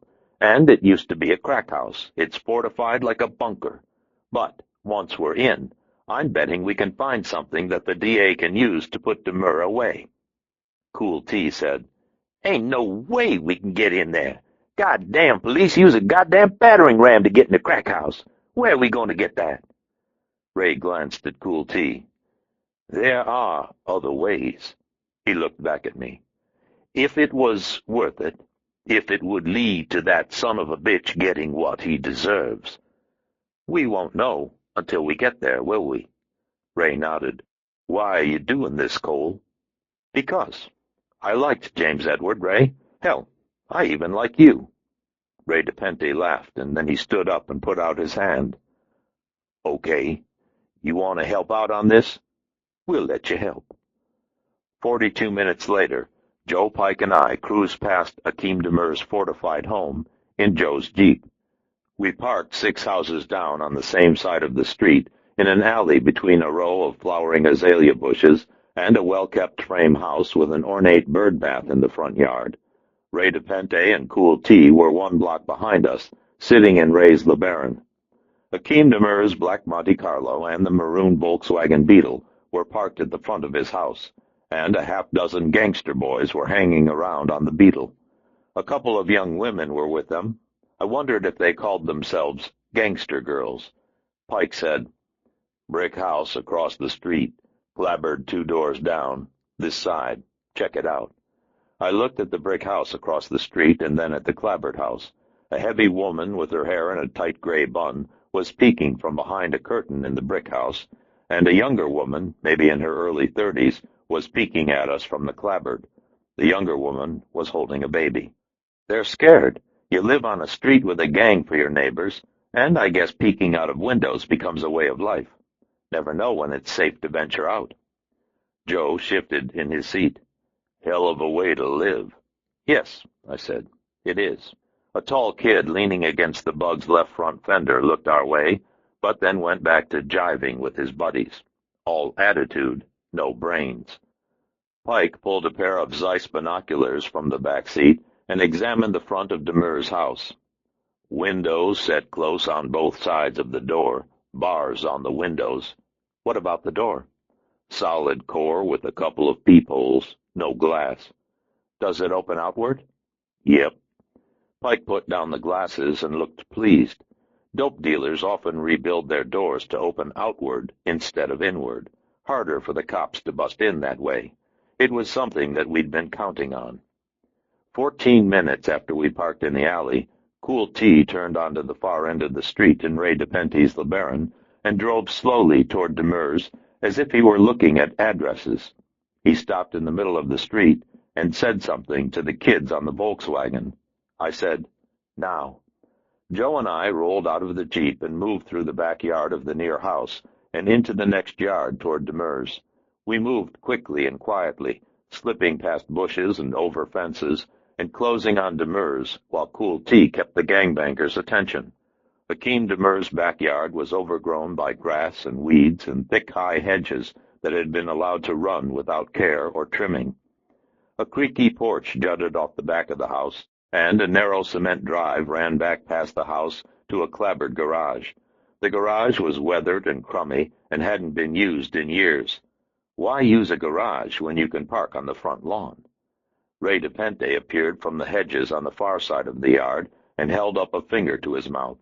He was wearing a black Marine Corps issue shoulder sling with a Colt Mark IV .45 caliber service automatic. He pointed to himself, then gestured to the east side of the house, then pointed at us, and then at our side of the house, and then he was gone. Pike took the back of the house, and I moved up the drive along the side. The windows along the back and sides of the house were barred, and many had been covered on the inside with tar paper. But there were gaps and tears in the paper, and I moved from window to window trying to see inside. Cool T drove away as I made the front corner of the house, and then I faded back to the rear. The rear was so crummy, we could probably pitch a tent back there and no one would notice. Pike and Ray and I crouched in the bushes beside the porch. Ray said, "2 rooms and a bath on my side, 3 full-sized windows, all barred, and a half-sizer on the bathroom. Someone was in the bathroom, but the other 2 rooms were clear." He looked at Pike. "Will the door work?" Pike nodded. "No problemo." "How about the front?" "No problemo." I said, "Kitchen and 2 rooms on my side. I made 6 people, 4 male, 2 female, no children." Ray nodded. "Any way out the windows?" "Not unless they can squeeze through the bars." Ray smiled. "This is going to work." 12 minutes later, Cool T once more turned onto the street and again stopped in front of the house. This time, a couple of bangers slid off the beetle and went toward him. When they did, Joe and I moved up the drive and across the front yard, and Ray DePente trotted toward them from the opposite side of the house. One of the girls saw Ray DePente and said, "What the hell?" And then the others saw me and Joe. The second girl ran, and a short guy with too many muscles clawed at his pants for a piece. Joe Pike kicked him in the head with an outside spin kick, and then Ray DePente and I were at the beetle with our guns out. The 2 guys out in the street started pulling for hardware too, but Cool T came out with an Ithaca 12-gauge, and they put up their hands. Ray said, "Down." The 8-deuce gangster boys went down onto their stomachs. Ray said, "Make noise, and I'll bleed you." A tall, skinny kid with a Raiders cap wiggled around and said, "Why don't you kiss my goddamn ass?" Ray punched him one time hard in the side of the head, and he shut up. Cool T opened the LeBaron's trunk and tossed me a bag filled with plastic wrist restraints. I passed a couple to Pike, and we tied them off. We worked quickly, and as we tied, I glanced at the surrounding houses. You could see faces in the windows and behind doors, watching, wondering what in hell these fools were doing.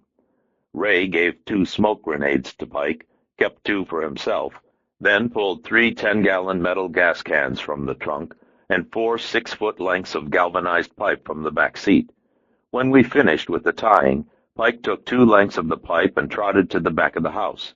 Cool T hefted the other 2 and started toward the front. When he was halfway there, the front door opened, and a chunky guy with a thick neck and a thick belly stepped out and fired a Beretta 9mm. Pep, pep, pep, pep, pep, pep. One of the rounds caught Cool T on the outside of his right arm. He screamed and went down, and then I had the Dan Wesson out, and I was firing, and the heavy guy fell back. I said, "Guess they know we're here." Ray grunted. "Mm-hmm. Imagine that." Cool T scrambled behind the Monte Carlo, and we went to him. Ray said, "How you doing, Cool?" "It burns like a son of a bitch." Pike examined the wound, then used part of Cool T's shirt to bind it. "You'll be fine." A couple of faces peeked around the jam, and someone in the house yelled, "The fuck you doing? What you want?" Ray yelled back, "My name is Ray DePente. We came for Hakeem Demur, and we want to see his chicken shit ass out here." A second voice in the house yelled, "Fuck you!" It was going to be one of those conversations. Someone pulled the heavy guy out of the door, Then a guy in a duster jumped forward, fired 2 pistol shots, then pulled the door closed. Ray said, "You think they'll call the police?" We left Cool T sitting against the Monte Carlo's wheel and gathered up the pipe and the gas cans and went to the house. We put the pipes across the door and wedged them behind the window bars on either side. As we did it, we could hear voices inside. They were trying to figure out what we were up to. Joe Pike came back around the house. "Back door is sealed." "How about the windows?" "No one's getting out." Someone inside yelled, "The fuck you assholes want? Get away from here!" The closed door muffled the voice. I stood to the right of the door, reached around, and pounded on it. A shotgun blast ripped through the door about where I should have been standing. I said, "Hey, Akeem, it's time to pay up for James Edward Washington." Another blast came through the door. "Gunfire is not meaningful discourse, Akeem." Another blast came through, this one very low. I said, "Here's the way it's going to happen. Everybody's going to put down their guns, and everybody's going to come out one at a time, and then we're going to tell the police what really happened to James Edward Washington. How does that sound?" Akeem Demur shouted, "Are you on dope? Get the fuck out of my face." I said, "Akeem, I'm going to move in and set up house on your face." "You can't get in here. Get the fuck away." "It's not a question of us getting in, Akeem. The question is, can you get out?" Ray DePente popped the top off one of the gas cans and began splashing gas on the door and the windows and the sides of the house. The smell of it was strong and sharp in the still air. Akeem said, "What the fuck you doing out there? What's that smell?" "We're pouring gasoline on your house. You told the Washingtons that you were going to burn them out, didn't you? We thought you'd appreciate the poetic justice of the moment." A different voice yelled, "Bullshit! You wouldn't do that." Ray DePente said, "Watch." Ray finished with one can and started with another. Pike took the third can around to the rear. We could hear banging at the back of the house, but the pipes would hold. Across the street, a door opened, and a man in his early 70s came out onto his porch and watched with his hands on his hips. He was smiling. Inside, you could hear men moving through the house and voices, and then the tar paper was abruptly torn off the front window, and someone fired most of an AK-47's magazine out into the ground at full auto. Ray DePente looked at me and grinned. "You think they gettin' scared?" "Uh-huh." He grinned wider. "These pukes ain't met scared." Joe Pike came back. "Ready." Ray DePente took a big steel Zippo lighter from his pocket, flipped open the top, and spun the wheel. He said, "Welcome to hell, assholes." Then he touched the flame to the gasoline. The eastern front corner of Akeem Demur's fortified crack house went up with a whoosh. Ray and Pike moved around the house, tossing the smoke grenades in through the windows. The grenades had instant fuses, and in 2 seconds there would be so much smoke that you'd think you were in an inferno. The fire stayed at just one corner of the house, though, and didn't spread. We'd placed the gasoline so that it would smell, but we'd also placed it so that the fire would be small and controlled. The people inside didn't know that, though. There were shouts and more shots, and someone banged on the front door trying to get it open. Someone else started screaming for us to let him out, and smoke began to leak from windows and from around the front door. Across the street, more people came out of their houses to watch. I shouted over the noise, "The guns come out first!" "We can't get the goddamn door open!" "The window!" The smoke was making them choke. More tar paper was pulled off the windows, and handguns and shotguns and AK-47s were shoved through the glass. Clouds of thick gray smoke billowed out with the guns. Ray DePente found a garden hose, turned it on, and sprayed it on the fire. It didn't put out the fire, but it cooled it some. Someone inside said, "Let us out, please." I looked at Ray. He nodded. He and Joe took up positions at the corners of the house. "One at a time. Hands on your heads." "Man, I'll put my hands up my ass you let me come out of here." I unshipped the pipes, pulled open the door, and 2 men and 2 women stumbled out, jostling each other to get away from the smoke and the fire. Pike pushed them down and used the plastic restraints. Neither of the 2 guys was Akeem Demur. Ray DePente yelled, "You want to cook? That's up to you." No one answered. Ray looked at me, and I held up 3 fingers, and he nodded. Akeem plus 2 others. They'd be hard cases, and they would have kept their guns. We could hear coughing. Pike said, "Maybe they doubt our sincerity." Pike stayed with Cool Tea to watch the others, and Ray DePente and I went in after Akeem. We went in low and fast, pushing through the oily smoke, and found them in a short hall between the kitchen and a back bedroom. Akeem Demur was with a dopey-looking guy with sleepy eyes, and another guy who looked like he could have played defensive line for the Raiders. They were coughing and rubbing at their eyes. They heard us, but the smoke was too thick for them to see us. The big guy shouted, "They're inside!" and started swinging wild. He didn't see anything. He was just swinging, and his first 2 punches hit the wall. I stepped outside and caught the joint of his left knee with a hard snap kick. The knee went, and the big man made a gasping sound and fell. I followed him down and took his gun. The dopey guy yelled, "I see the motherfuckers!" and started firing a Smith 40 somewhere up toward geosynchronous orbit. Akeem Demur pushed the dopey guy at us and ran toward the front of the house. Ray DePente slapped the dopey guy's 40 to the outside, then hit him 3 fast times, twice in the chest and once in the neck, and the dopey guy fell. Ray said, "Take his gun." Ray was already after Akeem. I grabbed the dopey guy's gun, then used the plastic restraints as quickly as I could. I wanted to get to Akeem Demur before Ray got to him, but I didn't make it. 2 shots came from the living room, then a third, and I got there just as Ray DePente came up under Demur's gun, twisted it free just as he had taught 1,000 guys down at Camp Pendleton, then threw Akeem Demur through the open front door out into the yard. I went after them. Akeem Demur was standing sort of bent to the side in the front yard, rubbing at his eyes and spitting to try to clear the smoke from his lungs. Ray DePente went down off the little porch, peeled away his shoulder sling, and said, "Look at me, boy." Ray didn't wait for him to look.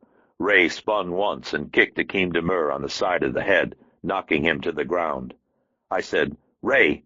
Up and down the block, doors opened and people came out onto porches and into yards. Pike and Cool Tea had the 8-deuce gangster boys on the ground and out of the play. Ray DePente went to Akeem and dragged him to his feet. Ray was a couple of inches taller, but thinner, so they probably weighed close to the same. When Ray was lifting him, Akeem tried to grab and bite, but Ray dug his thumbs into Akeem Demur's eyes. Demur screamed and stumbled back. Ray stood and looked at him, and there was something hard and remote in his eyes. Ray opened his hands. "Hit me. Let's see what you got." Akeem Demur launched a long right hand that caught Ray high on the cheek and made him step back. But when he tried to follow with a left, Ray blocked it to the inside and drove a round kick into the side of Demur's head. Demur stumbled sideways, and Ray reversed and kicked him from the opposite side, and this time Demur fell. I put a hand on Ray's shoulder. "That's enough, Ray." Ray slapped away my hand. "Stand away from me now." "Ray, you're going to kill him." Akeem Demur struggled up to his knees. Ray said, "And wouldn't that be a shame?" He kicked Akeem Demur in the chest and knocked him backwards. I looked at Pike, but Pike was impassive behind the dark glasses.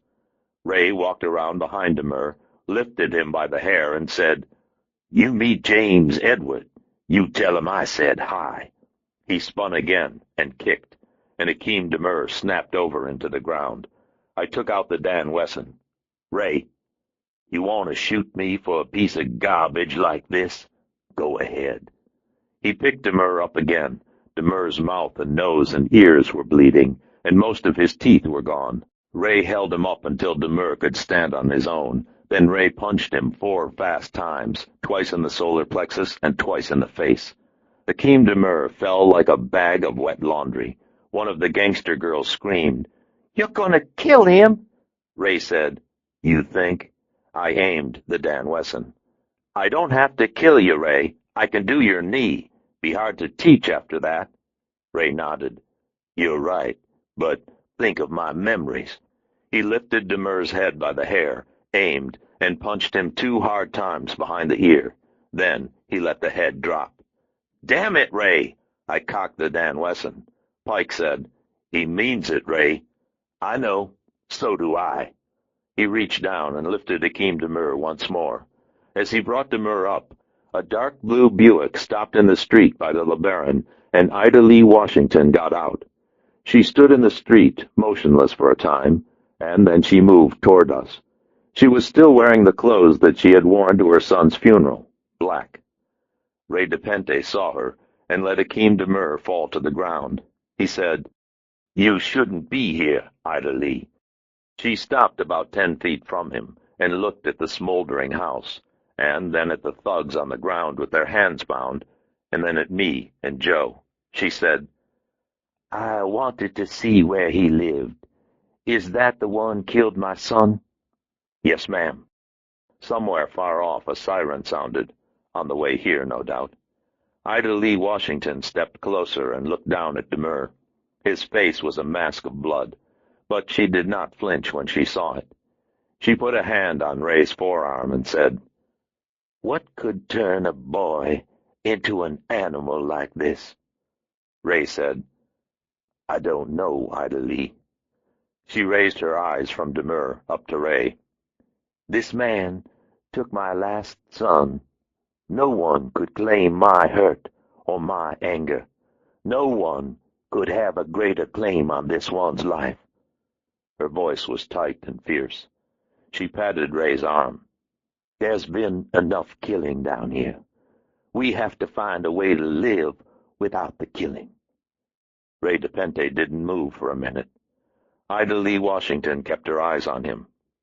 Ray stepped back. He turned away from Akeem Demur, and as the police cars began to arrive, he helped Mrs. Ida Lee Washington back to her car. Up and down the street, the people on the porches and in the windows and in the yards began to applaud. It would have been nice to think that they were applauding Ida Lee Washington, but they weren't. At least, I don't think they were. That far away, those people couldn't have heard one woman's softly spoken words, could they? The cops got out of their cars and looked around and didn't know what to make of it. An Hispanic cop with a butch cut looked at Pike and me and said, "Weren't you guys at the 77th last night?" "Yeah, we'll probably be there again tonight, too." He didn't know what to make of that, either. Chapter 37. When the police went into Akeem Demur's house, they found $82,000 in crack cocaine in the attic, along with 6 cases of stolen rifles. Because the police legally entered the house investigating a crime in progress, the evidence found was admissible and resulted in charges brought against Demur. The investigators found no copies of the videotape that Eric Dees destroyed, and Akeem Demur, for some reason known only to him, denied all knowledge of such a tape. The DA went easy on Pike and me. They agreed to trade on all charges, except the assault on the police guards when Pike and I escaped from the 77th. We were allowed to plead to a misdemeanor, served 3 days in county jail, and then it was over. Of the 5 REACT officers involved in the wrongful death of Charles Lewis Washington, only Warren Pinkworth and Mark Thurman survived. Thurman turned state's evidence and sought neither a plea nor mercy. Warren Pinkworth was indicted on 5 counts of murder. He attempted a plea, but none was allowed. 16 weeks after the events at the Space Age Drive-In Theater in Lancaster, Mark Thurman was fired from the ranks of the LAPD, losing all benefits that had been accrued. He said he didn't mind. He said it could have been worse. He was right. 4 days after that, all administrative and criminal charges were dropped against Mark Thurman due to the intercession of Mrs. Ida Lee Washington. 3 members of the city council and 1 member of the DA's staff objected and wanted, for political reasons, to use Thurman as an example, but cooler heads were only too happy to acquiesce to Mrs. Washington's wishes. Negotiations were underway in the matter of her wrongful death suits against the city. She was suing in the names of both of her sons. 24 weeks and 3 days after the events in the Space Age Drive-In, after spring had moved into summer and then into the early part of fall, I was sitting in my office reading last week's newspaper when the phone rang and I answered, "Elvis Cole, Detective Agency. We're on your case for no money down." Jennifer Sheridan laughed. It was a good laugh, nice and clear. She and Mark were living together in Lancaster. She had given up her job with Watkins, Oakham, and Beale and had taken a new job with a law firm based in Mojave. She had taken a 20% cut in salary to do it, but she said that it was what she wanted. Mark Thurman had applied for a job with both the Palmdale PD and the Lancaster PD, but had been rejected both times. He had decided to return to school and obtain a degree in physical education. He thought he might like to coach high school football. Jennifer Sheridan was sure that he would be wonderful at it. She said, "How do you expect prospective clients to take you seriously if you answer the phone that way?" I gave her Groucho. "You kiddin'? I wouldn't wait for a client who'd hire me." She laughed again. "You do a terrible Groucho." "Want to hear my Bogart? That's even worse. You get me on a roll, I'm a riot." She said, "Mark and I are getting married on the third Sunday of next month. We're getting married in the little Presbyterian church in Lake Arrowhead. Do you know where that is?" "I do." "We've sent you an invitation, but I wanted to call. We'd like you to come." "I wouldn't miss it. If you give me Joe's number, I'd like to invite him too." "Sure." I gave her the number. Jennifer Sheridan said, "It won't be a big wedding, or particularly formal, just a few people." "Great. We want a church wedding. We like the tradition behind it." She was leading up to something. "What is it, Jennifer?" She said, "I'd really like it if you gave me away." Something warm formed in the center of my chest, and then I felt it in my eyes. "Sure, I'd like that too. I love him, Elvis. I love him so much." I smiled. She said, "Thank you." "Anytime, kid. Romance is my business." She said, "Oh, you," and then she hung up. After a bit, I put aside the paper and went out the glass doors and stood on my balcony. It was late afternoon, and the fall air was cool and nice. A beauty supply company has the office next to mine. It is owned by a very attractive woman named Cindy. She's also very nice. Sometimes she will come out onto her balcony and lean across the little wall that separates her space from mine and look into my office and wave to get my attention. I did that now, leaning across and looking in her office, but her office was empty. It goes like that sometimes.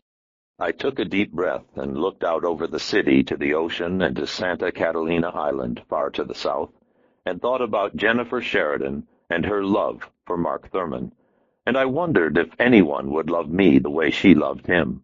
I thought that they might, but you never know. I stood on the balcony and breathed the cool air, and after a while I went in and shut the door. Maybe I would come out again in a while, and maybe this time Cindy would be in her office. One can always hope.